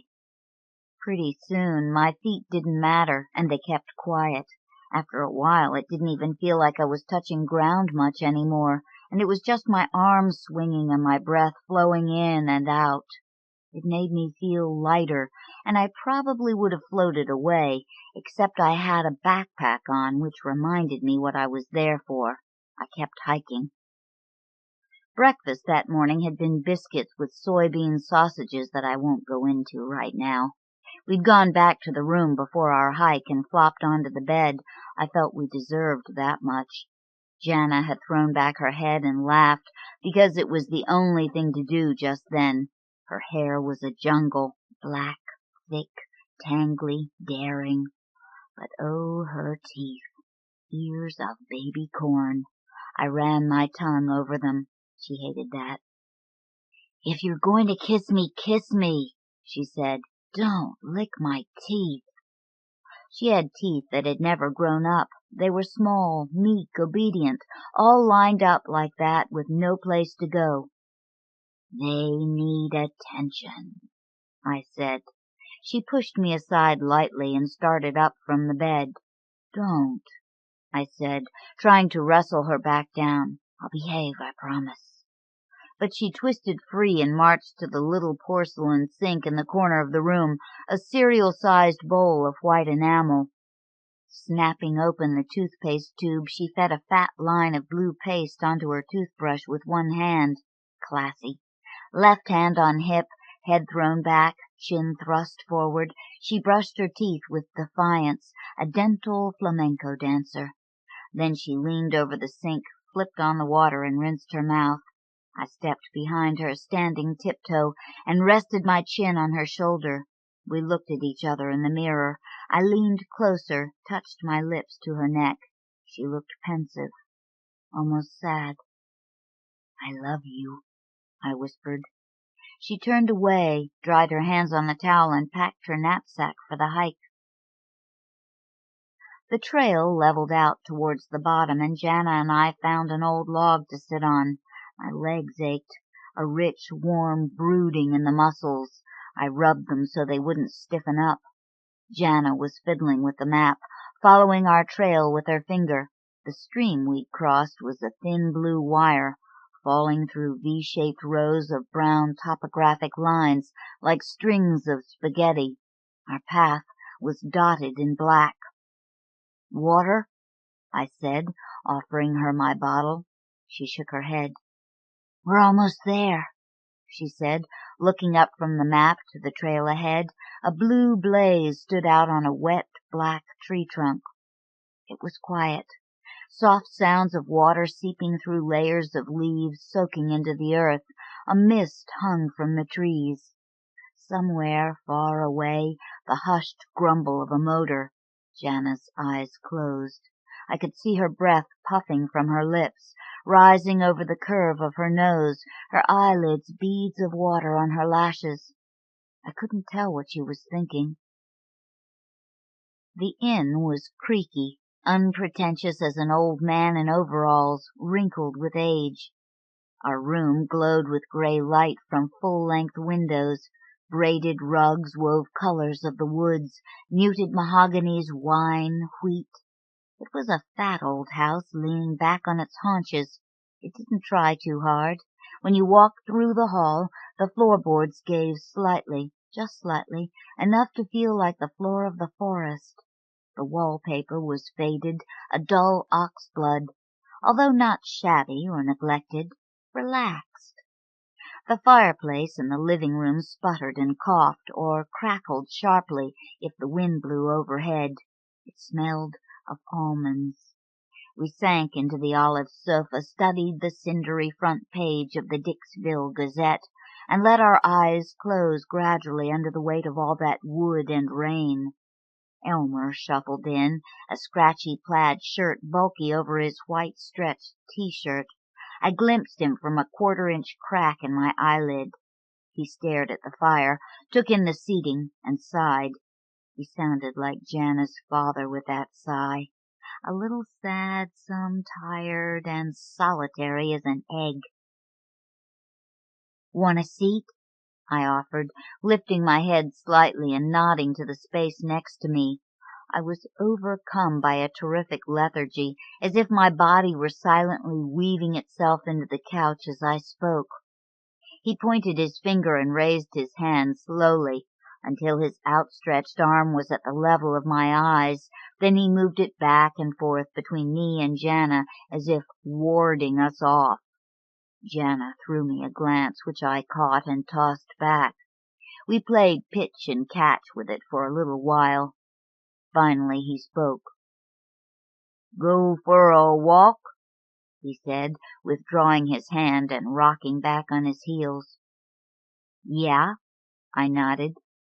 "Wet?" he said. We both nodded. The fire took over then and dropped a log off the stand. It rolled. "See that?" he said.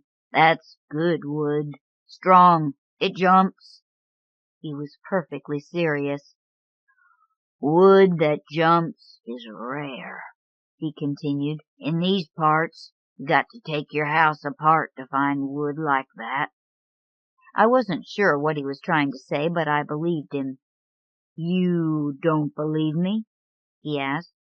"Oh, no," I said. "I believe it." He seemed somewhat mollified. "They bring round the tractors down there to the other side of the river." He scratched the side of his face, a sound like day-old bread being ground into crumbs. "Then they start hauling out logs right out from the houses, just like that." He demonstrated hauling a log out of a house using his hands. One hand was the tractor, the other hand was the house. He tugged on the pinky of his right hand till it looked like it would snap off. "When the tension reaches a critical point," he yanked on the pinky and I heard a loud pop. "Like that," he said. "You get that." I felt pressure on my toe. Jana's foot was pushed against mine. I glanced down at it, then up at her. A smile, very faint, snuck across her face. "Uh-huh," I said. "I see." Jana's smile became sweeter. Elmer scratched his chin again. "Well," he said. He turned and shuffled out of the room, touching the lampshade lightly with the tips of his fingers, as he might touch the brim of a hat if he'd been wearing one. "Okay," he said, and wandered out to the kitchen again. Jana's eyes were on me, but for some reason I couldn't look at her. "Hey," she said, "what's the matter?" I shrugged. Nothing was wrong and everything was wrong. Jana leaned towards me, but she seemed somehow very far away. I could never really figure out where Jana was, whether she was with me, or only a little with me, or only sometimes with me. She held up her right pinky and pulled on it with her other hand, as Elmer had done. "Pop," she said softly. What did we do, Jana and I, left on the couch with the innkeeper gone? We necked. It wasn't a wise thing to do, maybe, but we couldn't help it. It just seemed right. We found ourselves doing things like that more and more those days, and it was a welcome change. It's a lot of tension to withstand, always doing unlikely things, going against the grain, finding yourself in unexpected places, doing difficult things that no one can fathom. This, on the other hand, was easy. We necked. But what it was, the moment I wanted to tell you about, happened earlier, in the bathtub. It was the way she covered my face with the washcloth and brought it slowly down over my eyes, like falling off a cliff, slow motion. Through the terry cloth I could feel her fingers, thin and delicate. There was a gentleness to her touch, and a deliberation.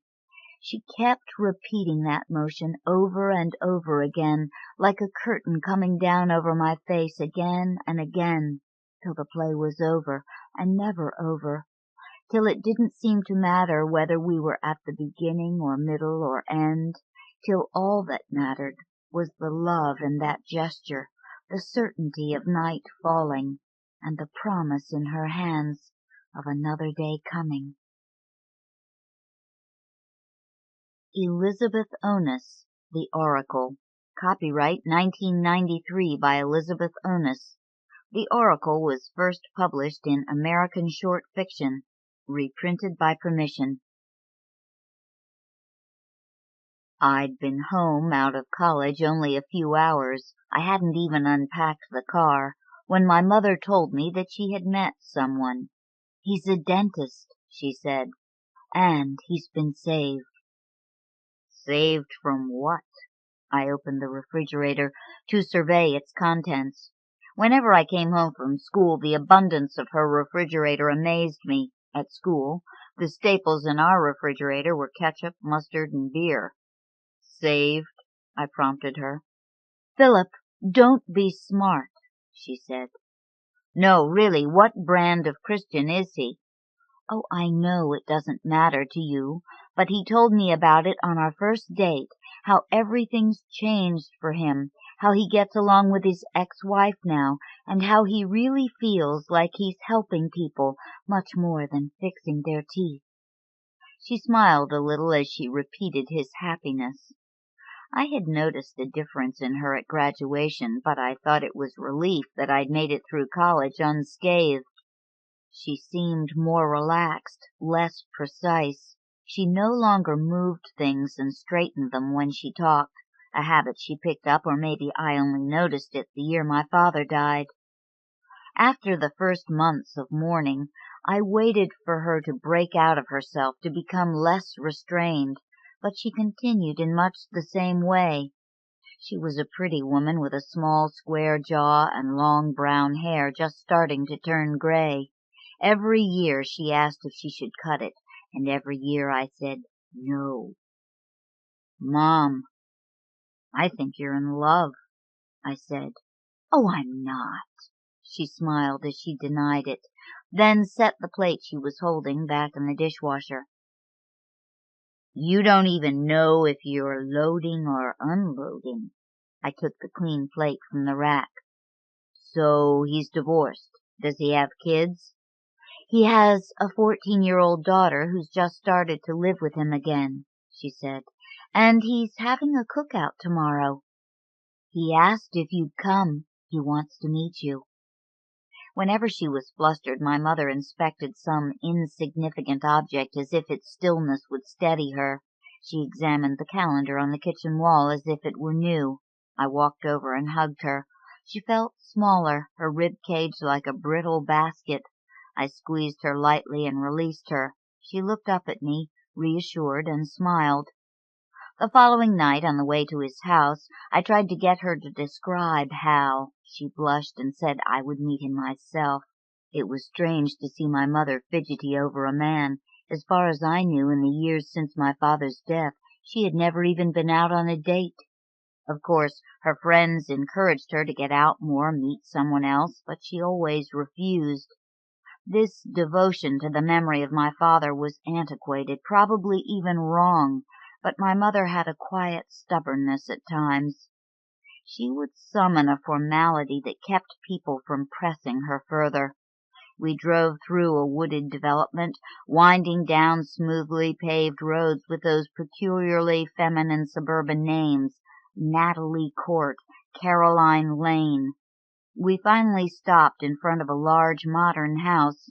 Wind chimes hung from a Japanese maple in the yard. A slender window divided the house. Starting by the front door, it rose up to the second story. Hal opened the door before my mother had a chance to knock. "Hello, Deirdre." He kissed her on the cheek and turned to me. "Philip, it's a pleasure. I've heard a lot about you." He shook my hand firmly. It was a humid day, but Hal seemed freshly scrubbed, as if he'd just stepped out of the shower. His light crew cut was edged with gray. His blue eyes were pale-lashed, rimless. A large gap separated his two front teeth. No wonder he was the dentist. We walked through the house, which shone with polished wood floors and sleek modern furniture, and into the kitchen, where the back wall, almost entirely glass, looked onto a lush backyard. Hal guided my mother through the doors, placing his palm against the small of her back. His fingers were short and thick, peasant hands, my father would have called them. He started to lead us down to a small group of people standing around the grill when a young woman, dressed entirely in black, walked over. "Philip, this is my daughter Megan," Hal said. It didn't seem possible she was only 14. I was careful with my eyes. I tried to stare only at her face. She smiled briefly and brushed her hair from her cheek. A clutter of black plastic bracelets and silver chains slid down her arm. "Philip just graduated from University of Virginia," Hal told her. "How impressive." She wrinkled her nose at me. Hal looked uncomfortable. "Deirdre, you look nice." Megan kissed the air near my mother's cheek. Her lips puckered, then relaxed into their fullness. It wasn't your usual 14-year-old gesture. I later came to associate those airy kisses with girls I'd known in college, when I ran into them after many years. Women I'd never touched would greet me with that pressure on the arm, a softness aimed at my ear. "Would anyone like a drink?" Megan asked. "I'd love a beer," I said. Megan went into the house and my mother and Hal joined the group at the grill. I lingered awkwardly, waiting for Megan. She returned with 2 tall-neck beers and nodded at our parents. "Well, what do you think?" she asked. "About what?" "About them." She gazed at me, unblinking. She had light gray eyes, darker near the pupils. She seemed to be deciding if I was playing dumb. "They really like each other," she said. "My father keeps hinting they might get married." "I just got back yesterday." I wanted to defend my ignorance. "I'm trying to take it all in." Then, cautiously, I said, "My mother says your dad's been saved." She snorted and looked across the lawn at Hal, who was talking to his friends, one arm gesturing the other around my mother's shoulders. Megan took a long drink of beer. I wondered if he let her drink or if she was just showing off. "Yeah, he's been saved, all right," she said. "What about you? Have you been saved?" "Hell no," Megan laughed. "What do you believe in?" "Oh, I don't know." She twisted up her mouth, chewing on the inside of her cheek. Her hesitation made her seem closer to her age. "What do you believe in?" she asked. "Eliot's," I said. "What?" "Eliot's apple juice. It has little quotations written on the inside of the caps." She shook her head. "I meditate for an hour every morning before I choose my first bottle." I leaned closer, lowered my voice. "I believe in the cosmic synchronicity of my choosing a particular quotation. I live every day by the wisdom inside a bottle cap, unless I drink 2 bottles. Then I have to change my whole philosophy in the middle of the day." She laughed, then looked at me sideways to make sure I was kidding.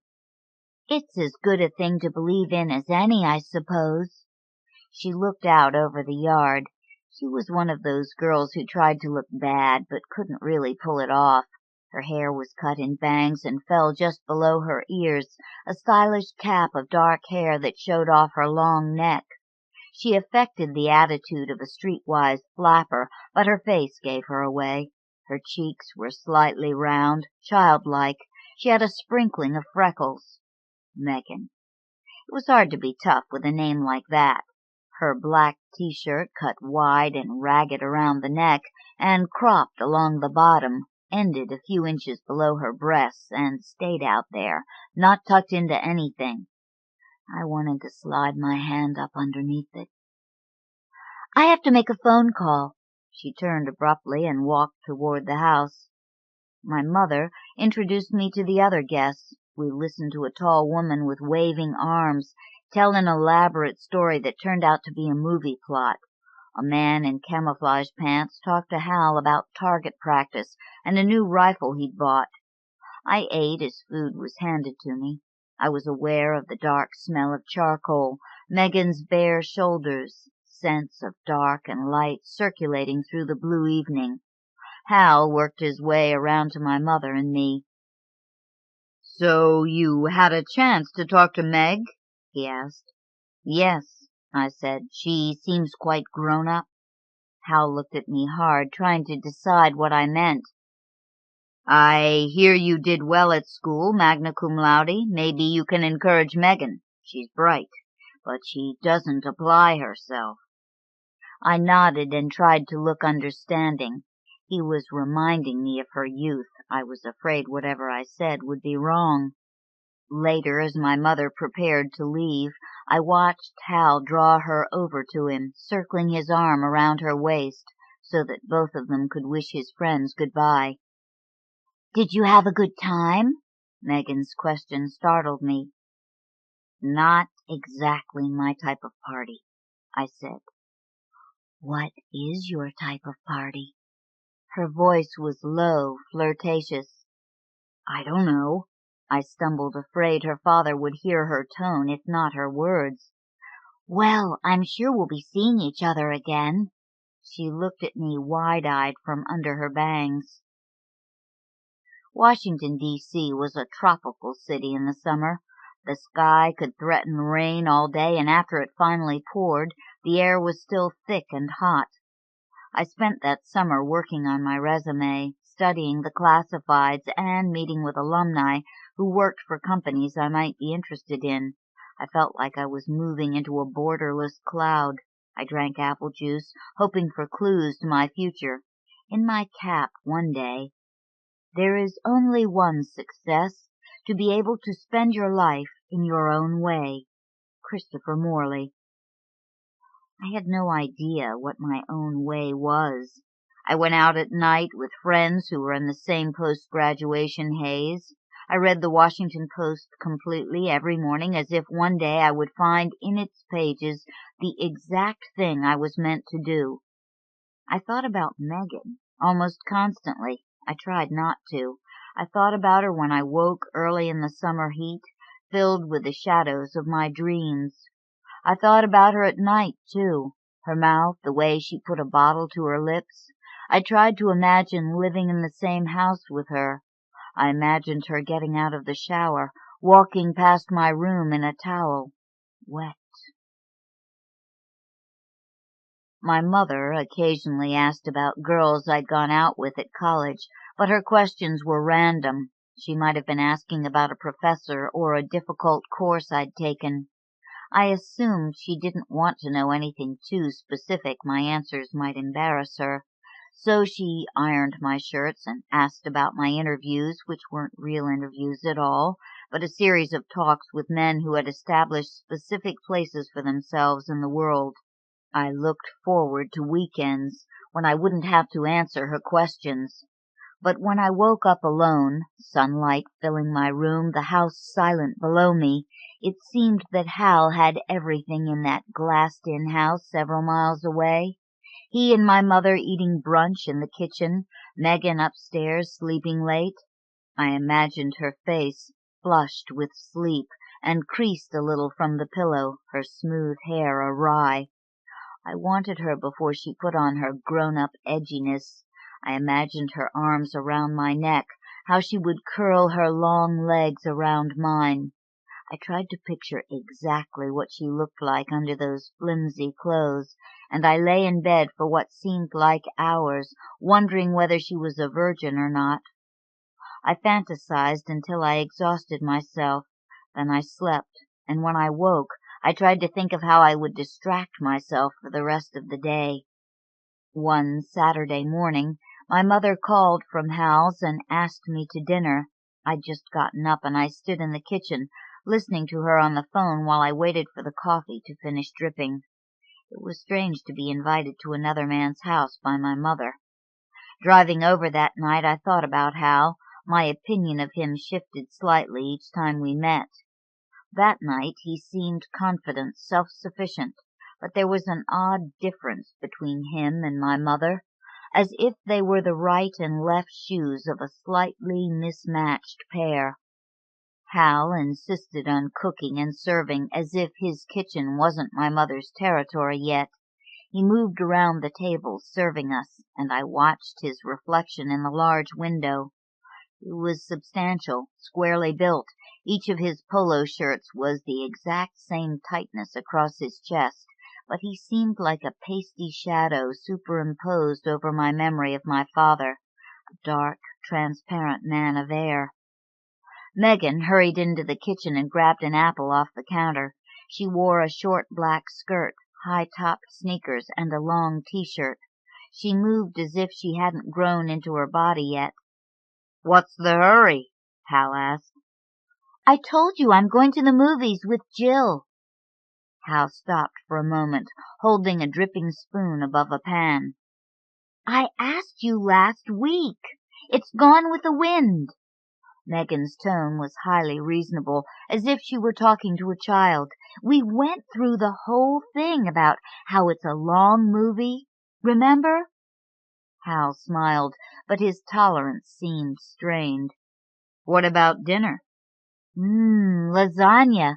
Save some for me. Don't let Philip eat it all." She grinned at me and hurried out the door. At home that night I sat in front of the television, flipped through all the channels twice, and turned it off. I tried to remind myself what I'd learned about women in the past few years. I found that the girls who dressed most wildly, who seemed so sure of their looks, often wanted talk more than sex. Of course, you could never be sure, but it was the straight ones, those preppy girls in button-down shirts, who seemed a little awkward, shy even. Those were the ones who had their diaphragm in their purse. "So, has Hal decided what he thinks of me?" My mother and I were sitting in the kitchen. I'd made dinner, spaghetti with clam sauce, because she seemed tired and I'd had another long week that added up to nothing. My mother managed a print shop in Bethesda.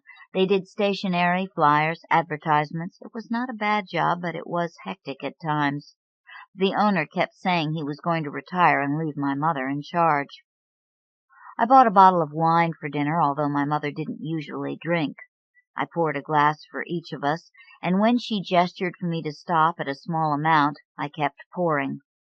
I missed this hour at school, sitting on the porch with a few beers, grumbling about professors, telling stories or lies, and watching the sun go down over the Blue Ridge Mountains. "I need a new dress for church on Sunday," she said. "You're going to church?" "I've been going for a few weeks." She twirled her spaghetti on a spoon and took a large bite. "What's it like?" "It's fine." "It's church. Of course it's fine. What's it like?" "Well, it's a regular service, but everyone seems very sincere. It's a little embarrassing. When they pray, they sort of raise their hands in the air." She showed me, raising one arm, then the other, almost shyly, her open palms in a gesture of supplication. "Sometimes," my mother started to giggle, "they only raise one hand, like asking to be called on in class." "Does Hal do that?" "No," she said, relieved, "but it's strange. Sometimes I wonder if there's something wrong with me. I don't feel anything." She smiled a little, lightened by her admission, and tapped her glass for more wine. She had made two completely uncharacteristic gestures, the raising of her palms, tapping her glass for wine. The unnatural movements made her seem younger, confiding. "The thing is," she hesitated, "it's important to Hal. He wishes I were more interested. I don't mind going, but—" Her voice trailed off. "But what?" "I guess if I were more involved, he would be more sure of me somehow. Of course, he's never said it like that, but I looked out the window. The sky was pale behind the trees. If he really loved you, he'd want you either way, I said. I suppose, she sighed and picked up her plate.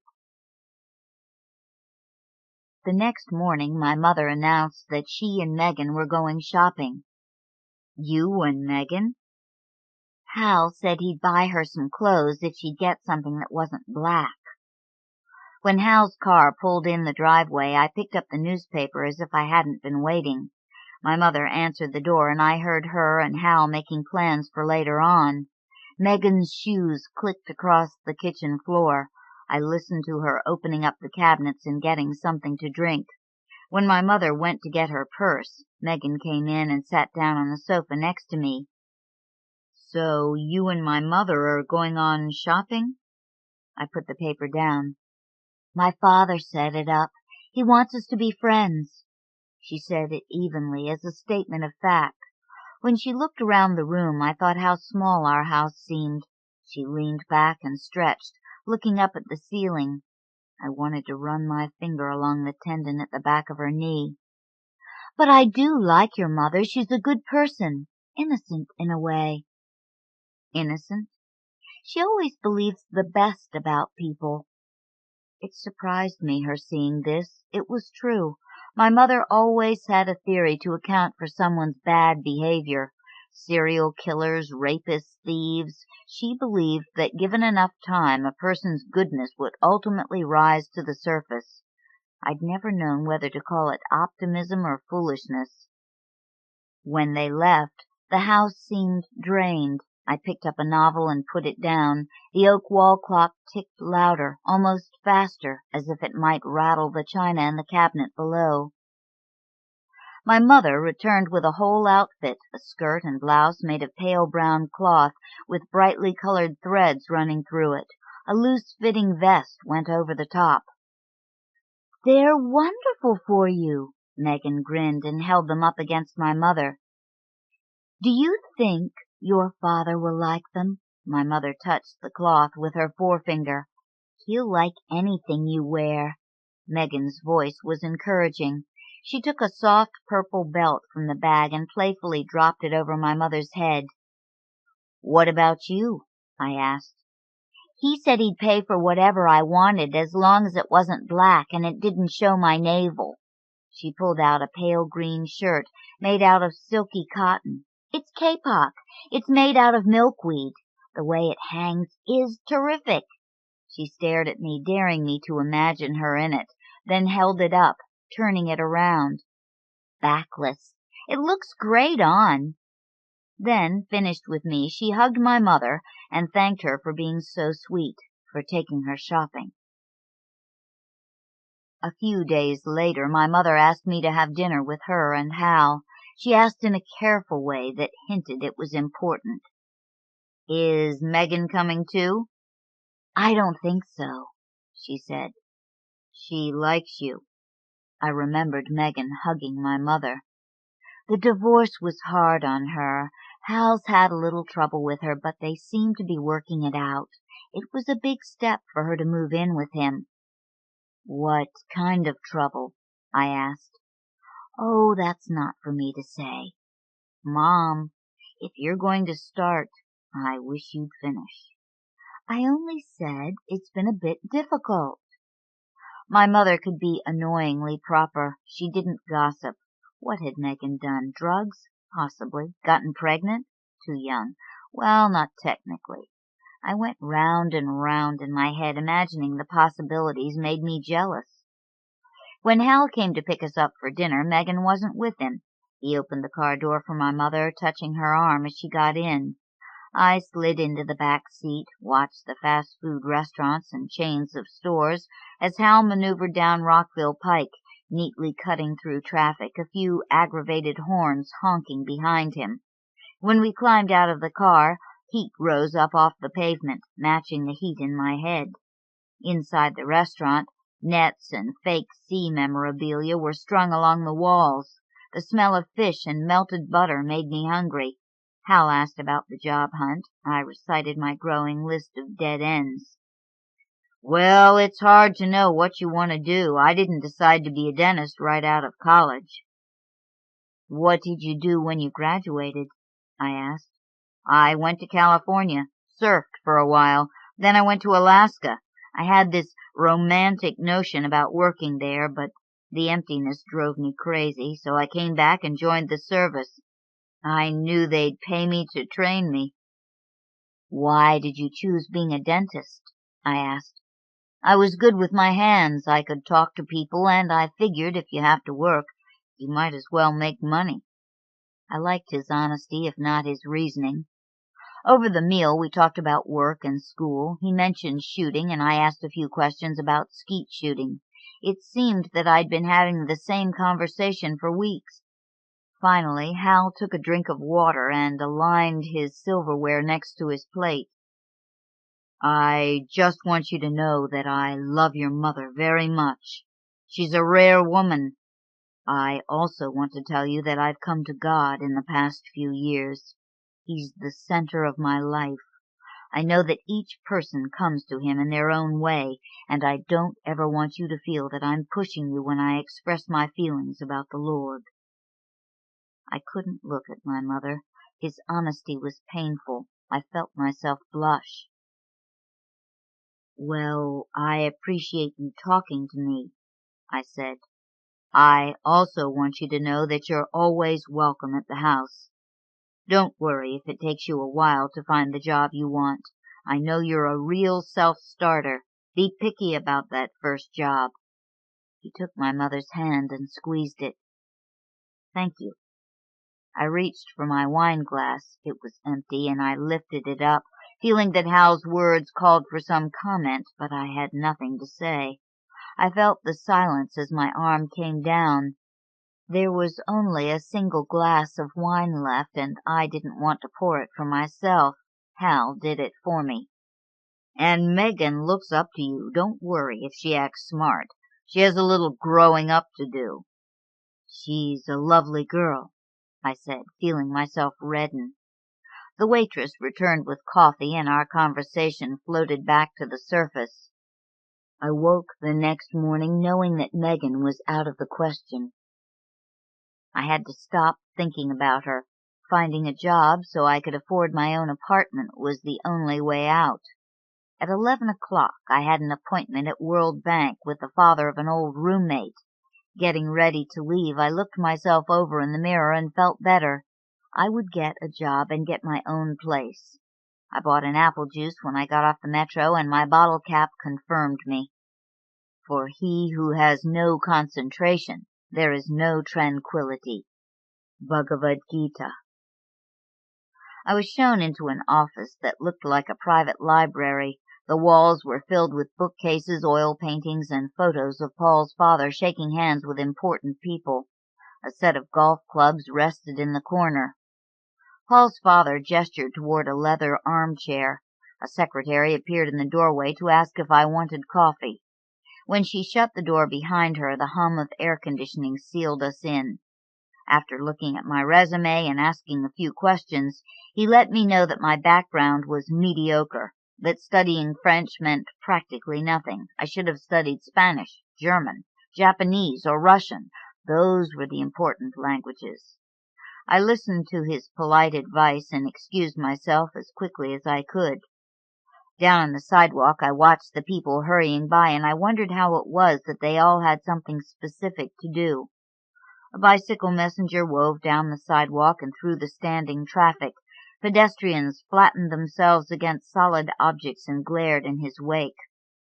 I took off my tie. I was wet through to the back of my suit. At the entrance to the metro, a man with no legs was propped up on a cardboard square. He held out a paper cup, and I glared at him and stepped onto the moving staircase.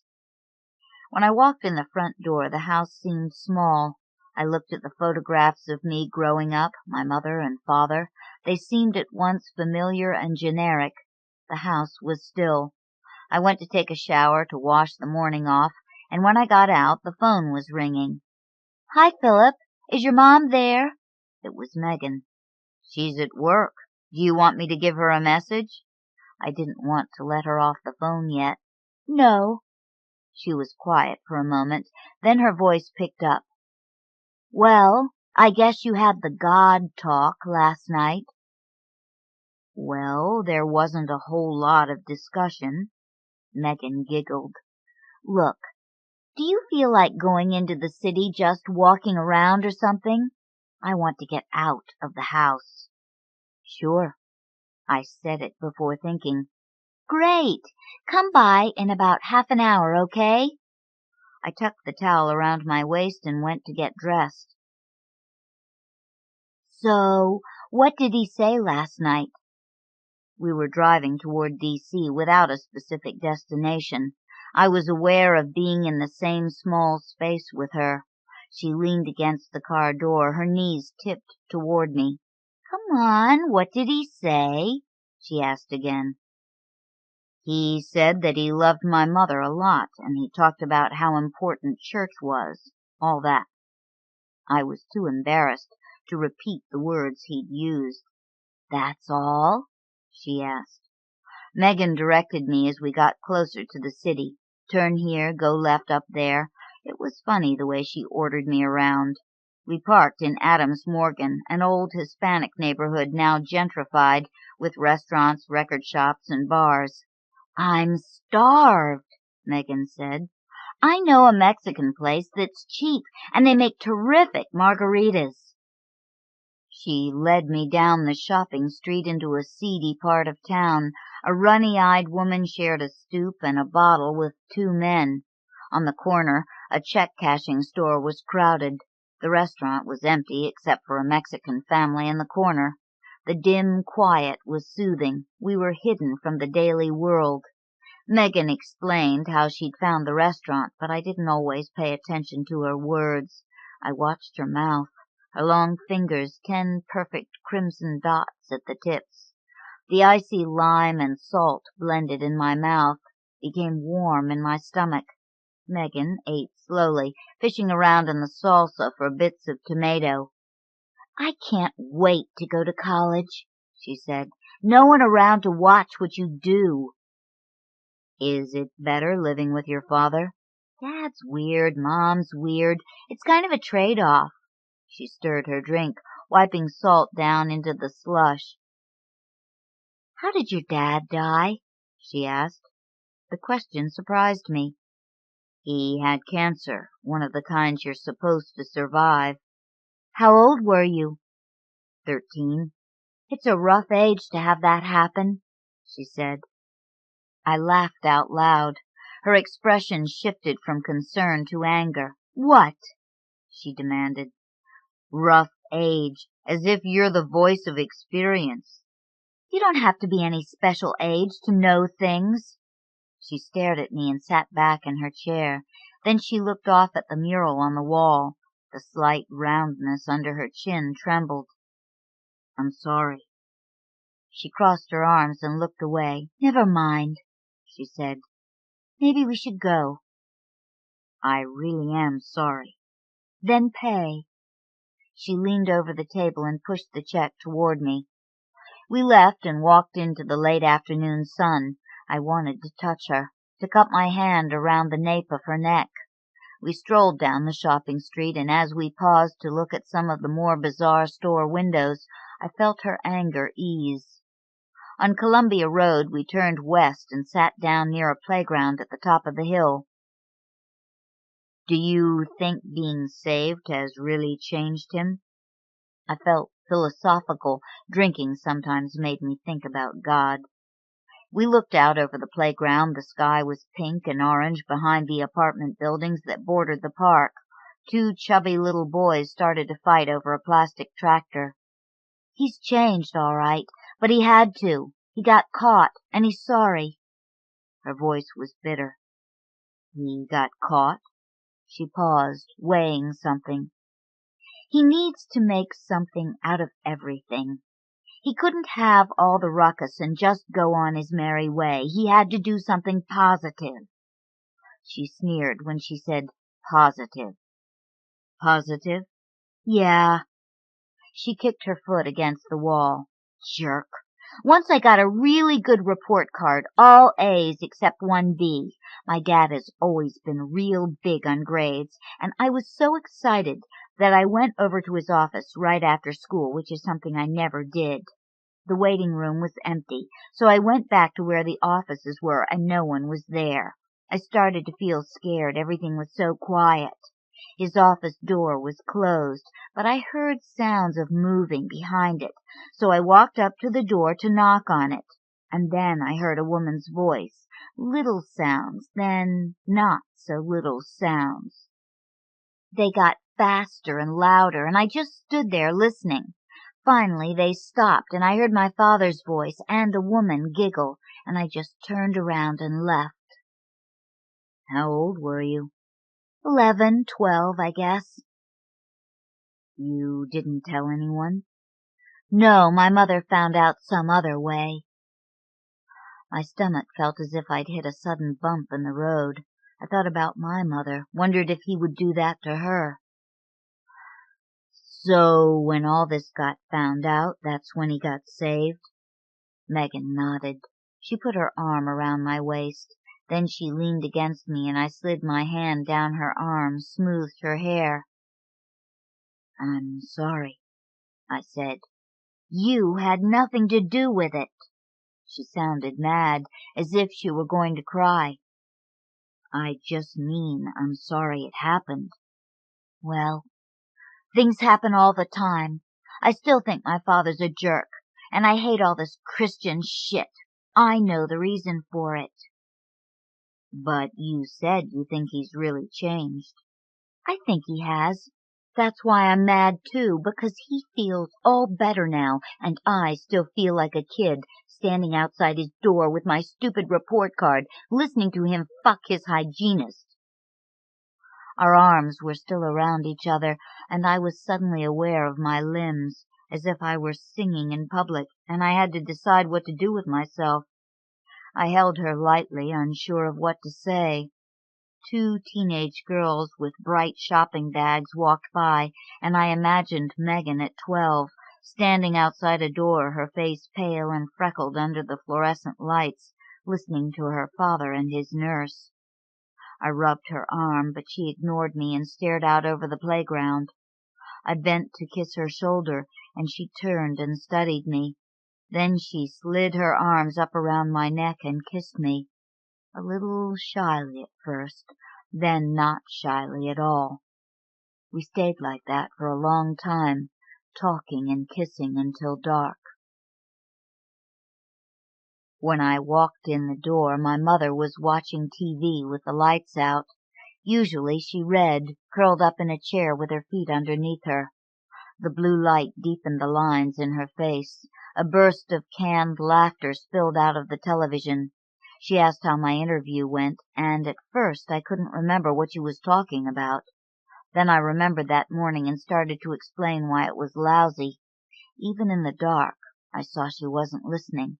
So when I said I met a friend for dinner, the lie came easily. Are you okay? I asked. I suppose. Her voice was low. Did you and Hal have a fight? I wouldn't call it a fight, she said. I don't feel like talking about it now. She forced a smile. I wanted to help her, but I was too full of Megan. When I kissed my mother's hair and said good night, she didn't move. Do you want me to turn off the TV? I offered. No, she said. I touched her arm and left her in front of the television. I stretched out on my bed and thought about Megan, the way she tasted, the small sounds she made. I wondered what Hal had told my mother. I would have to say something to her, and I dreaded it. The next day I was afraid that Megan would retreat into her prickly self, but when I called her, she suggested that we meet. Before we could arrange it, Hal must have walked into the room, because her voice changed and she hung up. The whole week was a series of interrupted phone calls and aborted plans. I couldn't pick her up because Hal's office was adjacent to his house, and my car would be recognized. There were no buses in her neighborhood. I started to hate the suburbs. I told myself that I'd talk to my mother after I saw Megan again. I put it off because I couldn't think of a way to say what I knew. Finally, one Thursday night, my mother came home early from dinner with Hal. She sat down in the kitchen and pulled off her shoes. "Mom, did Hal tell you about his marriage, his divorce, and all that?" I tried to sound casual. "Yes, he did." She was sorting through the mail, placing it in small piles on the table. The definiteness of her answer surprised me. "What did he say?" "That's between us, don't you think?" I stood by the bulletin board, poking a large plastic tack in and out, making a circle of tiny dark holes. "Well, you've seemed kind of upset. I thought it might be something to do with that." She looked up at me, surprised. "His first marriage has nothing to do with it. He's a much different person now, anyway." Her words startled me. Much different now. "Is there anything I can do?" I didn't know what else to say. "No, Philip." She smiled, weary. "It's really between us." I stuck the tack into the wood molding and decided to go for a drive. The following night, Megan called after I'd come home from having dinner with some friends. She sounded as if she'd been crying. "What happened?" "My friend Barry was in a car accident." "Is he alive?" "He's in a coma." "Do you want me to come over?" "Yes." "Where's your dad?" I asked. "Out with your mother." On the way to her house, it occurred to me that Barry might be an old boyfriend. I switched off the radio and rolled down my window. The night air was cool as I drove past the dense woods. Her front door was unlocked and I let myself in. Megan was on the phone with another friend of Barry. When she got off the phone, she seemed calm, as if she had settled some question. Without saying a word, she went to the refrigerator and poured 2 large glasses of wine. She wore the backless shirt she'd bought with my mother. The fabric fell in a deep loop that showed the curve of her waist, the indentation of her backbone, all the way down to the small of her back. She padded down the hall, and I followed her long legs, shadowed in the dark. We lay down on her bed, and I let her talk about what happened until she started to cry again. My heart was beating quickly, out of rhythm with her sorrow. I slid my hand up under her shirt and touched her very slowly and softly. She moved against me when I put my mouth to her breasts. I was afraid to ask my question, so I touched her and waited. When she unbuttoned my shirt, reached for my pants, I knew it would be all right, and the rest of our clothes came off quickly, awkwardly. I looked down at her face, the slope of her shoulders, her flattened breasts pale in the half-dark. Her mouth was open, but she made no sound. She moved with me, but her motions seemed more a mirror of mine than her own. I slid my arms up under her knees. Her body was pliant, but she was somewhere far away, somewhere only in herself. I waited as long as I could before letting go. Afterward, dozing, everything inside me settled into place. Then I heard voices in the living room, my mother and Hal. I started awake, sweating. I strained to hear what they were saying. What if they found me here? Then I remembered my car in the driveway. They already knew. My stomach felt like it was being squeezed by a cold hand. I heard Hal's voice, loud and angry, in the living room, and I looked at the clock by Megan's bed. 1:35. Megan lifted her head from the pillow and heard them. She cursed under her breath. We lay still for a moment, then she threw back the covers and got out of bed. "What are you?" She took the chair from her desk and placed it under the doorknob. "I don't want him bursting in here," she said. The air ticked behind my thoughts. I thought of Hal talking about target practice. I wondered if he had a gun. "He is going to kill me," I said. "No, he's not. Besides, it's nothing he hasn't done himself."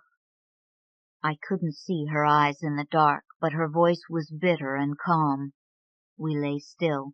Hal was shouting in the living room, and then my mother's voice was raised back.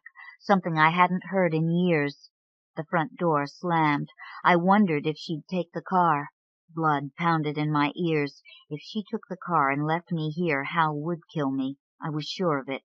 I felt for my jeans on the floor and rattled my pockets. I had the keys. Then my mother's voice again. "Take me home." "Drive your son's car home." Her voice lowered. She must have told him there were no keys in it, reasoning with him. Finally they left. We lay still, listening, making sure they were gone. The house creaked. Outside, the trill of crickets and peepers shifted into high gear. "What will he do to you?" I asked. "He'll be furious, but he won't do anything." Her voice was quiet and defiant. "I'll just tell him I haven't been saved yet." "You're not afraid of being left alone?" "No, but you should go." I tried to dress quickly in the dark, but my fingers felt stiff and uncoordinated. Megan didn't dress. She got up with me and took the chair from underneath the doorknob. We stood by the door, and I slid my hands down her back, wanting to feel what I had an hour ago, but I was too nervous and shaky to feel her smoothness under my hands. "I'll call you later in the morning." "Okay, you better go," she said. I hurried out to the car, keys in hand. It stalled once, and my heart started to pound again, but it caught the second time, and I pulled out of the driveway. When I got home, my mother was waiting. She stood by the kitchen table. The part in her hair was crooked. Her eyes were bright. "You had to do it, didn't you?" she shouted. "Mom, I wasn't trying to—" "It really was the last straw. Do you know that? The last straw to come back to Hal's house and realize that you two are in bed together." My mother focused on me as if I looked different than I had that morning. "She's just trying to get at Hal. She doesn't care about you. I hope you know that. She's a confused young woman. She'd sleep with almost anyone if she thought it would hurt him." My mother's mouth was dark, rectangular, as her shouted words floated out. I leaned against the door jamb and looked past her. I couldn't see outside through the kitchen light's reflection. I remembered Megan's calm defiance, her efficiency as she set that chair under the doorknob, as if it were something she had practiced. I felt the connection of everything I wanted to believe was separate. Hal gently guiding my mother through a door, Megan moving underneath me in the dark. My mother stopped to catch her breath, and her features settled back into what I knew.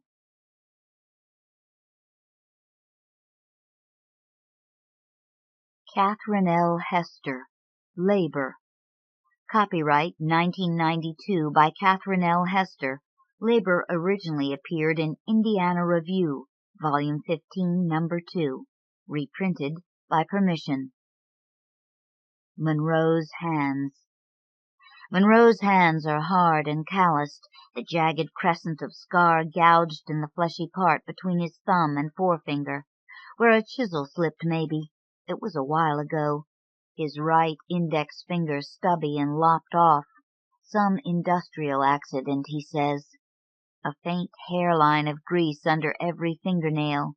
He keeps a can of Gojo in the bathroom by the sink, plunges his hands in it when he gets home from work, twists them under the running faucet, but they don't come clean completely, ever.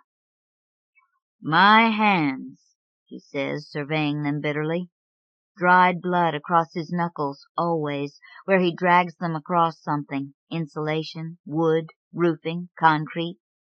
"My mother always said I had artistic hands." He splays them on his thighs, shows how much she knew. Jane takes Monroe's hand between hers. "Artistic hands," she repeats, trying to make him think of something else. She presses her breast, her body, her heart into his hands, a road map of every job he's held, the lifeline of his labor. Monroe's eyes. Monroe has faint creases in the corners of his eyes. It's what she notices the first night they're together, when he stops at the corner of a building and bends his head to the flicker of a lighter cupped in his hands. Like a young Paul Newman, maybe. Vision's shot, he mutters later, squinting drunkenly at the restaurant menu. Too much sun and wind and work. At night, he dreams he's running wire. His hands stir the bed sheets blindly. He twitches like a dog in its sleep. "I don't dream," he says flatly, positively, when she inquires. "Those aren't dreams. They're cramps, that's all." When Monroe gets home from work, he turns his television on in an apartment complex full of doors huddling towards each other with blaring television sets behind them. A good location, out near the industrial parks. A free VCR when you move in. It's moving up, that's what it is, and the asphalt lot in front is full of dirty pickup trucks and company vans, which must be washed every weekend, or the risk is run of employee demerits. The laundry room is always full of bachelors who could be Monroe's brothers, hair receding slightly, the muscles in their stomachs almost washboard smooth, their biceps hard but getting softer. Labor is a young profession. Monroe's neighbor's sister, she drives over to the apartment complex to do his laundry. "What'll happen when he's not so quick, when his back goes bad?" she asked Jane, folding clothes in the laundry room beside her. The brother that she worries over builds the highways, their foundations firmly rooted in the broken bodies of crane operators, welders, builders. Her brother's eyes dream blankly at the alkaline dirt scraped clean, the dust, the wide white sky. The jackhammer keeps him awake. The thought of 4 o'clock six-pack of beer keeps him going. Monroe's neighbor's sister believes in drug testing, George Bush. Her mother had religion. Her brother will be dragged down soon enough. She wants to save him the plunging, snapping, faulty wire, the clutching fingers of the coworker who's falling, screaming. Dwayne, on the other side, he does his own laundry, bewildered. The brown uniform shirts tumble boneless in the dryer. You can never get them clean completely. He's outside the door fumbling for a cigarette. "I need me a good woman," he informs everyone who struggles in the door under the weight of their dirty laundry. "A good one who'll wash my clothes." He used to have a girlfriend, but he doesn't any more. Monroe saw him through that the week Dwayne moved in without any furniture, Monroe handing him the cans of Miller out of his refrigerator. The ashtray in the living room filled with half-smoked butts. Monroe went down to Dan's for a bottle of cheap bourbon. Dwayne picked up the telephone, called the house where he used to live, and hung up when his girlfriend answered. He circled the living room edgily, turned the bottle of bourbon up until it pointed at the asbestos ceiling. Next door, in his apartment, the smuggled-in rat-terrier bitch yelped and moaned, scraped at the door until her toenails bled. The lights were off, but the television set was on. From the screen, Tom Cruise surveyed the wreckage of the living room, the radio turned up too loud, the trash can in the kitchen overflowing, beer cans and McDonald's wrappers, all of it leached out under the television's heated gaze. Dwayne wandered to Monroe's window and stared down at the parking lot. Maybe she would change her mind. He took another swig of bourbon. She'd thrown his work clothes out into the yard, the television set, the box of tools, the half-grown dog. He used to have a girlfriend, he said wildly, and just what did he have now? She'd said she'd have the dog put down if he didn't find a place to keep her. He looked out at the parking lot. A girl locked the door of a red pickup and walked across the asphalt.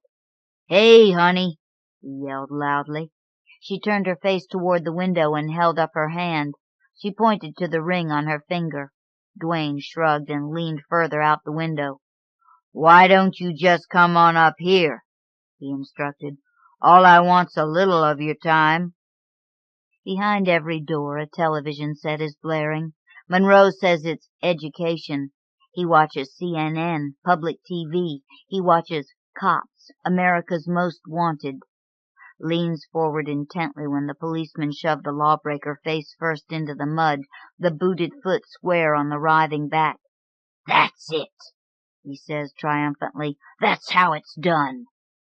If Jane isn't in the apartment when he gets home, he checks the closets carefully to make sure she hasn't been hung up like clothes someone has worn out.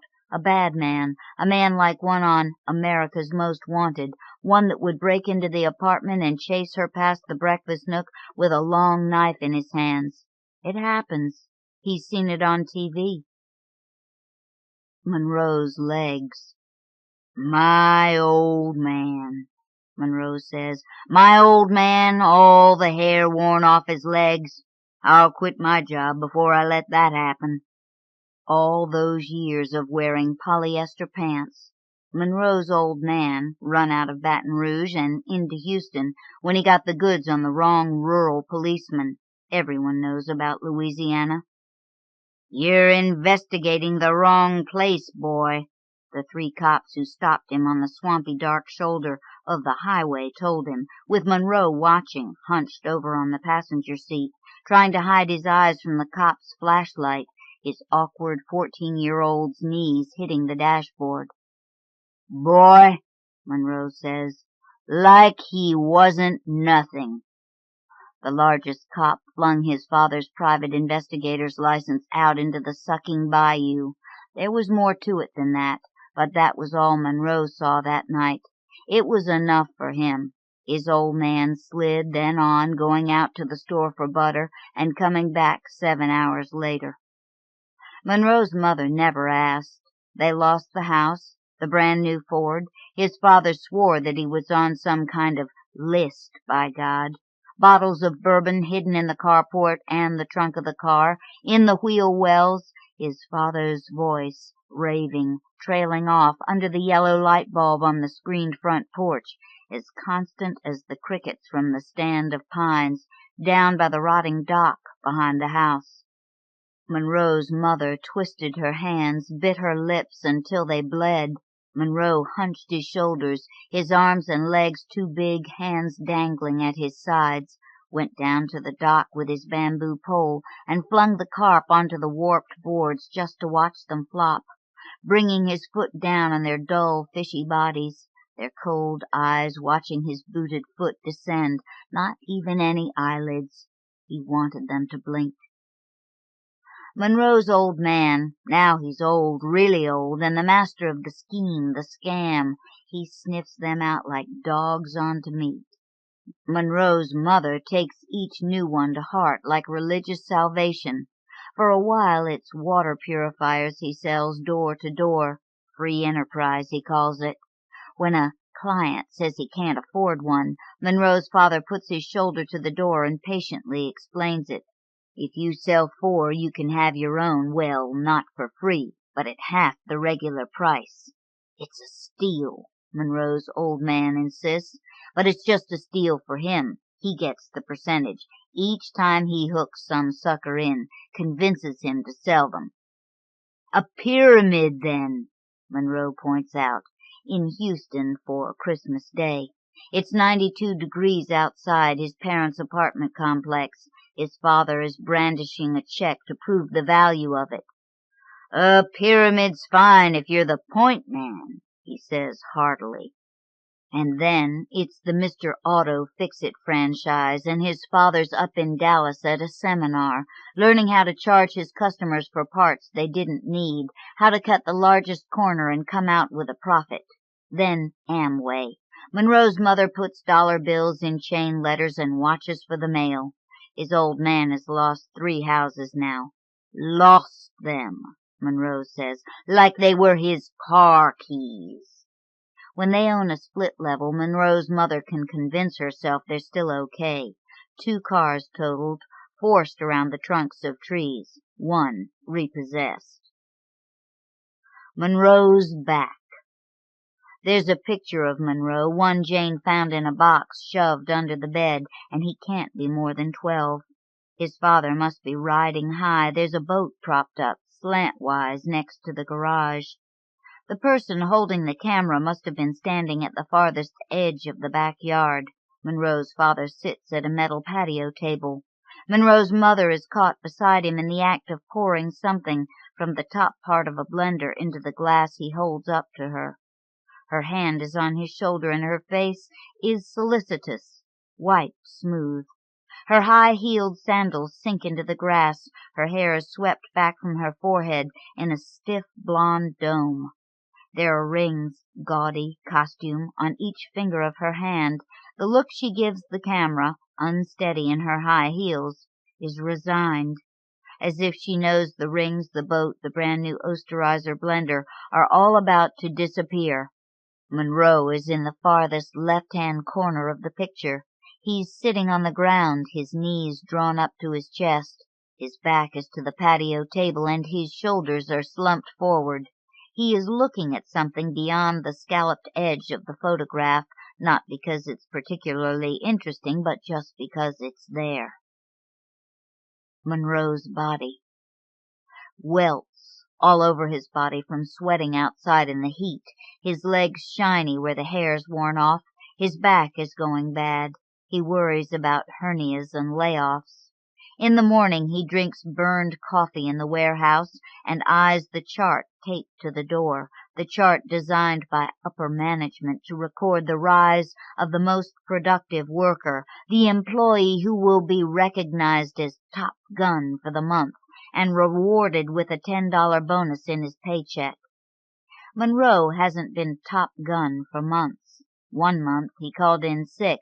Another, someone called the number painted on the back panel of his van.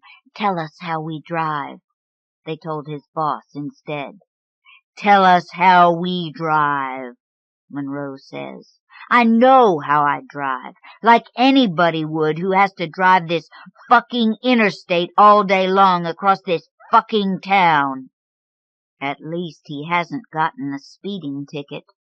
Then it's drug tests, reprimands. Each employee of the company has been issued a slick official pamphlet reiterating the problem of illegal influences.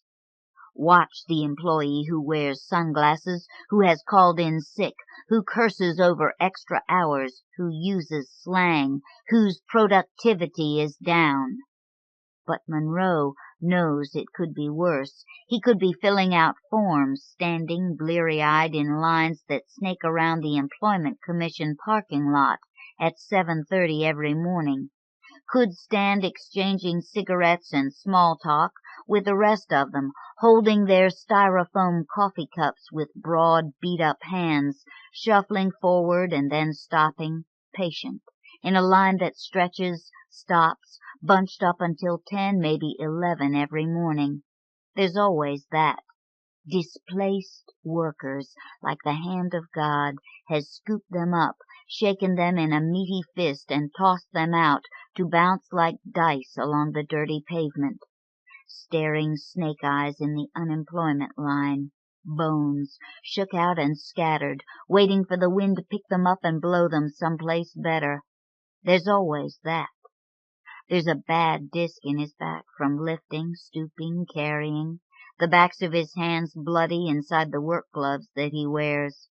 Laid off. It could be worse. Monroe stands in the shower after work, leaving a ring of gray grit around the drain. When the water runs down his face, it tastes like salt, like sweat, like metal, like blood. Monroe's voice. No matter what, Monroe sings in the shower. His voice, it swoops and stalls like the highway across the border, past the dirty customs station down into Mexico.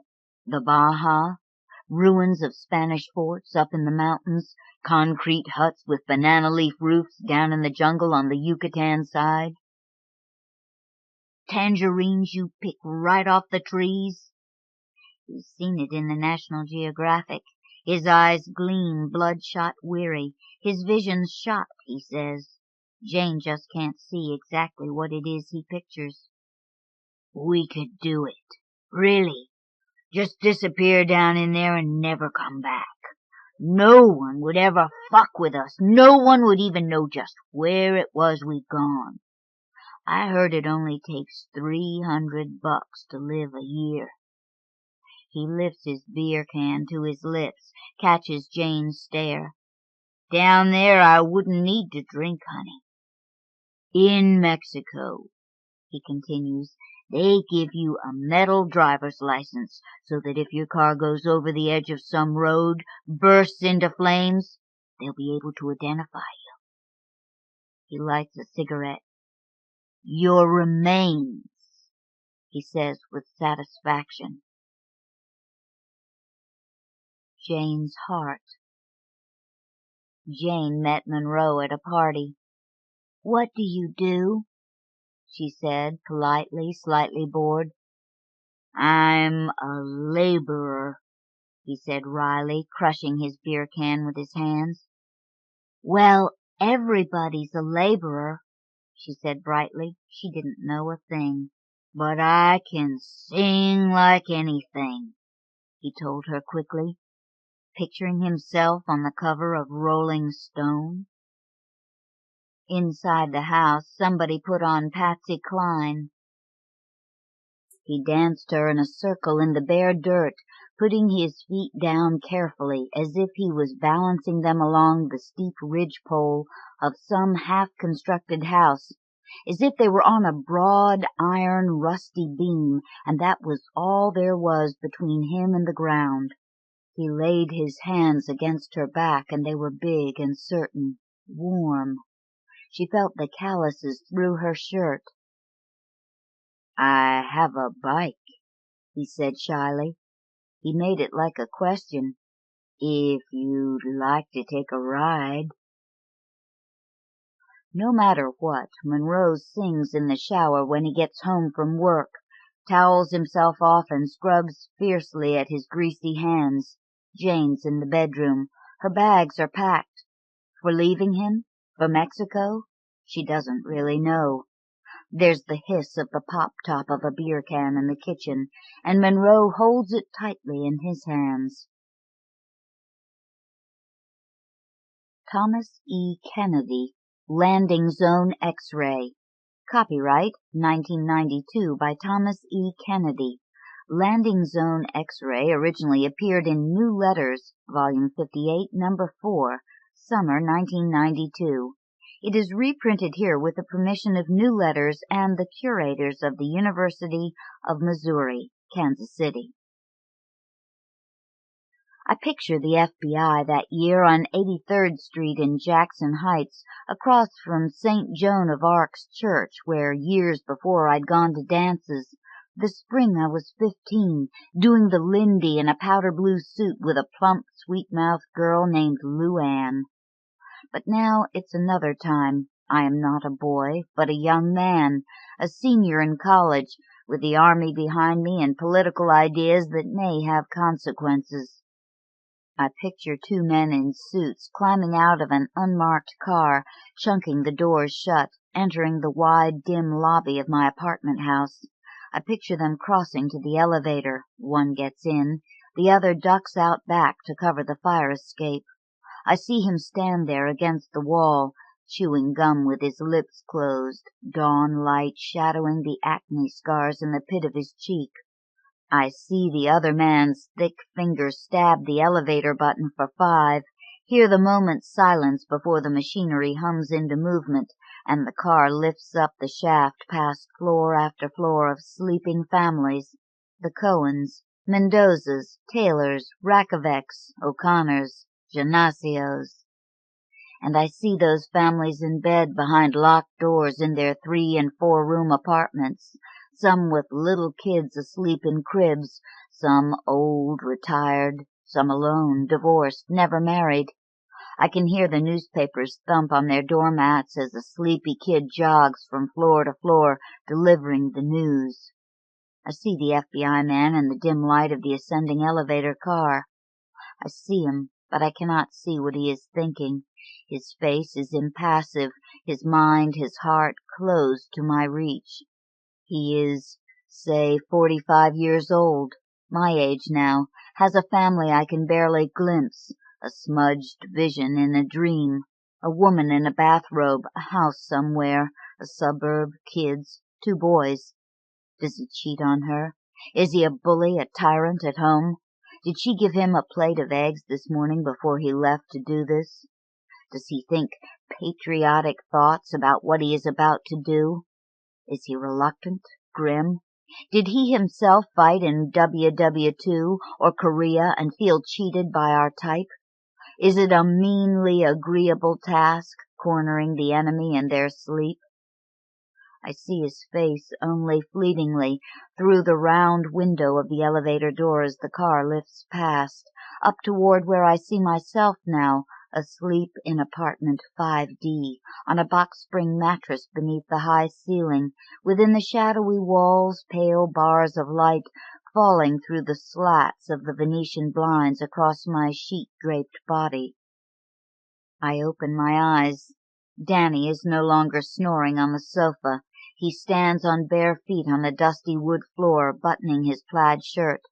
I sit up on my elbows. He says, "Something wrong." Cocks an ear, eye whites luminous in the shadowy light. A clock ticks on the window ledge. 5 a.m.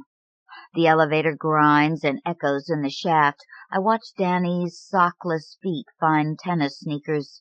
Then he is through the kitchen door, mounting the window ledge, out onto the fire escape, looking down through the bars. "Damn!" he sobs.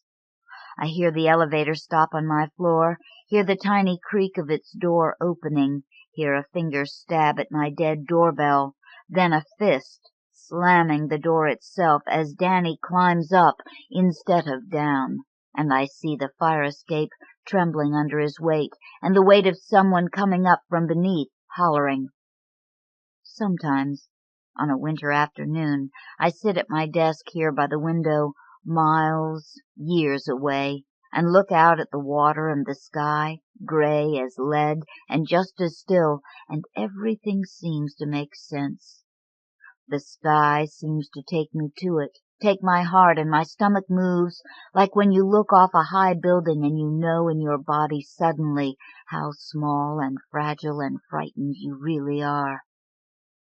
All I want to do then is pack it in for the day, go down to the kitchen and have a cup of coffee with Stephanie, or yell out to the kids, "Hey, Jack! Kathy! Emergency up here! Come on up and give the old man a hug!" and rejoice in the fact they will come running, they will still do that for me. We get to thinking things are stationary sometimes, but of course they're not. Everything is changing constantly from minute to minute. A week, a month is nothing. A year goes like a dream. I waited so long in my life before having kids, and now, in 5 years already, both of them will be teenagers, off on their own most of the time. That great sense of closeness we've developed will turn to secrecy, aversion, impatience. They will begin to take their own positions on things, will take chances, risk themselves on actions whose meanings will later seem to change, open to question. This is what parents know. It was the same for us with our own folks. It's all in the natural order of things. They'll be off learning for themselves, beyond my control, uninterested in my advice, and I'll sit up here at my desk, stare out at the sea, and pray they come to no serious harm, knowing there is a real risk they will, and I'll have to face it on my own, whatever it is I see there that gives me this scary feeling of merging with forever. Stephanie and I will have to learn to live together with quiet again, see if we can face it together. "It's incredible how short a life really is," she said to me the other day, dazed by the sudden realization that it had been 25 years since her little brother was shot to death in the war. She said it in a way that went straight to my heart, made me feel the way I do when I sit here and look at the sea in the dead of winter. When I was a kid, 10 or 15, my father used to say, "That was, 20, 25 years ago." And I used to think how strange to be so old you can remember history. Now I think of Danny that morning they got him, and that was 23 years ago. I never saw him again. We exchanged a few letters, then I lost contact with him. I saw his mother once or twice on the street in Jackson Heights before I moved away. She was about 50, I suppose, a tall, slim woman with short red hair and Danny's big, broad nose. I don't think I ever saw her smile. She was divorced and very strict with Danny, whose father lived in Florida. She stared at me on the street, watched me with her pale eyes. She despised what Danny had done, called him a coward and a traitor, praised his older brother in the Navy, told Danny he was just like his no-good run-off father. And she never forgave me for hiding him, would not speak to me, only stared with those hard, pale eyes. That was so many years ago. She might well be dead now. Danny got a dishonorable discharge and 4 years at Leavenworth, came out to do some small-time dealing, worked as a mule, lived in communes in California, disappeared in Mexico during the 70s. That was his story, history. I knew him since high school, a nice enough fellow to start with, a year younger than me, a tall, big-nosed guy who seemed always uncertain of things, but good-humored. He was always nodding to some private music, rhythm and blues, or plucking an invisible electric bass and miming notes with his lips, singing blues lyrics. You know I feel so bad, like a ball game on a rainy day. In 1968, after he finished advanced infantry training at Fort Dix, he drew orders for Vietnam. He was given a week's leave first, and he ran for it. He lived where he could for a couple of years, spent the last 6 months at my place until they came and took him away. I learned later that it was his girlfriend turned him in, Kathy Giovanni, a small, slight, green-eyed girl with overlapping front teeth she used to hide with her tongue when she smiled. Why she did that to him I cannot imagine. She was always quiet with him.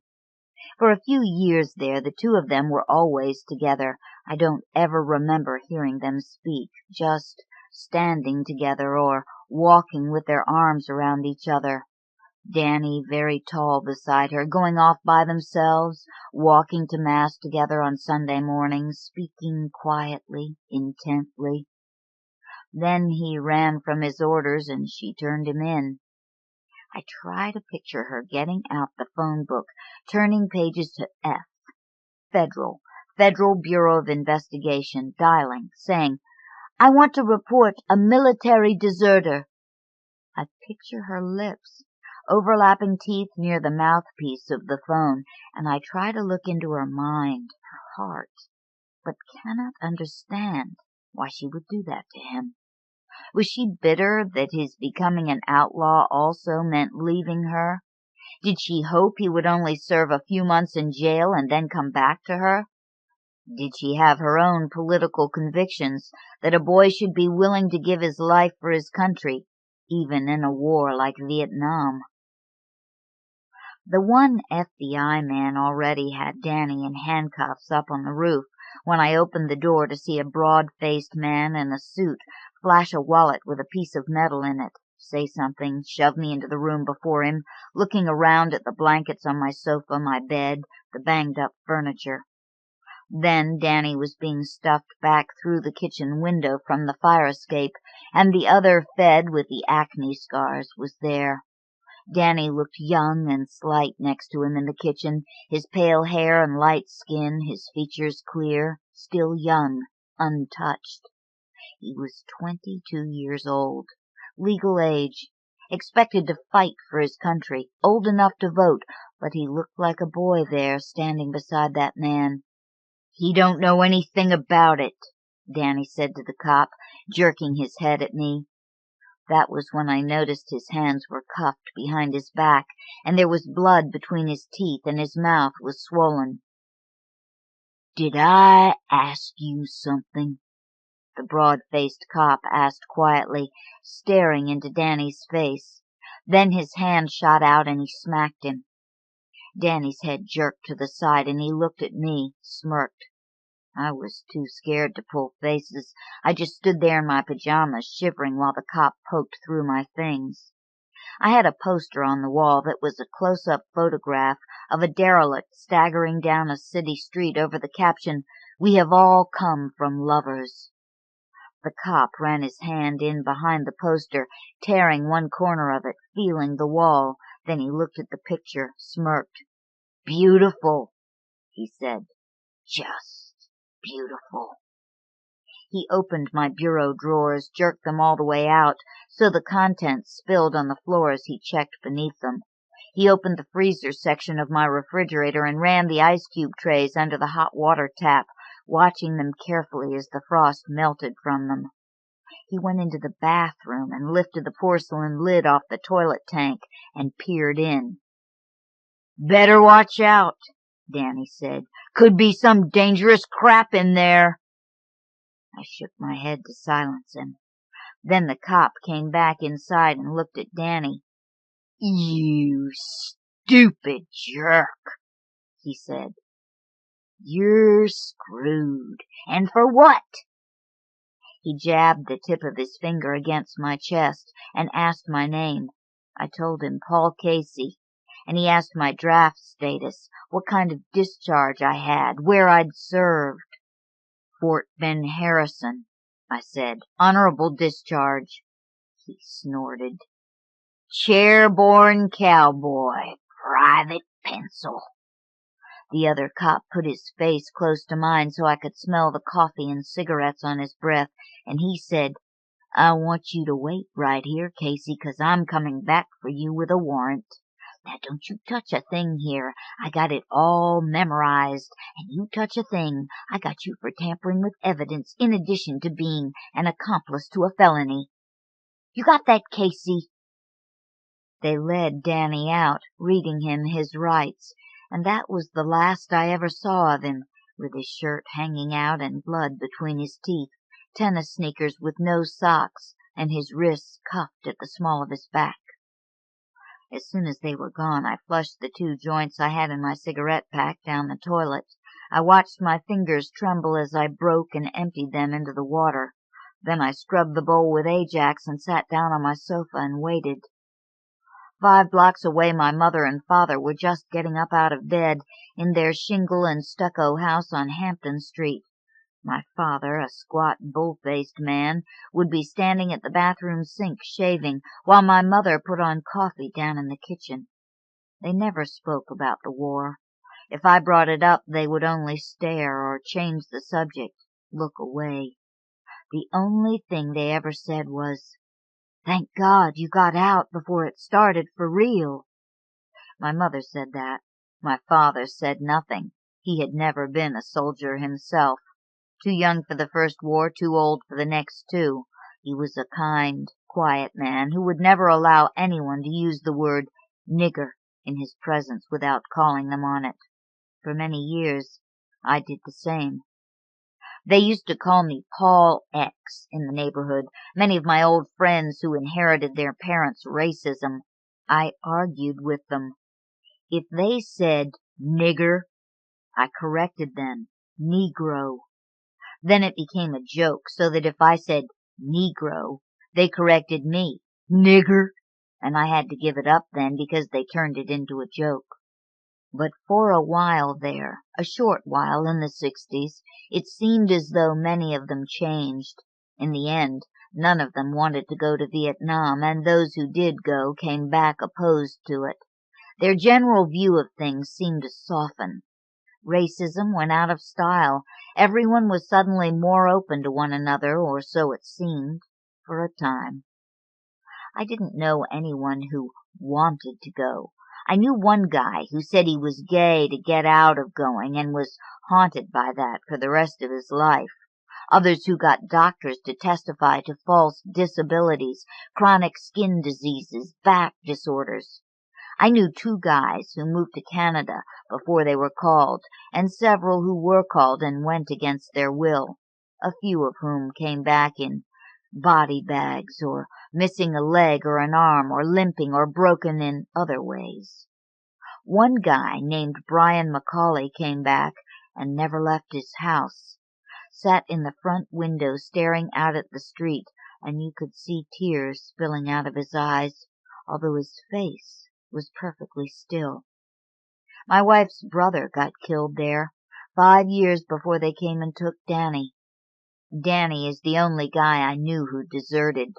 Aside from marching a couple of times and signing petitions, things like that, sheltering Danny was the only active thing I ever did against the war. Nothing to speak of, really. It is hard to fathom the mistakes a nation can make, mistakes that mean the death of thousands of men and women, blown up, burned, maimed, shot. I sit in my living room or at the window of my study, looking out over the sea, warm, comfortable, and try to imagine Danny, try to understand his life or the life of my wife's brother Jimmy, who got called in when he was 19 and got shot in the stomach and the leg and the face. I see a rifle bullet enter his face alongside the nose, tear through his brain, open the back of his head, others burning into his stomach, shattering his thigh bone. I see Jimmy, with whom I used to play basketball in the PS-89 schoolyard. Set shots. 21, a black-haired kid with a quick grin who was called and went and got killed so fast no one even knew there was a war on yet. They didn't even have the notification teams organized yet. Stephanie's parents got a telegram delivered by a cab driver. I sit safe and warm in my home now, a quarter of a century later, and I still see Jimmy's grin, see him duck and feint and jump, drop the ball into the hoop, and I see him fall. No pain, horror, at 19, beyond anything I have ever known or am likely to experience in my life, hopefully beyond anything my own children will ever know. I can't really picture it. I can see him hit, bleed, fall. I can force my mind to create an image of his face shattering around a rifle bullet, but I cannot really experience it in my imagination, no more than I can experience Danny's fate at Leavenworth. Was he raped, broken, protected, educated? His letters revealed nothing of what his real life there was like, and I didn't ask. When he got out, he headed straight for San Francisco, the Haight-Ashbury, then full of criminals, as was the East Village in New York, and for that matter the whole so-called peace and love movement. Danny wrote a few more letters about muling, about trips into Mexico, about a score so good he bought a new Ford Fairlane, about a commune where he stayed out in the desert, in the mountains. And then there were no more letters, and the ones I sent to his last address were returned unknown. That was a good 15 or 18 years ago. I no longer know where his mother lives, or his older brother, and I have moved so many times that if Danny tried to get in touch with me, it is unlikely he would succeed. Most likely he is dead, or in prison in Mexico. I sat for nearly 3 hours waiting for the FBI men to return to my apartment after they took Danny away. Finally, I realized they were not coming back for me, that I was free, off the hook. Well, it actually took some time before I really felt free of them. In some respects, I continued to wait, felt them watching me. Every tear at the corner of a piece of mail, every click on the telephone made me think of them. But they never came back, never made themselves known in any way. Maybe my name still sits in some file somewhere and would ring a bell if I ever applied for a security clearance. But at least I was never interrogated, never had to spend even a day in jail. My life was allowed to go on without any disruption. I did not have to enter a penitentiary, see the hard faces there waiting for me. Did not have to die. I had gone into the Army after 6 months of college, volunteered for the draft to get it out of the way, and was discharged in 1964, the year the Gulf of Tonkin resolution was adopted and President Johnson started getting serious about Vietnam. So I was spared that. My first 6 months in college, I was an ROTC student. That's how abruptly my life changed in the 60s. So if I had gone on to finish according to plan, I would have been graduated as a second lieutenant in 1967, would no doubt have gone right to combat in the Nam. I would have been forced to make a choice that might have drastically changed my whole life, one way or the other, death or prison or exile. But I was spared that. How arbitrary it all seems. Danny's life, mine. A president makes a bad choice. Thousands of people die violent deaths. My life has been more or less normal. I'm married, have a house, children, a job. I live a quiet life. I wear my political convictions, such as they are, quietly. I am old enough now to glimpse that place up ahead where my days will end. A natural death, probably, although, who knows? Perhaps I will be killed by someone shaped into a murderer by poverty, misery, the chance turning of events. Or perhaps not. Perhaps I will die as quietly as fall becomes winter, a withering, fading. Sometimes darkness, gloom, is a comfort. One chill, dark day, early winter, you look at the frozen earth and you know that some winter will be your last one. You will miss the next beat in the rhythm. We all will, and that is actually a comfort sometimes, in the way it is a comfort on a chill, dark day to see a light in the window of a strange house, a yellow lampshade on a table behind gauze curtains. Mysteries. Like the mystery of Danny's life. I try to picture what it was like for Danny in jail. He didn't say much about it in his letters, not about the actual conditions, but it must have been a cruel experience. I ask myself why Danny did what he did, why I hid him. What was really in my heart, in Danny's? Why was he ruined by the war? Because he was altruistic, naive? Did he simply decide he could not kill, could not bear to risk his own life for an historical mistake, and lost it anyway?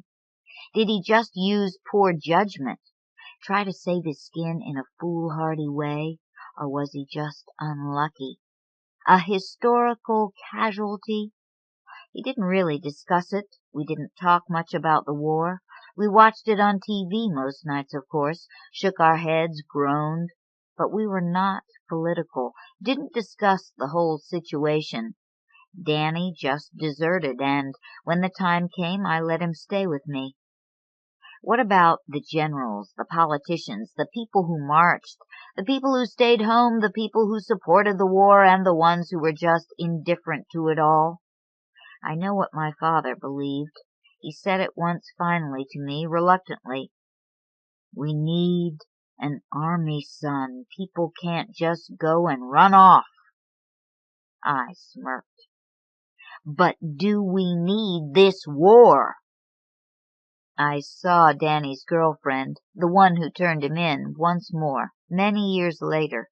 It took me several moments to recognize her. She had gained a lot of weight, but slowly her face appeared from amidst the heavy jowls and sagging wattles.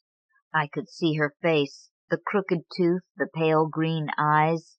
She was wearing a gray cloth coat, standing outside the projects in Jamaica, near where I teach, and she was shouting after a child of 10 or so. I stared at her, recognized her finally, and she looked back at me, but her face showed nothing. It was an empty face, or seemed so, one without emotion, neither joy nor sorrow. But who can judge from a moment's glance?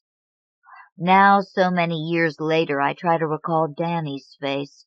I can remember he joked a lot, that he loved rhythm and blues music, used to play an imaginary bass guitar and mime the notes with his mouth. I can remember him with his girlfriend, the two of them with their arms around one another off by themselves, talking quietly. But in truth, That is all I can remember.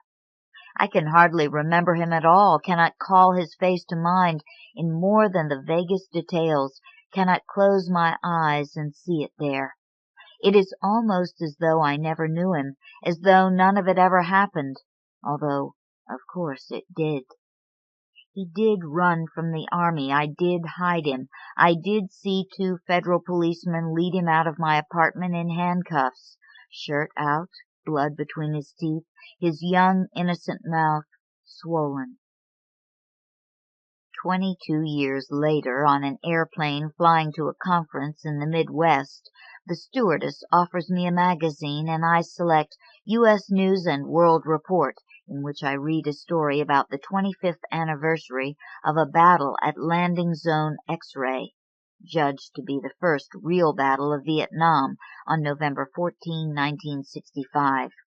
The story recounts in detail the 5-day encounter, which took the lives of 234 Americans and 2,000 Vietnamese. The article narrates the battle, discusses tactics and strategy, the use of helicopters, tells about many of the individual soldiers who fought, plots their movements on a map through each day of the encounter, describes their wounds, an eyewitness account of a lieutenant bleeding from the neck, another whose brains literally spill into his helmet, corpsmen squeezing blood bags into the veins of men bleeding to death. I know about this battle. It is here that Stephanie's little brother was killed. The article does not mention his name.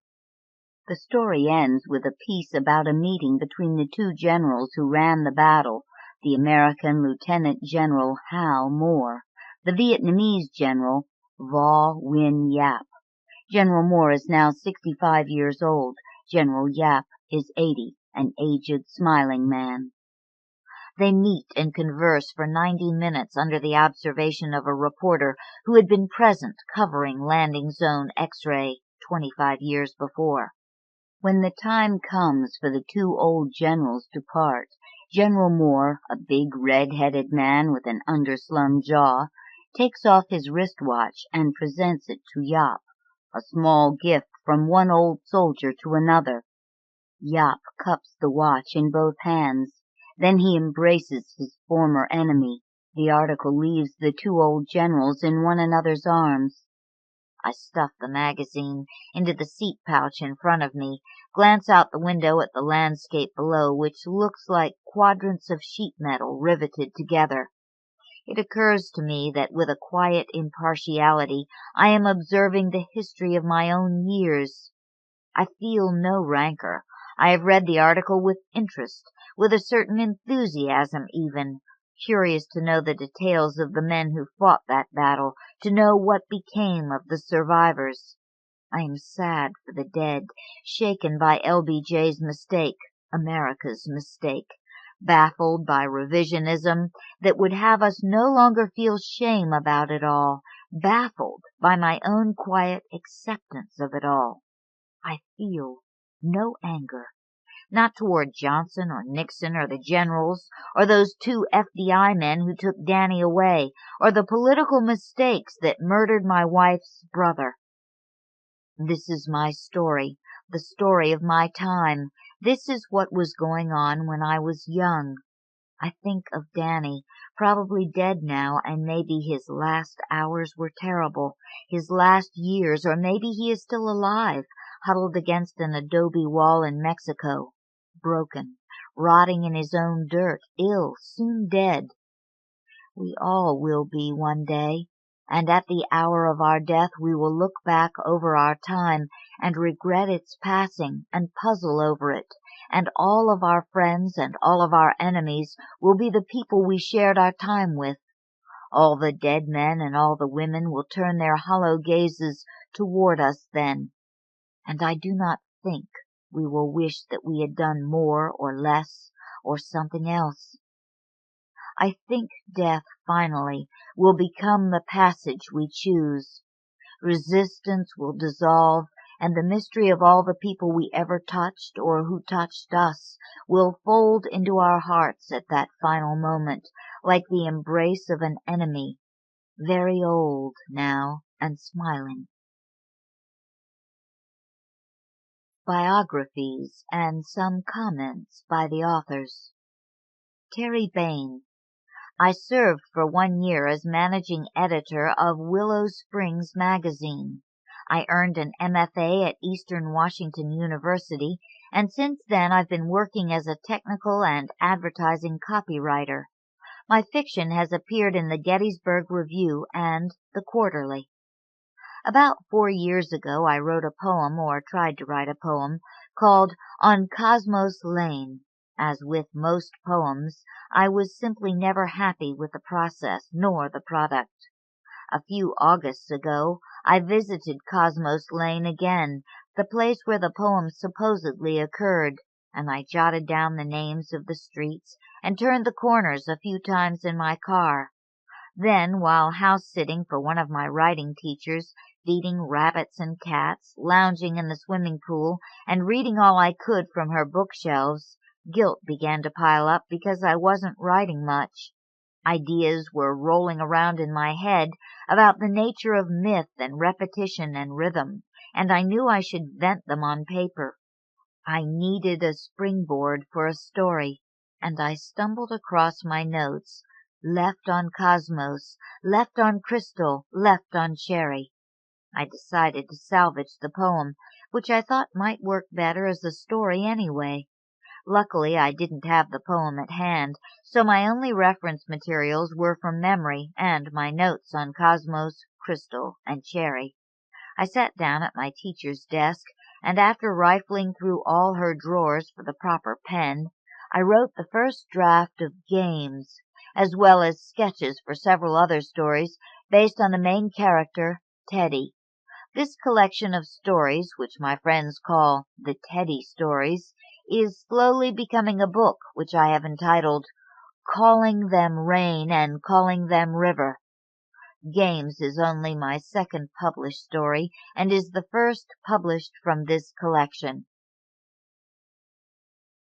Allison Baker was born in Pennsylvania, grew up in Indiana, has lived in Chicago, Maine, and Utah, and now lives with her husband in the Rogue Valley of southern Oregon.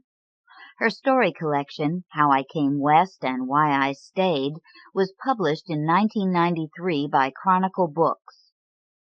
A friend of mine once mentioned in passing that one of his colleagues had changed sex. He said it was a little unsettling, and then we went on to discuss other things.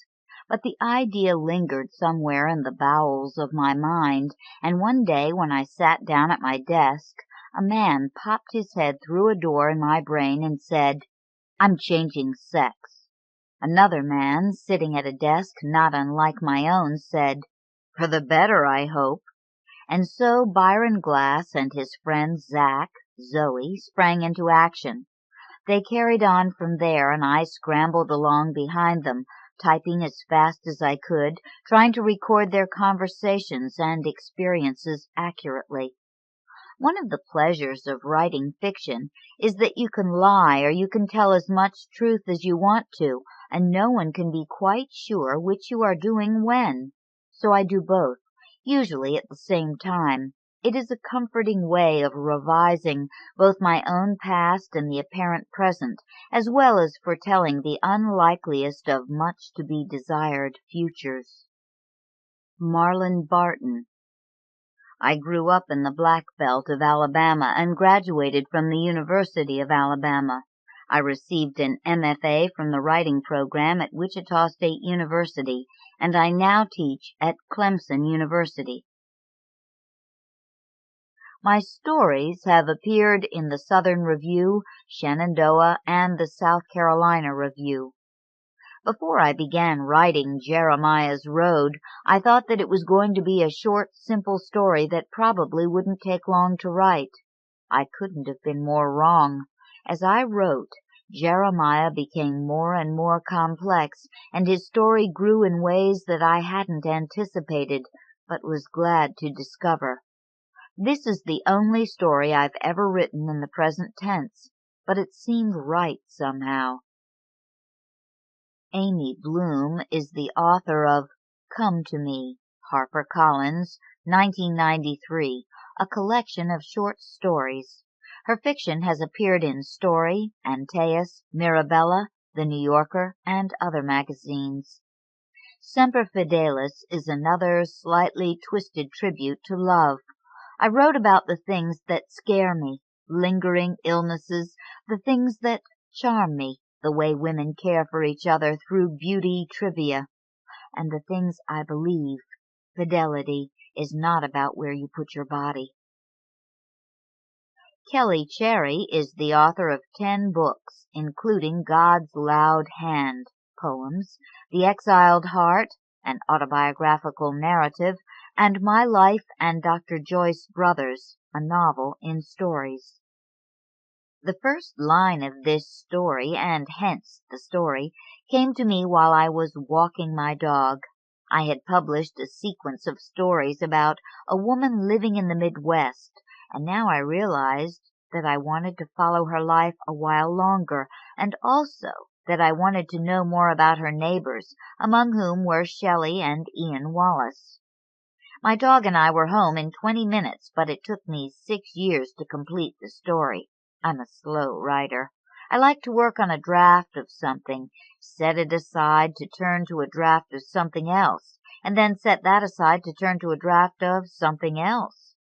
I need all those drafts before I can see all the dimensions and aspects in each case of the thing I'm doing.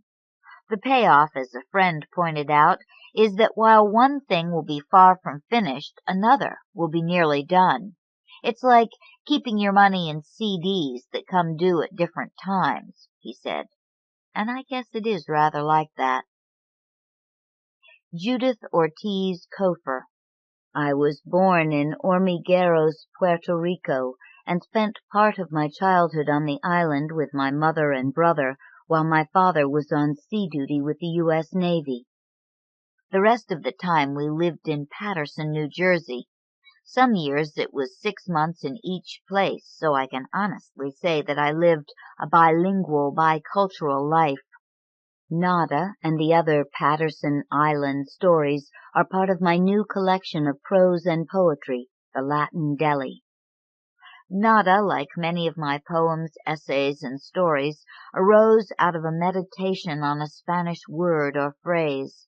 The power of my native language is concentrated not just in the words spoken, but also on the intonation, the non-verbal signals that pass between people.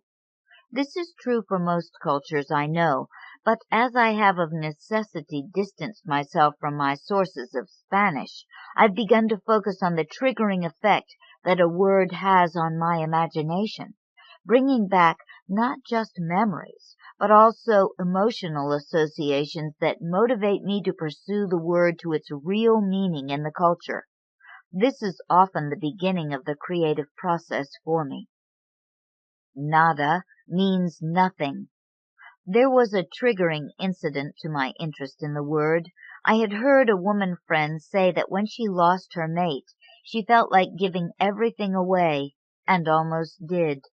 And this is a woman who collects for pleasure, antiques, knickknacks, books. Her house is a museum to her eclectic interests and joy of life. Yet it was all meaningless in the face of her loss. I wanted to explore the depths of a woman's anguish when she was left with nada. I also wanted to give voice to the strong women of the barrio, the ones who understood the word's power to destroy a life, who supported each other in la lucha of their daily lives, and who defended one another's right to die with dignity. I hope my work is a tribute to the women of my childhood, who taught me by their example that self-respect is the key to a woman's and an artist's survival.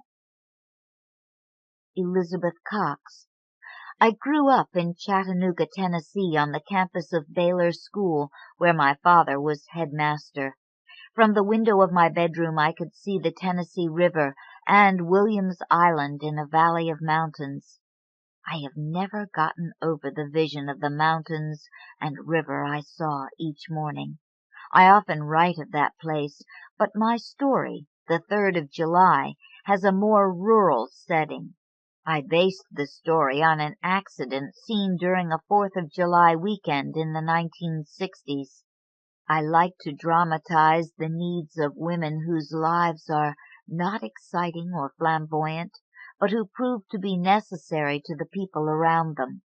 These women are often defined or even criticized as complacent. I see Nadine as a solid though restless soul. I see her as unselfishly loving. Stuart Diebeck grew up in Chicago and currently teaches writing at Western Michigan University. He is the author of 2 books of stories and a collection of poems. We Didn't began as a poem that I tinkered unsuccessfully with through several drafts, until finally in a hotel room in Anchorage on a borrowed typewriter it evolved into a story. That same process, a poem becoming a story, has occurred in my work often enough so that it shouldn't still surprise me, but it does. What was unique for me in this particular instance was that, rather than an image or an incident from my own memory or imagination, what initially generated We Didn't was a poem that I'd read titled We Did It. It's a poem by Yehuda Amihai, an Israeli poet whose work I've long admired for its wise, humanistic vision and comic vitality.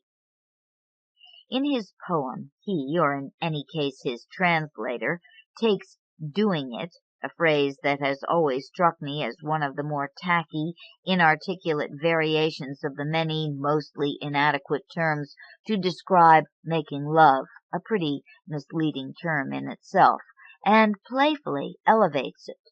I have the notion of engaging his poem in a sort of dialogue, of playing an American Judeo-Christian thou shalt not off his psalm-like thou shalt. It seemed like an entertaining idea for a poem, but as I worked on developing it, characters began to emerge from anecdotes, and I surrendered to them.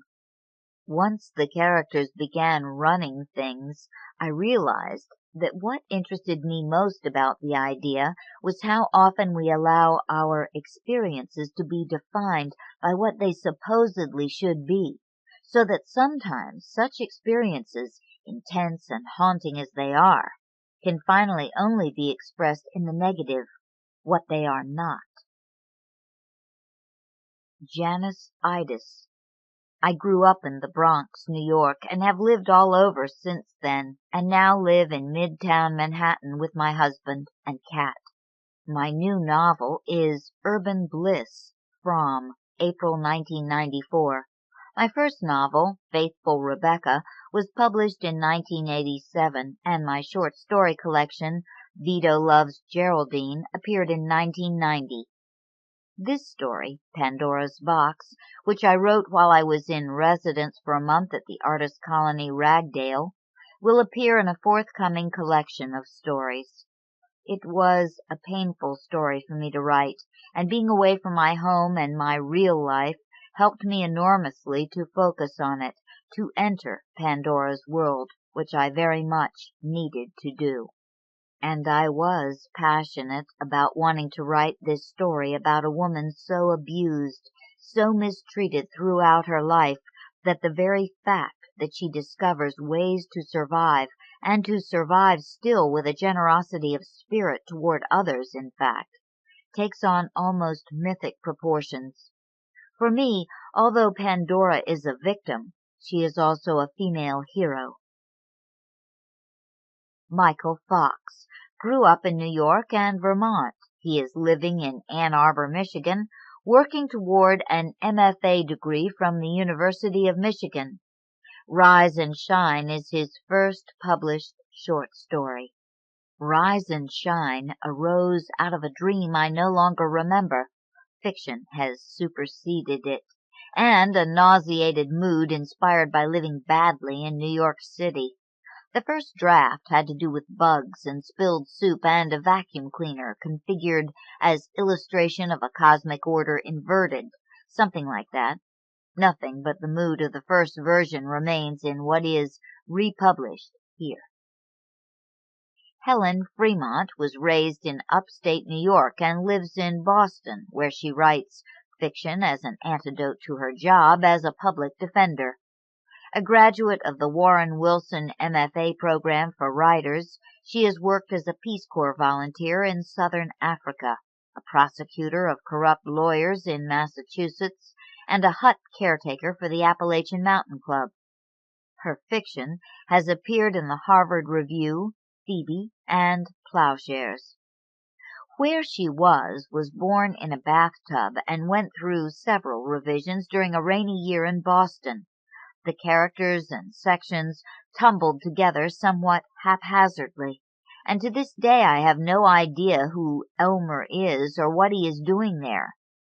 Less mysterious is The Rain, which appears with uncanny predictability the moment I set Vibram's soul to mountain trail, but essentially, I think, I was interested in exploring the hope born of a lifelong commitment to uncertainty that is at the heart of the story. John Rolfe Gardner, a fiction contributor to numerous magazines, is the author of the novels Great Dream from Heaven, Unknown Soldiers, and In the Heart of the Whole World, and the story collections Going On Like This and The Incubator Ballroom. He lives in Loudoun County, Virginia, with his wife Joan and daughter Nicola. Composition of The Voyage Out began with the recollected anecdote of a small boy asking his mother to explain the Trinity. My family kept 2 English schoolboys during WW2, brothers who had lost their headmaster to a German bomb. Each fall we packed them off to a Canadian boarding school according to their parents' instruction. As a child, I doubt I ever considered the details of their ocean journey to America.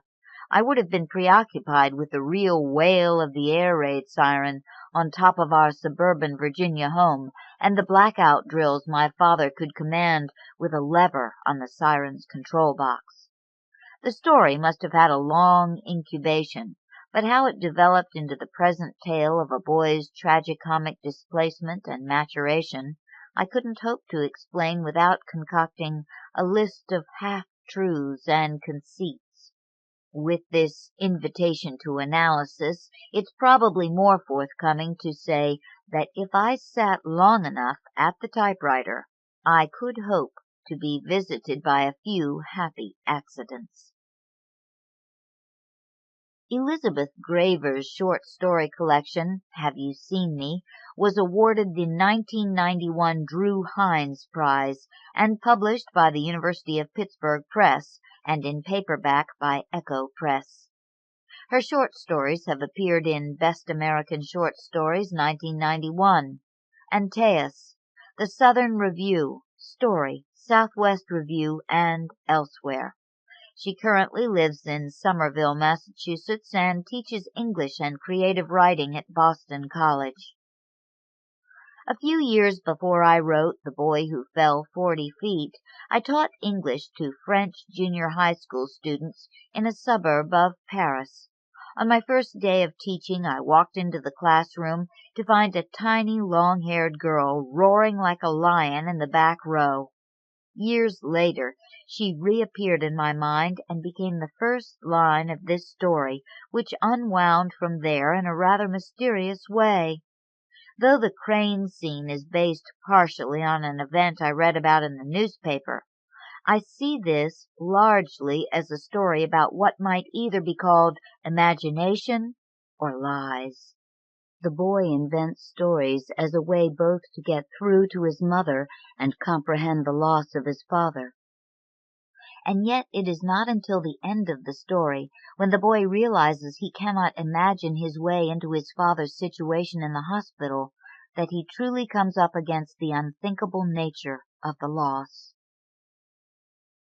Katherine L. Hester, a native of Texas, grew up in Athens, Georgia, and now lives in Austin, Texas, where she received her master's degree in English from the University of Texas at Austin in 1993. She currently holds a James A. Michener postgraduate fellowship in writing awarded by the Texas Center for Writers. Her fiction has appeared in the Indiana Review and is forthcoming in the Cimarron Review. She is currently at work on a novel. Labor, my first published short story, was one of those stories that sometimes comes to writers almost like a gift. Stories like that don't come to me very often, and when they do, I can't help but feel both happy and grateful. I wrote the first paragraph of the story while sitting in my car in traffic, snarled by road work, one typically sweltering Austin day.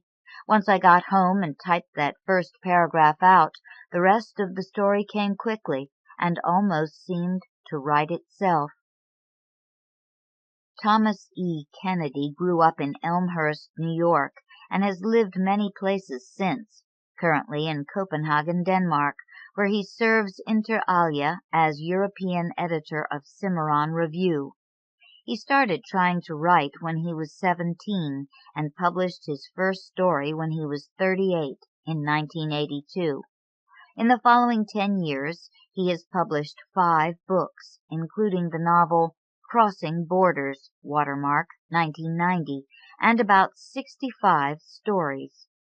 His Years in Kaldar, from the Literary Review, won the Charles Angoff Award in 1988, and Murphy's Angel, from New Delta Review, won a Pushcart Prize in 1990. He has just completed his second novel, The Book of Angels. Landing Zone X-Ray contains a few scraps of personal biography. The apartment, at the beginning, is a real place where I once did shelter a deserter, but he was nothing like the character in the story. While I did have a powder blue suit and danced the Lindy at St. John's, my wife does not have a brother who died in Vietnam. However, I lost a number of friends due to the war, killed in action or damaged in other ways, and there is a friend who disappeared many years ago whose fate I never learned. But the story as such and all the characters are invented, including the narrator and his family. The impulse to write it started with the ending. When I learned about the meeting between the 2 opposing generals in 1990, that they had survived to embrace and pay respect to one another, I was reminded painfully of all those whose lives were damaged during those years. I was angry at the generals embracing like players after an exciting game, the dead forgotten like so many plastic pieces.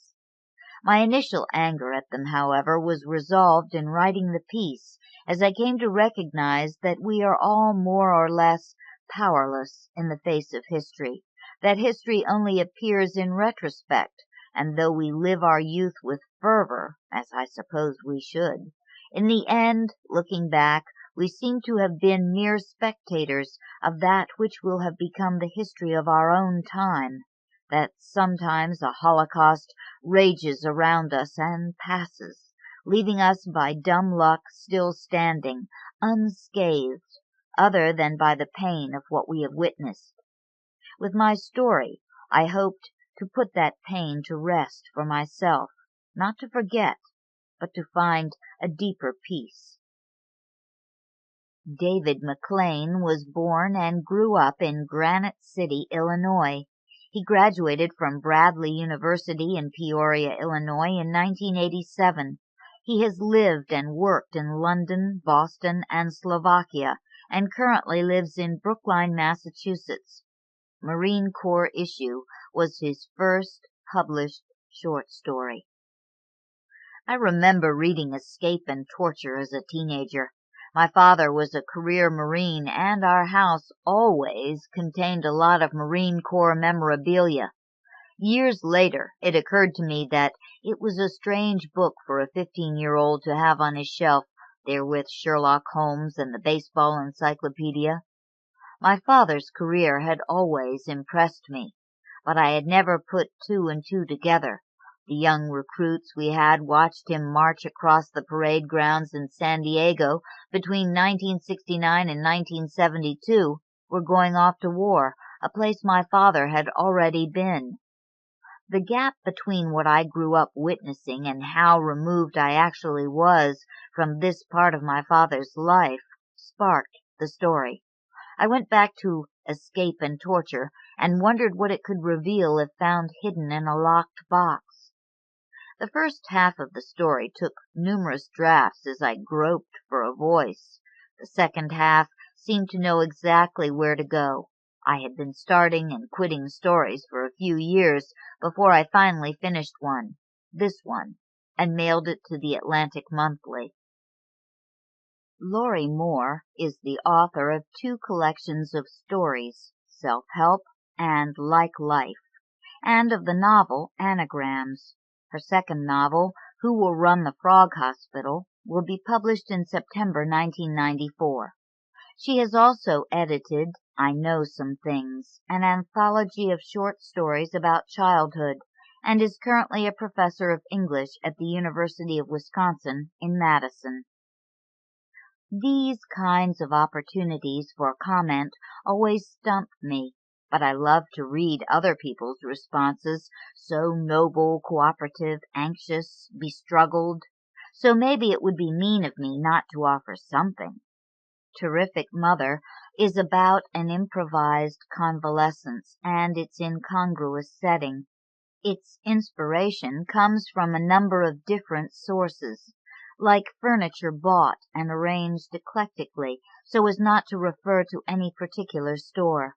My hope was that the story's disparate parts would come together with enough friendliness to make something sturdy and at least temporarily real.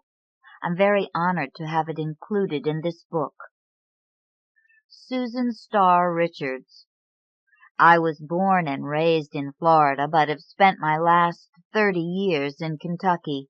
I've never figured out whether I'm a fiction writer who happens to raise racehorses or a horse breeder who happens to write fiction. I've spent a lot of long nights alone in the barn waiting for my mares to foal. On quiet nights, it's a good job for a writer. I started the hanging in the foaling barn several years ago. It began as a serious and rather grim tale about a contest of wills that turns into an actual attempt at murder. I wasn't happy writing it. It seemed inhuman somehow, so I put it away. When the Thoroughbred Times announced its first fiction prize, I got the story out and looked at it again. I recast it as a comic story and had a very good time writing it that way. My husband and I live and raise horses on 600 acres of rough, half-wooded outer bluegrass land. I'm putting together a collection of stories. I'm now in the last stages, I hope and pray, of a novel called In the Chapel of Carnal Love, based on the Arthurian legends. I've managed to get a horse farm and a horse race into it. Mary Tannen is the author of 3 novels, Second Sight, After Roy, and Easy Keeper, as well as 3 children's books. Her work has appeared in The New Yorker, Mirabella, and Allure. Elaine's house is very loosely based on a vacation we spent in the borrowed beach house of a friend. Things started going wrong with the house, and naturally I felt terrible and responsible, although I really couldn't have predicted that the toilet would overflow. By the end of our stay, the house didn't look too bad, but I was a wreck. The family, having put up with my over-the-top attack dog behavior in defense of the house, said that at least I should be able to get a story out of it. Dennis Trudell. High school friends and I used to sneak into a prep school gym to play basketball. But this was in the 1950s, not the 60s, as in my story Gook. And though we were sometimes kicked out by an Asian janitor, we never entered a vicious skirmish with him, and we grew away from our Buffalo, New York suburb, unscarred by a winter afternoon's violence. I moved us ahead 10 years to see if that would help me imagine what it was like being drawn into battle over a place we didn't belong, as U.S. teenagers were in Vietnam, and to be outsmarted there, outmaneuvered, outpassioned though our 18-year-olds were passionate. I had no trouble envisioning my friends and my own qualities. Grun's confidence, Cy Rab's wit, Rich Beauchamp's spontaneity, my own appeasement, becoming exaggerated and ugly, dangerous to strangers and ourselves in a society gone to war. War makes humans crazy. Basketball is a sane passion, and so my friends and I were lucky. At least one of us later did go to Vietnam, and at least one marched against the war. But we never heard the ugly word that titles my story until we had left our boyhood courts. Elizabeth Onis has previously published a story in the Hudson Review and a chapbook of poems in The Blue Before Night, Heatherstone Press, 1991. She was selected as the poet for Options, sponsored by the Washington Project for the Arts, and she spent 6 years working at the Taoist Health Institute in Washington, D.C., before moving to Columbia, Missouri, with her husband, the poet Chad Onis. The Oracle began with Philip's voice and a question. What happens when a parent remarries and a child finds himself attracted to the child of the new spouse? The more I thought about it, the more it seemed that this was probably not an unusual situation. As I was writing, I realized that each person in this quartet of characters was grappling with a central lesson of adulthood, that sexual desire is complicated, and the one who is desired represents much more than the satisfaction of longing or lust. I imagined that Philip's predicament would have its own momentum, but mostly I wanted to write a story that would be realistic, not sensational. I also tried to convey that miasmic confusion that sometimes comes with graduating from college, being reasonably intelligent, and having no idea what you want to do with your life. Magazines consulted. Agni, Boston University Creative Writing Program, 236 Bay State Road, Boston, Massachusetts, 02215. American Short Fiction, Harlan 108, Department of English, University of Texas, Austin, Texas, 78712-1164. American Way, P.O. Box 6199640, DFW Airport, Irving, Texas, 75261-9640. Another Chicago magazine, Left Field Press, 3709 North Kenmore, Chicago, Illinois, 60613. Antaeus, 100 West Broad Street, Hopewell, New Jersey, 08525. Antietam Review, 7 West Franklin Street, Hagerstown, Maryland, 21740. The Antioch Review, P.O. Box 148, Yellow Springs, Ohio, 45387. The Appalachie Quarterly, P.O. Box 20106, Tallahassee, Florida, 32316. Arizona Quarterly, University of Arizona, Tucson, Arizona, 85721. Ascent, P.O. Box 967, Urbana, Illinois, 61801. Asimov's Science Fiction Magazine, Davis Publications, 380 Lexington Avenue, New York, New York, 10017. The Atlantic Monthly, 745 Boylston Street, Boston, Massachusetts, 02116. Boulevard, P.O. Box 30386, Philadelphia, Pennsylvania, 19103. California Quarterly, 100 Sproul Hall, University of California, Davis, California, 95616. Canadian Fiction Magazine, P.O. Box 1061, Kingston, Ontario, Canada, K714Y5. The Sheraton Review, the Division of Language and Literature, Northeast Missouri State University, Kirksville, Missouri, 63501.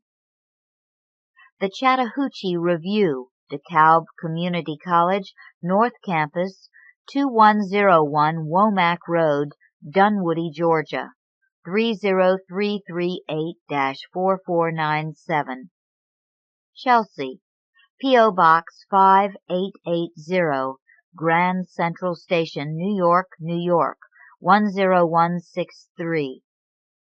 Chicago Review, 5801 South Kenwood, Chicago, Illinois, 60637. Chicago Tribune, Nelson Algren Award, 435 North Michigan Avenue, Chicago, Illinois, 60611-4041. Christopher Street, 28 West 25th Street, New York, New York, 10010. Cimarron Review, 205 Morrill Hall, Oklahoma State University, Stillwater, Oklahoma, 74078-0135.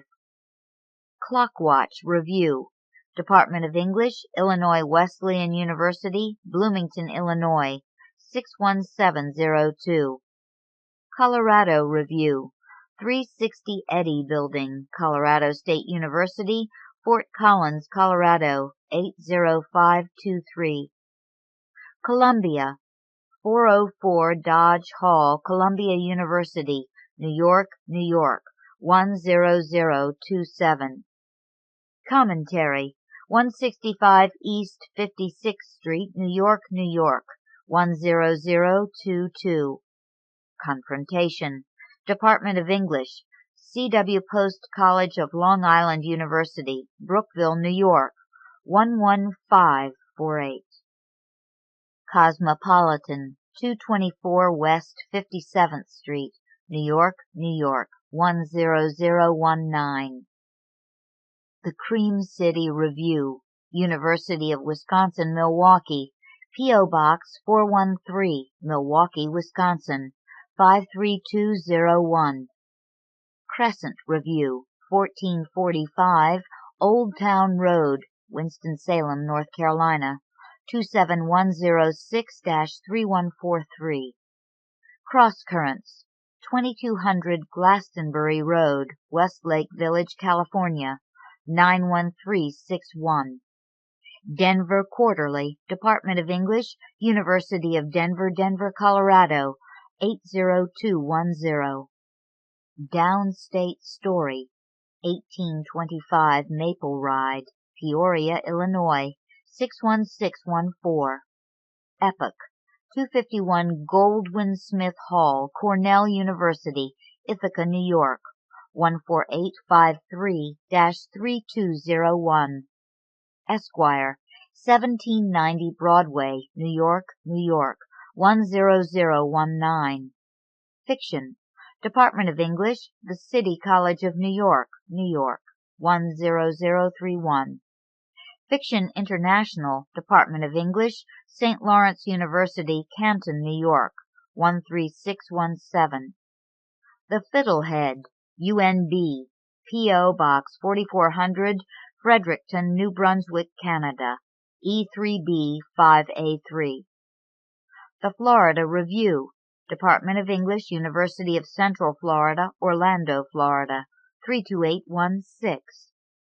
Four Quarters, LaSalle College, Philadelphia, Pennsylvania, 19141.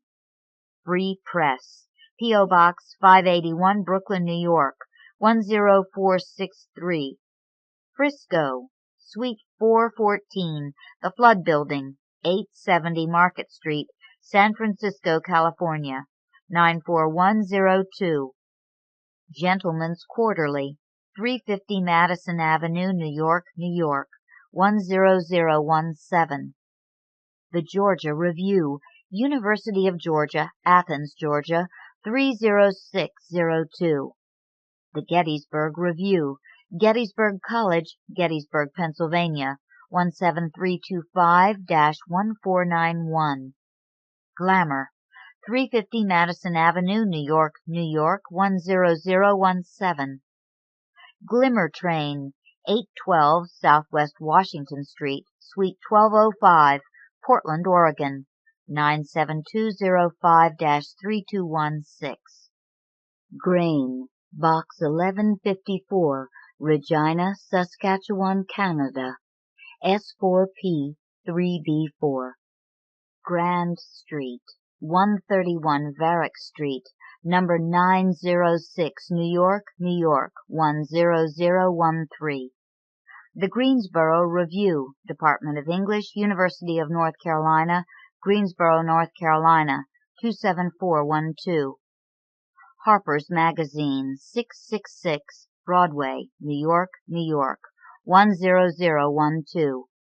Hawaii Review, Department of English, University of Hawaii, 1733, Donahoe Road, Honolulu, Hawaii, 96822.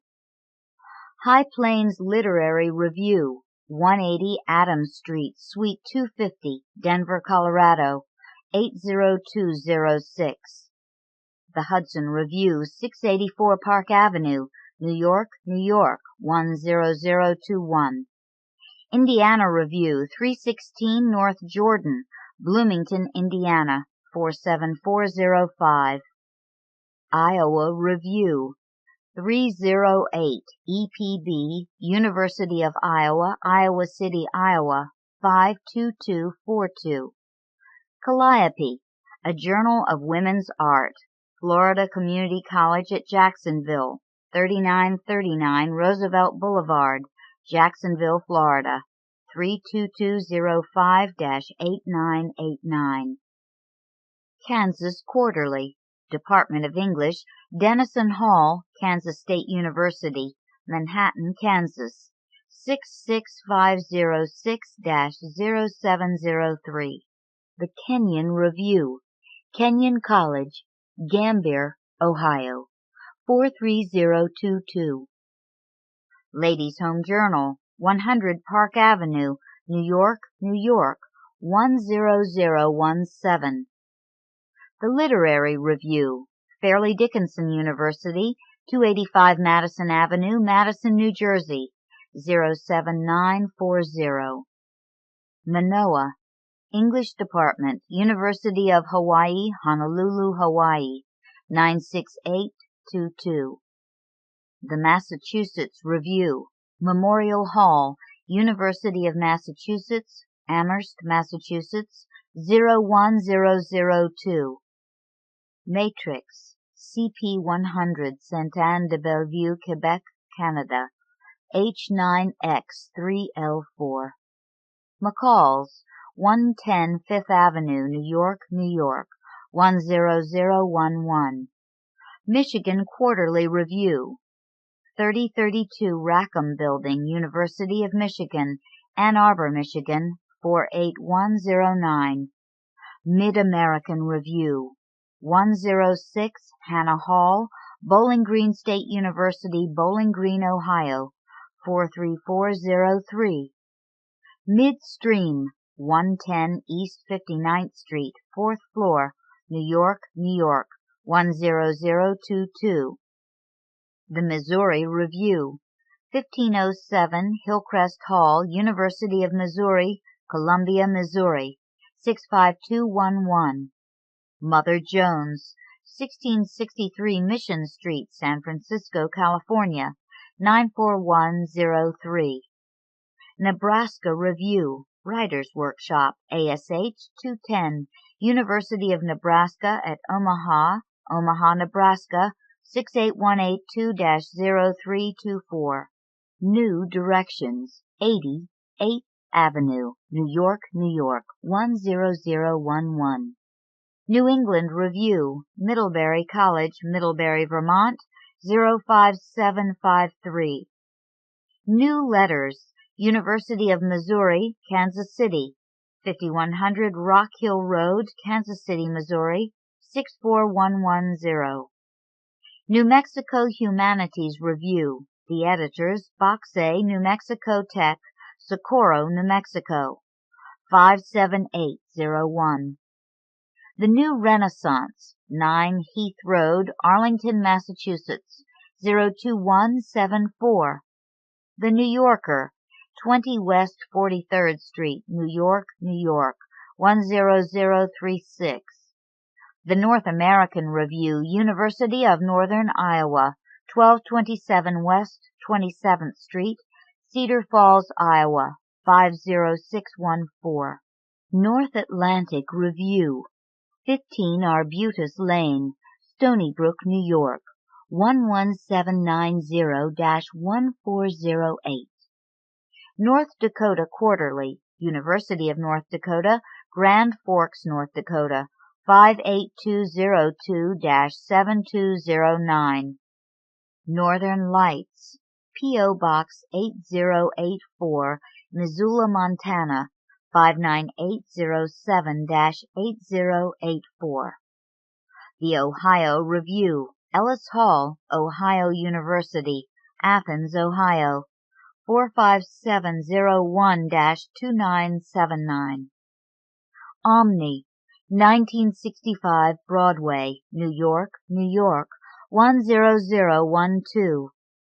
The Ontario Review, 9 Honeybrook Drive, Princeton, New Jersey, 08540.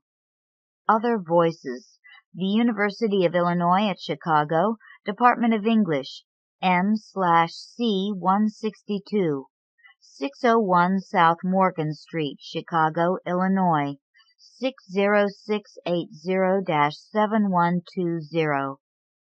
The Paris Review, Box S, 541 East 72nd Street, New York, New York, 10021. The Partisan Review, 236 Bay State Road, Boston, Massachusetts, 02215. Playboy, 680 North Lakeshore Drive, Chicago, Illinois, 60611. Plowshares, Emerson College, 100 Beacon Street, Boston, Massachusetts, 02116. Prairie Schooner, Andrews Hall, University of Nebraska, Lincoln, Nebraska, 68588. Puerto del Sol, College of Arts and Sciences, Box 3E, New Mexico State University, Las Cruces, New Mexico, 88003. The Quarterly, 201 East 50th Street, New York, New York, 10022. Raja, 411 Mason Hall, University of Michigan, Ann Arbor, Michigan, 48109. Raritan, 31 Mine Street, New Brunswick, New Jersey, 08903. Red Book, 224 West 57th Street, New York, New York, 10019. Sailing, 125 East Main Street, P.O. Box 248, Port Washington, Wisconsin, 53074. Salamagundi, Skidmore College, Saratoga Springs, New York, 12866. Sand Hills, St. Andrews Review, Sand Hills Community College, 2200 Airport Road, Pinehurst, North Carolina, 28374. The San Francisco Bay Guardian, Fiction Contests, 2700 19th Street, San Francisco, California, 94110-2189. Santa Monica Review, Center for the Humanities at Santa Monica College, 1900 Pico Boulevard, Santa Monica, California, 90405.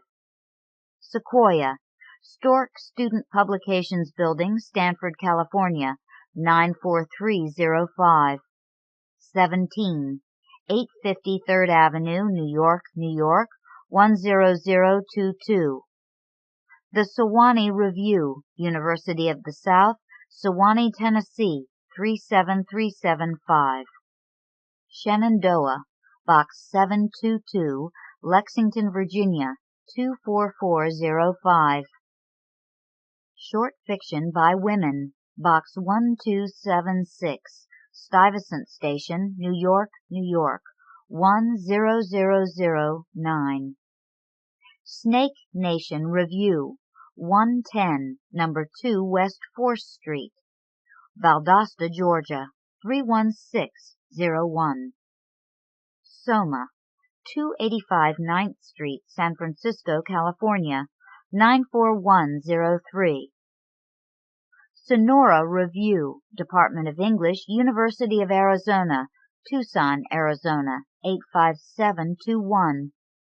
South Carolina Review, Department of English, Clemson University, Clemson, South Carolina 29634-1503.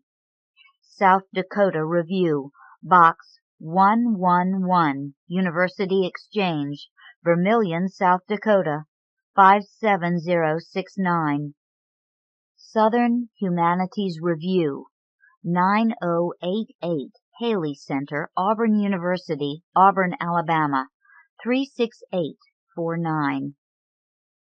The Southern Review, Drawer D, University Station, Baton Rouge, Louisiana 70803. Southwest Review, Southern Methodist University, Dallas, Texas 75275.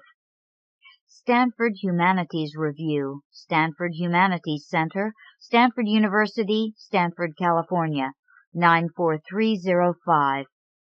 Stories, Box number 1467, East Arlington, Massachusetts 02174-0022. Story, 1507 Dana Avenue, Cincinnati, Ohio 45207. Story Quarterly, P.O. Box 1416, Northbrook, Illinois 60065. The Sun, 107 North Robertson Street, Chapel Hill, North Carolina 27516. Tampa Review, Box 135F, University of Tampa, Tampa, Florida 33606. Thoroughbred Times, Post Office Box 8237, Lexington, Kentucky 40533. The Threepenny Review, Post Office Box 9131, Berkeley, California 94709. Tikkun, Institute of Labor and Mental Health, 5100 Leona Street, Oakland, California 94619. Tri-Quarterly, 2020 Ridge Avenue, Evanston, Illinois 60208. The Village Voice Literary Supplement, 36 Cooper Square, New York, New York 10003. The Virginia Quarterly Review, University of Virginia, 1 West Range, Charlottesville, Virginia 22903. Vogue, 350 Madison Avenue, New York, New York 10017. Washington Review, Box 50132, Washington, D.C. 20091. Webster Review, Webster University, 470 East Lockwood, Webster Groves, Missouri 63119. West Coast Review, Simon Fraser University, Burnaby, British Columbia, Canada V5A 1S6. Western Humanities Review, University of Utah, Salt Lake City, Utah 84112. Whetstone, Post Office Box 1266, Barrington, Illinois 60011. Wind, RFD, Route 1, Box 809K, Pikeville, Kentucky, 41501. Witness, Oakland Community College, Oakland Ridge Campus, 27055 Orchard Lake Road, Farmington Hills, Michigan, 48334. Yale Review, Post Office Box 1902A, Yale Station, New Haven, Connecticut, 06520. Yankee, Main Street, Dublin, New Hampshire, 03444. Ziziva, 41 Sutter Street, Suite 1400, San Francisco, California, 94104. End of Prize Stories, 1994. The O. Henry Awards. Edited by William Abrahams. Read by Marcia Churchill in the studios of Potomac Talking Book Services, Incorporated, for the Library of Congress, April 1995. For special distribution as authorized by Act of Congress under Public Law 89-522, with the permission of the copyright holder and the publisher. Doubleday, a division of Bantam Doubleday Dell Publishing Group, Incorporated. 1540 Broadway, New York, New York, 10036. End of book.